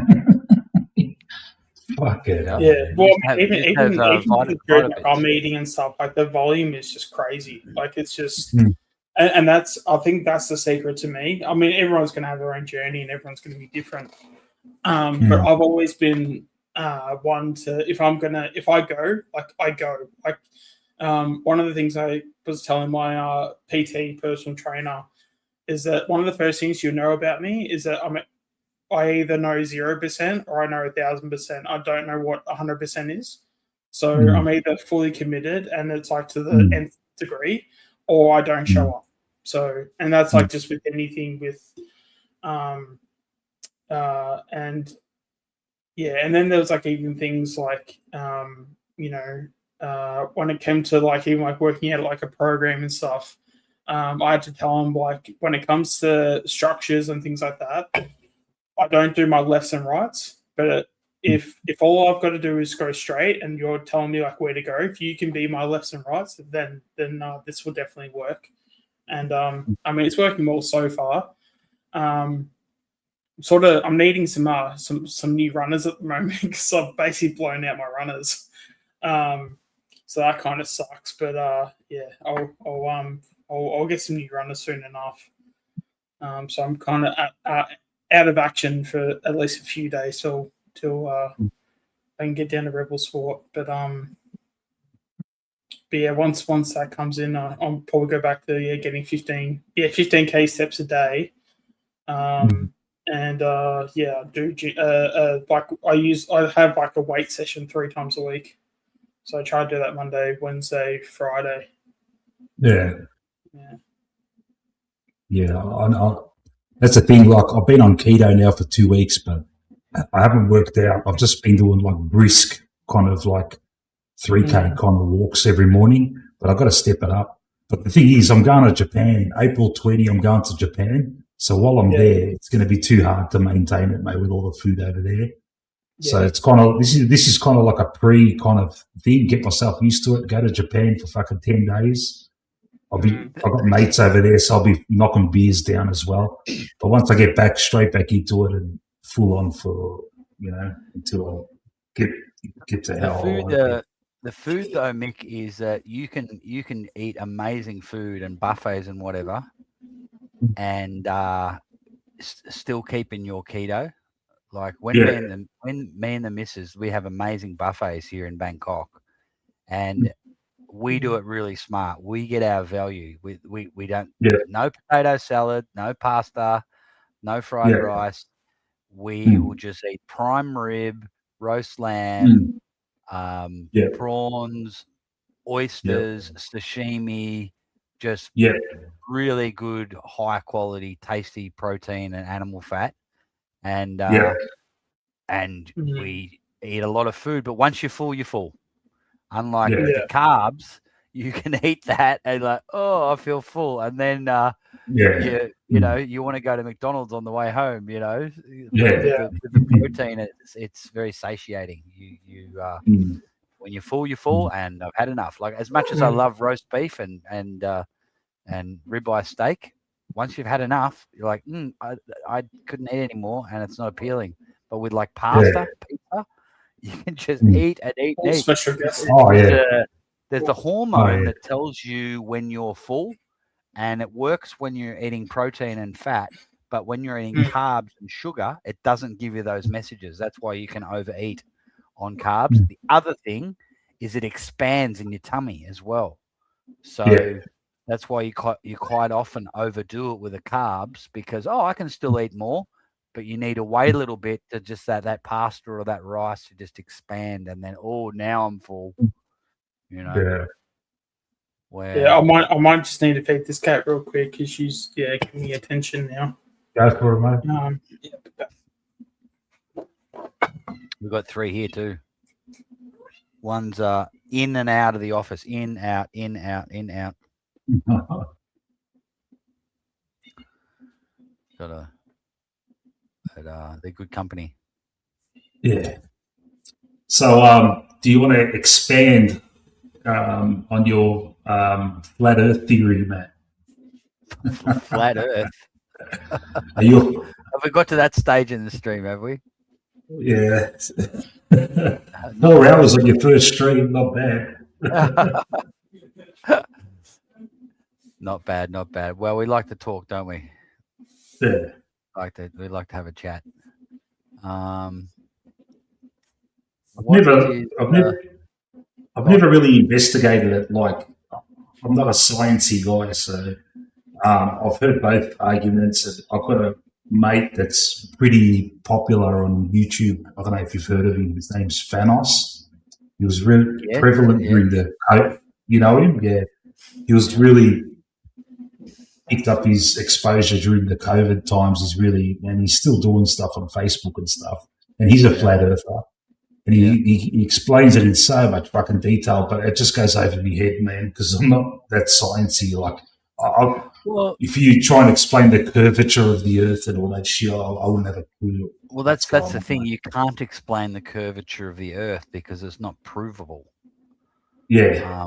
So someone will say, one of the things that did it for me is that, what about ships that disappear over the horizon? But then you I was going to mention that. Nikon P900, and that ship that went over the horizon, you can zoom in on that. How can you see that ship? Well, if the globe model is correct, you shouldn't be able to see that. And it's like water finds its level. It's not. It's just like that's it. So. If the Earth isn't round, and it's flat, and what you're going to tell me that it just goes on endlessly flat into infinity? The Earth, how it's described in Genesis is that it is a not perfectly flat, but it's like there's mountains, there's peaks, there's troughs, but there's a firmament. There's waters above and there's waters below. So. I mean, there's things like this. Like, there's not one real photo of the Earth. Now, you think that NASA's getting $52 million a day. You'd think one of their astronauts could turn around and do a selfie, but NASA admits that all of their images are photoshopped.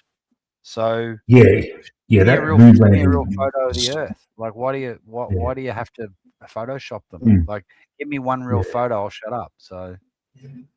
All those moon landing pictures, they look fucking dodgy and that they reckon the Americans just photoshopped all that because they just wanted to get ahead of the Russians or something. Yeah, well, I mean, how many millions of miles away were they when they made a phone call? Nixon made a phone call to Neil Armstrong from a landline phone. You know, you don't have to go too far in the country to get away from a mobile tower to know that you need mobile towers every few kilometers, don't you? Yeah. In real time. if they're that far away, do you think there'd be some sort of a delay? But and I guess you've also got to take into account that was 1969 as well. Yeah. So the technology back then didn't even really exist. Well, they say NASA says that they've lost or erased all of the data from the moon landings. Yeah. But so you can't look at any of the footage. You can't look at any of the telemetry data. And they said that they destroyed it.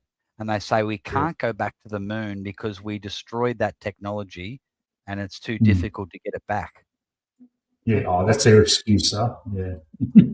What are you talking about? But then they say we can't go to the moon because we can't get through the Van Allen belts, which are these so much radiation that if a human being goes through them, they'll be dead within half an hour or something. But apparently they got through them fine back in '69. Yeah, we can't go to the moon because of that. Well, hang on, you've been to the moon a few times. You've gone to moons where you orbited the moon, and now you're saying we can't go there. Buzz Aldrin, this little girl asked Buzz Aldrin, at this meet and greet. She said, "Why can't we go back to the moon? What happened?" Buzz Aldrin said, "Well, we didn't go there." And and also Santa isn't real. The Easter Bunny isn't real. And kids don't get stuffed. So I go into conspiracy rabbit holes every now and then it just overwhelms me, and I kind of like step back a bit. But every now and then I just go through a massive fucking rabbit hole. But where does you can't find clarity, man. It's just like, fuck, where does this go, mate? All right, the world is run by a fucking bunch of blood-sucking PDFs, but and there's a lot of evidence for that too, but then, where do you go from there, mate? All you can do is be a good person, mate. The latest rabbit hole I'm down at the moment is the Satan's Little Season conspiracy. Yeah. Have you heard about this one? No. So the way that goes is that we're already in Revelation, and we're in Revelation 20. So basically, after so all Christians are looking forward to the tribulation, the first major part of Revelation. Yeah. And some of them believe that they're going to get raptured before that happens, and whether it's pre-trib, mid-trib, or post-trib. Yeah. And then, but maybe tribulation's already happened. Yeah. So the theory goes that back in AD 70 is when the tribulation happened. So we've already had the tribulation, we've already had the Antichrist, we've already had the in AD 70. Yep. So 70 years after the death of Christ. Okay. Yeah. So what happened? What happened then? Well, what's happened is that when the apostles were saying to Jesus, they're saying, "So how will we know when you're coming?" And he'll say, "Before this generation passes away, you will see me coming in the clouds." And he'll say things like, even the ones that pierced me will see me coming. So when he refers to, he's talking about the Romans. So does that sound like he's talking about a group of people 2,000 years from then, or is he talking to the people he was actually talking to? So there's almost 20 verses like that. So in Revelation said these things will shortly come to pass. Would that be in a few decades or 2,000 years? So if we're taking Jesus at his word, he was telling his followers, "Hey, I'm coming. This shit's going down. I'm coming back soon. Get ready. Run into the mountains when you see these signs." Yeah. So what that would mean? So that's big. So the theory there is right. Is that after Christ's millennial reign, that he's been here for 1,000 years, that Satan would be released for a short season. Okay. Yep. And he would go out to all the nations of the world and deceive all of the nations. Yeah. Now, if we were in that time of where Satan's been released from his prison, and he's allowed, and God is allowing him to go out and deceive the nations, how would that world look? Well, it'd look a bit like the world we've got at the moment, where everything is bullshit. Everything's a deception. All of the media, all of the politicians, all the famous people, they're all just deceiving everyone. So this is how it could look. And the reason they would hide that is they want the world to think that God doesn't exist. But if everyone knew, hang on, God's already come back and he's waiting in the camp of the saints, then they'd be like, oh, okay, geez, the Bible's real. Oh my God, I better believe in Christ. So it's a bit like flat Earth. Flat Earth's hidden because once you realize that it's the Earth of creation, you're like, hey, shit, God's real.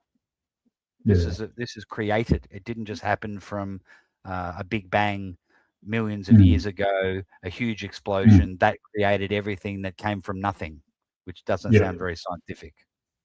So, there was that. Can we talk about Ed Allen again? Because I've got a theory about Ed Allen. Josh said, is he one of the apostles? Yeah, I was about to say, is he like a flat earther? I saw Billy Frampton was, I don't know, it was a year or two ago. He was doing those sort of meet and greet style, walking around the club with a microphone, and he was, I can't remember what it was, but he was doing a bit of conspiracy theory stuff. Oh, yeah. It wasn't Egypts and the pyramids or whatever. Yeah, he said he was alien stuff. Ancient aliens. Ancient aliens is a psyop. You see this whole the whole. It actually makes so much sense with all the brain pains he has in like the back line. That's probably what he's like thinking about. Yeah. He's like, oh my, I've been probed. I think I like him better now because he's at least, you know, I'm that way inclined too. I'm always skeptical and thinking about this stuff. I reckon the rest of the squad probably just couldn't give a shit. They probably look at him and say, "Shut up," you know. While he's trying to explain to him. Having it in my head, like every time he has like a turnover, he kicks to the opposition, just like all the thoughts or like all the theories he's got in his head, like playing in front of him. And then like the next thing he knows, he sort of like snaps back. It's like, oh damn, I'm actually on the footy field now. Billy. There's a guy, Josh said in the chat, wasn't it, said that Neil Armstrong wouldn't swear on the Bible that he went to the moon, and it was actually all of the Apollo, nearly all of the Apollo astronauts who are still alive. There's this guy called Bart Sibrel, something like that. Yeah, there was a footage. He's really annoying guy. He'd walk out, will you swear on the Bible that you walked on the moon? And they go, no, fuck off. Like, okay, if you went to the moon, you would really swear on the Bible. You know, it was kind of annoying, but none of them would ever do it. They were all like some of them were really freaky, scary looking dudes. No. And you got to watch the, if you get a chance, watch the press conference after they supposedly went to the moon, and they're just like, the body language, they're just hanging their heads down, and like they didn't want to be there. Like they've just been to the moon, they'd be like, wow, it was amazing, and like, oh, so did you see many stars? I don't know. Did you see any stars? No, I don't think I saw any stars. It was just like, wow. It's obvious, mate. Yeah. And they've just come out of a brainwashing session to tell them what to say to the media, kind of thing, you know. Absolutely. Yeah, that's true. And I mean, Neil Armstrong gets a lot of credit. He's number one guy on the moon. Buzz Aldrin, he's kind of like the Collingwood, you know, like the runner-up. Yeah. And but the guy who never gets enough credit is the guy who was filming, the guy who was on the moon already, filming them when they landed. What isn't that got to get a mention? Like, you know, like that's pretty good achievement. How did he get there? I'm not sure. But, well, it was probably Stanley Kubrick in a Hollywood basement somewhere, mate. Yep. Because Stanley Kubrick did that movie 2001: A Space Odyssey in 1968, and those scenes look fucking uncannily like almost the same set. Yeah. And he was the best director going around with all the latest technology and shit. Mm-hmm. So, Yep. Yeah, so he was fully in the establishment, and when he made Eyes Wide Shut, the original film, they just said you can't show that. Yeah, with all the Illuminati stuff. Yeah. Yeah, and they had to cut. They cut like over 20 minutes out. And he was gone. He was dead before that movie was released. Yeah. So yeah.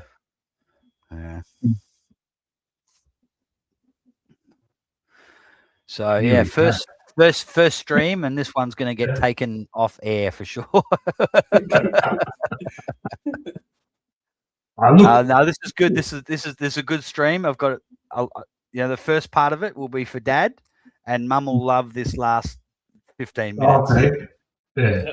So Mum, skip 5 hours in, and we start talking about the moon landing. Satan's Little Season, Neil Armstrong. You'll love it. Yeah. So,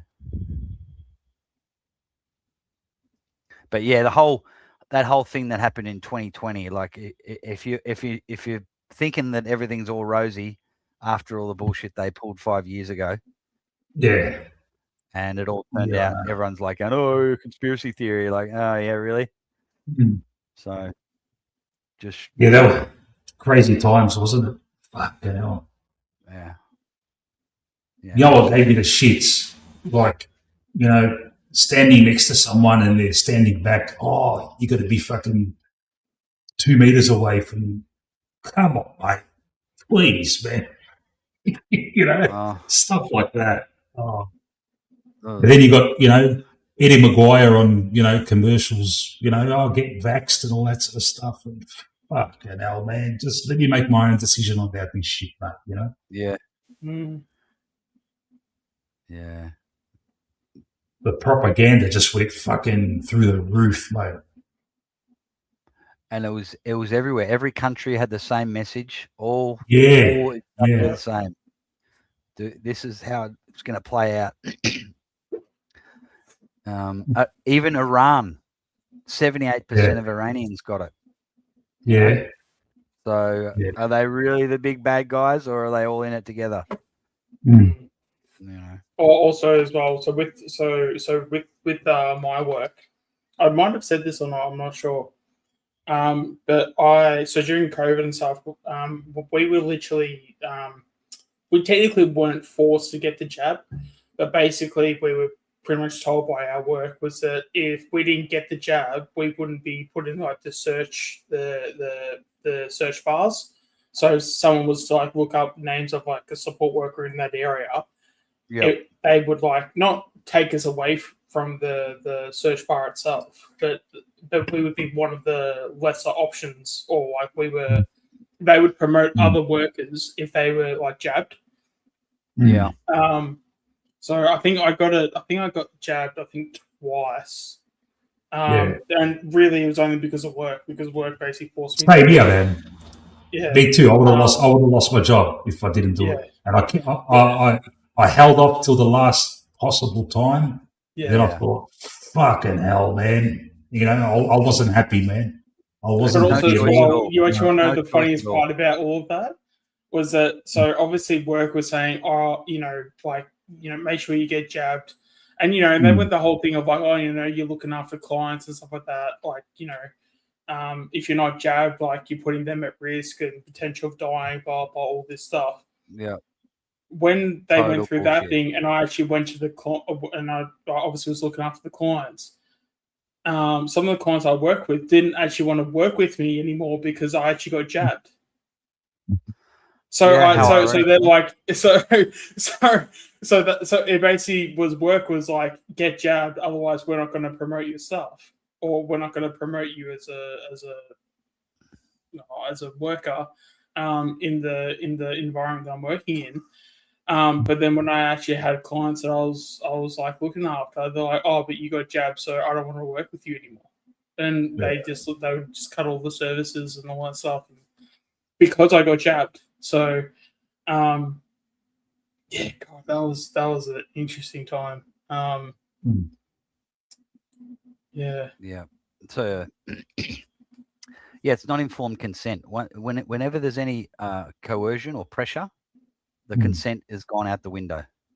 Yeah. And that's one of the key tenets of all Geneva Convention, the UN Charters of Human Rights, the Nuremberg Code. Anytime there's any pressure, then that's not informed consent. That's against the law. It's against the Constitution. It's against all the human rights charters. And it's a criminal act. You can sue your employer for that. Whether or not you get sick for it, just it's a breach of contract. Where in your contract does it say you should be forced to take an experimental medication? And just so many people. It's very rare that I meet someone, and most of the people I know took it, but it's very rare that someone took it by their own. Oh, yeah, I'm going to get that. It sounds like a good idea. They nearly all because they were coerced into getting it. You don't get this, you lose your job. It's just crazy. Yeah, I mean, technically they didn't say that I would lose my job, but they basically said that we're going to make it so much harder. No, but I'm saying, but it's like, but it was the manipulation of it. Of like, yeah, we're not firing you, but we are going to make it harder for other people to find you and like to give you work and stuff. So you'll still be on the platform and all this stuff, but when it comes to actual work, yeah, you're going to have it harder just because of your decisions, and we don't like the choice that you've made, even though that shouldn't even be a factor. Yeah. And it was so fucking depressing seeing everything just go lockstep into it too, like so fast. It's like fucking hell, mate. And to be honest, I never got COVID. Like, I never got it. And even so how's this? So I don't even know how it feels to have it. Like everyone was saying, yeah, I'm fucking cool. I'm like, what the fuck, Because also as well, so with the work that I do, like I go to like different like clients' houses, and my job is to help them with like their social development and like improve their social skills, right? So we go off and we do like certain things and whatever. And then just overall, just making them more independent and things like that. I lost my train of thought now of the point of it. So with like COVID and stuff. So even like during COVID, like we had like rules of like certain things. So like we could travel as far as we wanted, but the clients themselves could only travel like, whatever the curfew was, 15 Ks, 10 Ks, 5 Ks, whatever it was. And even when everything like started to like open up and stuff, and even for me, like I drive to clients' places that was say half an hour drive, 40 minutes, whatever. And and even doing things in the social sort of like setting or social aspect. The closest time I ever got to getting COVID, and I think I did mention this, was I went to a Port Adelaide game, and I got a text message from because it was like the government, like if you sat in this area, you need to go get tested. Blah blah. So I'm like, cool, I'll go get tested. It was actually funny because where I was like sitting, it was basically like all the Port Adelaide members. So I basically sat in like the heartland of like where all the Port Adelaide supporters were. I'm like, okay, yep, that serves me right, sitting next to Port Adelaide supporters. Anyway, so I ended up getting tested. I didn't get tested positive at all. But the amount of times I was like outside and I mean, early days I couldn't do like too much, but like I reckon I would have been outside more than anyone, and I didn't get COVID once. And I actually had to because of my job. Like, not once did I get COVID. What do you guys know about the test? The one that you PCR test. The one that you shove up your nose. Yeah, so it was invented years before COVID. Yeah. So how do you have a test that's invented before the so-called disease comes out? Yeah. So the guy who invented it was a guy by the name of Kerry Mullis. Yeah. He invented the PCR. He won a Nobel Prize for it. Mm. And one of his Yeah. nemesis is Fauci. He hated Okay. Fauci. Okay. Right? So there's an interview with him talking about how much he disrespected Dr. Fauci and said that this guy wants to use because Fauci goes back. Fauci was involved in the HIV rubbish as well. Okay, which is another rabbit hole. But he invented this thing, and Mullis said this shouldn't be used to test for illness. That's not what it's designed for. With PCR, if you do enough, what's the word he would use? Cycling. If you cycle PCR enough, you can find anything in any person if you cycle it enough. Yeah. And you can get the results you want. Mm. Right? And it's not there to test for illness. So when the government wanted to get a certain amount of positive cases, it would just cycle your test more. Oh, it's positive, positive, positive. Right. Yeah. And aside from the fact is that COVID had never been isolated as a virus, which is supposed to be the way you do it. So do you think, did it actually exist? Was it a virus or was it just one big the government admits it doesn't exist because I've got a letter from the Australian government, a freedom of information request, where and this is there's 56 other of these that I know from other countries where they say, can you show me proof of SARS-CoV-19 existing? In reply to your letter, Mrs. Smith, whoever it was, no, we have no evidence of the, however, the science of the isolating the virus and da-da-da-da-da. So I'm involved with a family member in a lawsuit for they were unlawfully terminated for not taking the jab, and part of the evidence is that the COVID doesn't exist. The government admits there's no evidence for it. And then when you've got a test that came out, like Australia and other countries ordered the PCR test in 2018, 2019. What do you get? What's this PCR test for COVID PCR test before COVID started? Hello. Yeah. They're planning for it. Yeah. So the government doesn't have any evidence that SARS-CoV-19 exists.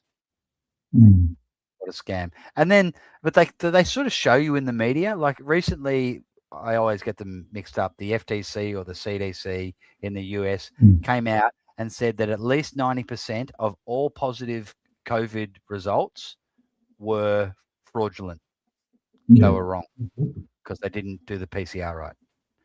They're actually none of it. That it's the testing's irrelevant anyway because it's all fraudulent. But they'll tell you part of the information. Oh, we got it. Okay, so what that means, they've come out and admitted that 90% of the tests were fraudulent. They were just a hoax. So what they've admitted is there was no pandemic. That means there's no pandemic. Yeah. So they like to put it in your face, don't they? Yeah. Whoops, sorry. Shut down the world for a couple of years. Oops, got it wrong. What are we going to do? Yeah. Had us all locked in our houses. Fucking everyone was working from home.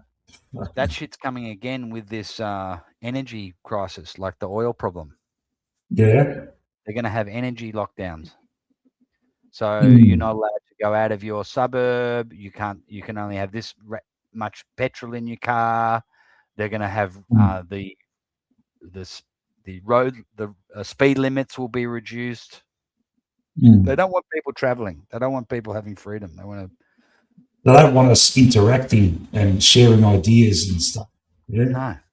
No. Like face to face, person congregating like normal society has been doing for fucking centuries. No, exactly. Yeah. That's why they had that thing where you can't go and visit people. You can't go and visit your mates or your family, or you can't go see your grandmother or whatever. Yeah. They just tortured the population. It was actually really sad when people couldn't see they're dying like family members and stuff. Like, you know, like the fact that like there were people out there that, you know, a bit like older and everything like that, like when they passed away and like they basically just like died alone pretty much. Yep. Like, yeah, you definitely feel for the families in like that circumstance. Especially when like they would have had family that would have like gone to them within a heartbeat and stuff like that. Like the fact that that option was taken away from them, like that's pretty sad. Yeah. What about in the hospitals in the UK where they were just given that those drugs where basically it was like a 30% chance you'd die. They get you on those ventilators, and basically, and then every COVID death in a hospital, the hospital would get a cash bonus. It was just evil. Hey, gentlemen, I think that's me done for tonight. Yeah, I'll pull your head off too. I gotta get some. Yeah. Hey guys, thanks very much for all your help tonight and help in general and support. Yep, really appreciate it, and it's always a pleasure. And looking forward to working with you more. And anytime I can help you guys out, I'm more than happy to. Because like I said, it's a pleasure. And thanks, guys in the chat, Josh and Chris and anyone else who's jumping on. Yeah, we've got 7 people watching. A bit of a look. There you go. We've got 7 people. I know. Well, one of them's my wife, and 3 are cats. So, but apart from that, we've got Chris and Josh definitely there. No, but whoever's listening and watching in, really appreciate it. And we're looking forward to more. We'll do more reactions and more lives. Yeah. And so like I said, guys, if you guys are feeling like bored and want to jump on, we can whack on a stream, and I might do one tomorrow actually after the quiz. We'll see how we go. Yep. Yeah. Got the hang of it. Yeah. Awesome stuff. All right. Magpie Land. Cheers. Catch you later. See you all later. Go Pies. Yeah. Bye. Go Pies. Hello, Pies. Bye-bye. See you guys.